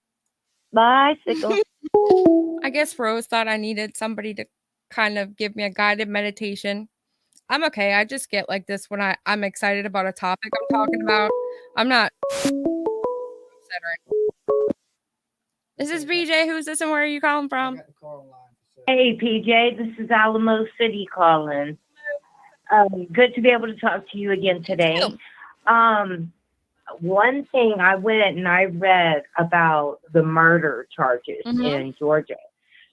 So, what good thing if the prosecution will use it when they're explaining their ending arguments is that malice murder, I don't know if it's the malice or the felony murder, that it's like if you're committing another crime during that, when a death happens, that's the same thing like, okay, in Texas, if you're committing an armed robbery and somebody gets shot, but you weren't the shooter, let's say your accomplice did it, you're still going to go down to capital murder. Me and Jimmy were just talking about that yesterday, and that was that second degree murder, how you could literally drive me to the bank and you can rob the bank and accidentally kill somebody, and then me just being in the car waiting for you to come out would be charged also. Right, exactly, because you were there during the commission of the crime or whatever. Well, with Leilani, she was committing a few different types of felonies. You know, she left her children in the care of a man that was drunk and high. So that was endangerment. So she endangered her child while she was going out to buy drugs and sell some booty to get the drugs. So she was committing, you know, prostitution, purchasing narcotics, whatever. I mean, I don't know. There's got to be a way. And then I was reading, I think that the only way they can get life with parole on it is if they serve 30 years or after 30 years. So that would at least take her youth. Yeah, that would at least take her youth from her. That's what we want taken. More than anything, we want her not to be able to get out and not really have no free world. That's what I hope for. But not to be able to get out and make a new family. I agree. You see what I'm saying? Yeah, her youthfulness, her young years, any hope and promise that she had left in life, it needs to be taken because she took that from Quinton. He had no chance at life or promise. I agree. So yes. I think the judge isn't going to let it fly, just like she wouldn't let them trying to get all them acquittals on all the no, we can prove that she was being a bad mother, and during the course of that night, all the things that happened, whether the baby fell in the pool and drowned, which we'll never know because they didn't test that pillow to see if it had vomit or pool water or anything on it. I was really let down by the evidence. When that stuff was going on, a lot of the people in chat, I don't know how experienced or where they got their info from, but they were saying that as law enforcement, they only have a certain ability to test a set amount of items. Like they have a limitation on how much they could test. Is that just because they're not funded for it or something? Do you know anything about that? I really don't. But that's interesting. I think there should be no cost involved. Like you need to, investigate this, test evidence, find out what happened, because they could be setting a murderer free because they didn't, look into it enough. Yeah. But I don't think she's gonna get off. There's no way. No, there's too much damning evidence. And like the other person said, there were no character witnesses. Nobody came out and said, "Oh yeah, I used to see them at Mickey D's and they would be getting chicken nuggets and all the kids look happy." And Leilani was teaching them stuff and talking to them like a good mother. There was none of that. Nobody tried. The best we got. Right. Yeah, the best we got was she backhanded the baby into the street. That was the character. So, and Honey Bunny, thank you for that. I remember now that we got justice for Harmony with circumstantial evidence. Yeah. Right. So, the jury's looking at all that, and they probably been sitting there thinking, she thinks she getting away with something. They can't prove this, they can't prove that. But look at what you did through the night. Nobody else was up doing all the stuff Leilani was doing. Yep. So they got enough. With what I read, okay, it made me think, and if I was a juror, that because she was committing some other type of crime during that night that led up to whatever happened to the baby, and then her going and getting rid of his body the way she did. I mean, yeah, she was guilty. I think maybe enough spaghetti got thrown. So, Right. I agree. yeah, stay on the positive. You got to look through everything with a different view, and you got to take it and flip it into a positive, you know? So, yeah, just keep praying. Let's fight the good fight. And I will say, I didn't say hello, PJ. Hello. Bye, Bye, PJ. PJ. Thanks for calling. All right. I hear Hunters is trying to call in. What is the area code I'm looking for? Hurry up. Go now. I'm so glad you guys are making me feel so much better. But yeah, definitely all that bad stuff we heard about how she treated Quinton. This is PJ. Who's this and where are you calling from? Hey, this is Amber Love. I'm so excited to talk to you. Hi. I can barely hear you though. Is that I guess I'm getting better? old. No, I think the volume's down. That's okay. Okay, so I think they have to prove what they have to prove is beyond a reasonable doubt. It's not how or why, it's that she did it. And we all know she did it. Everything points to her, you know? Yeah, I agree. She didn't deny throwing him away. She knew exactly what that trash bag looked like. And then she all even of that went stuff. first to say he wasn't in that trash bag, by the way. Like, oh, in case you're gonna go look for him in the trash, he wasn't in that trash, by the way. Right. Right. I mean, come on. How much more guilty can you get? And she's a liar. Everyone knows she's a liar.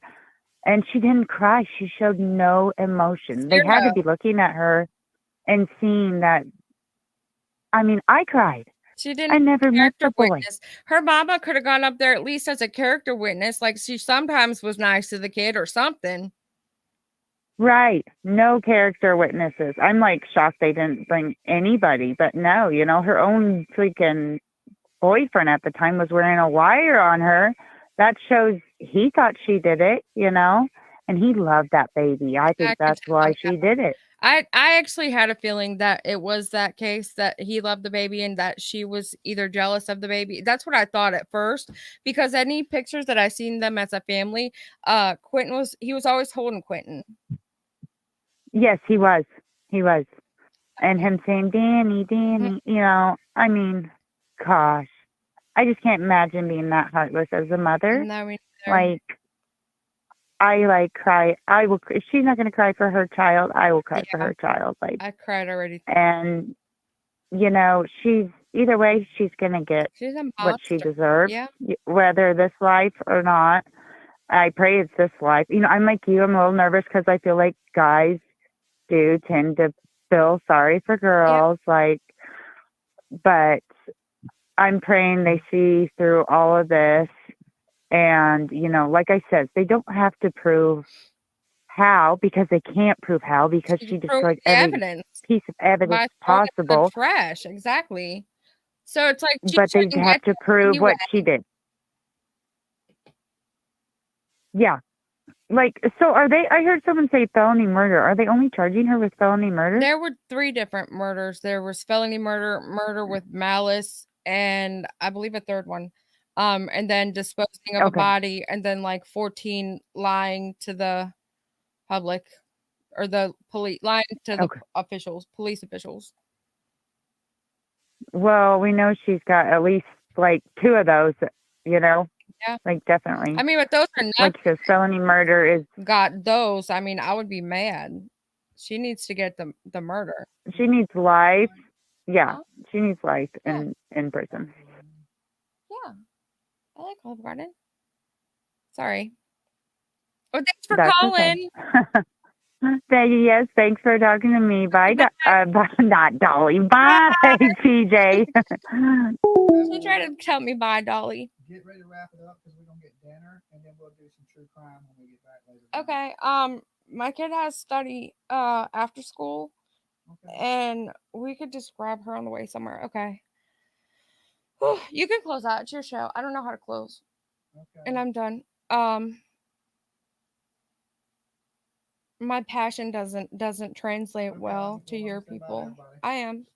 Let me turn the camera off.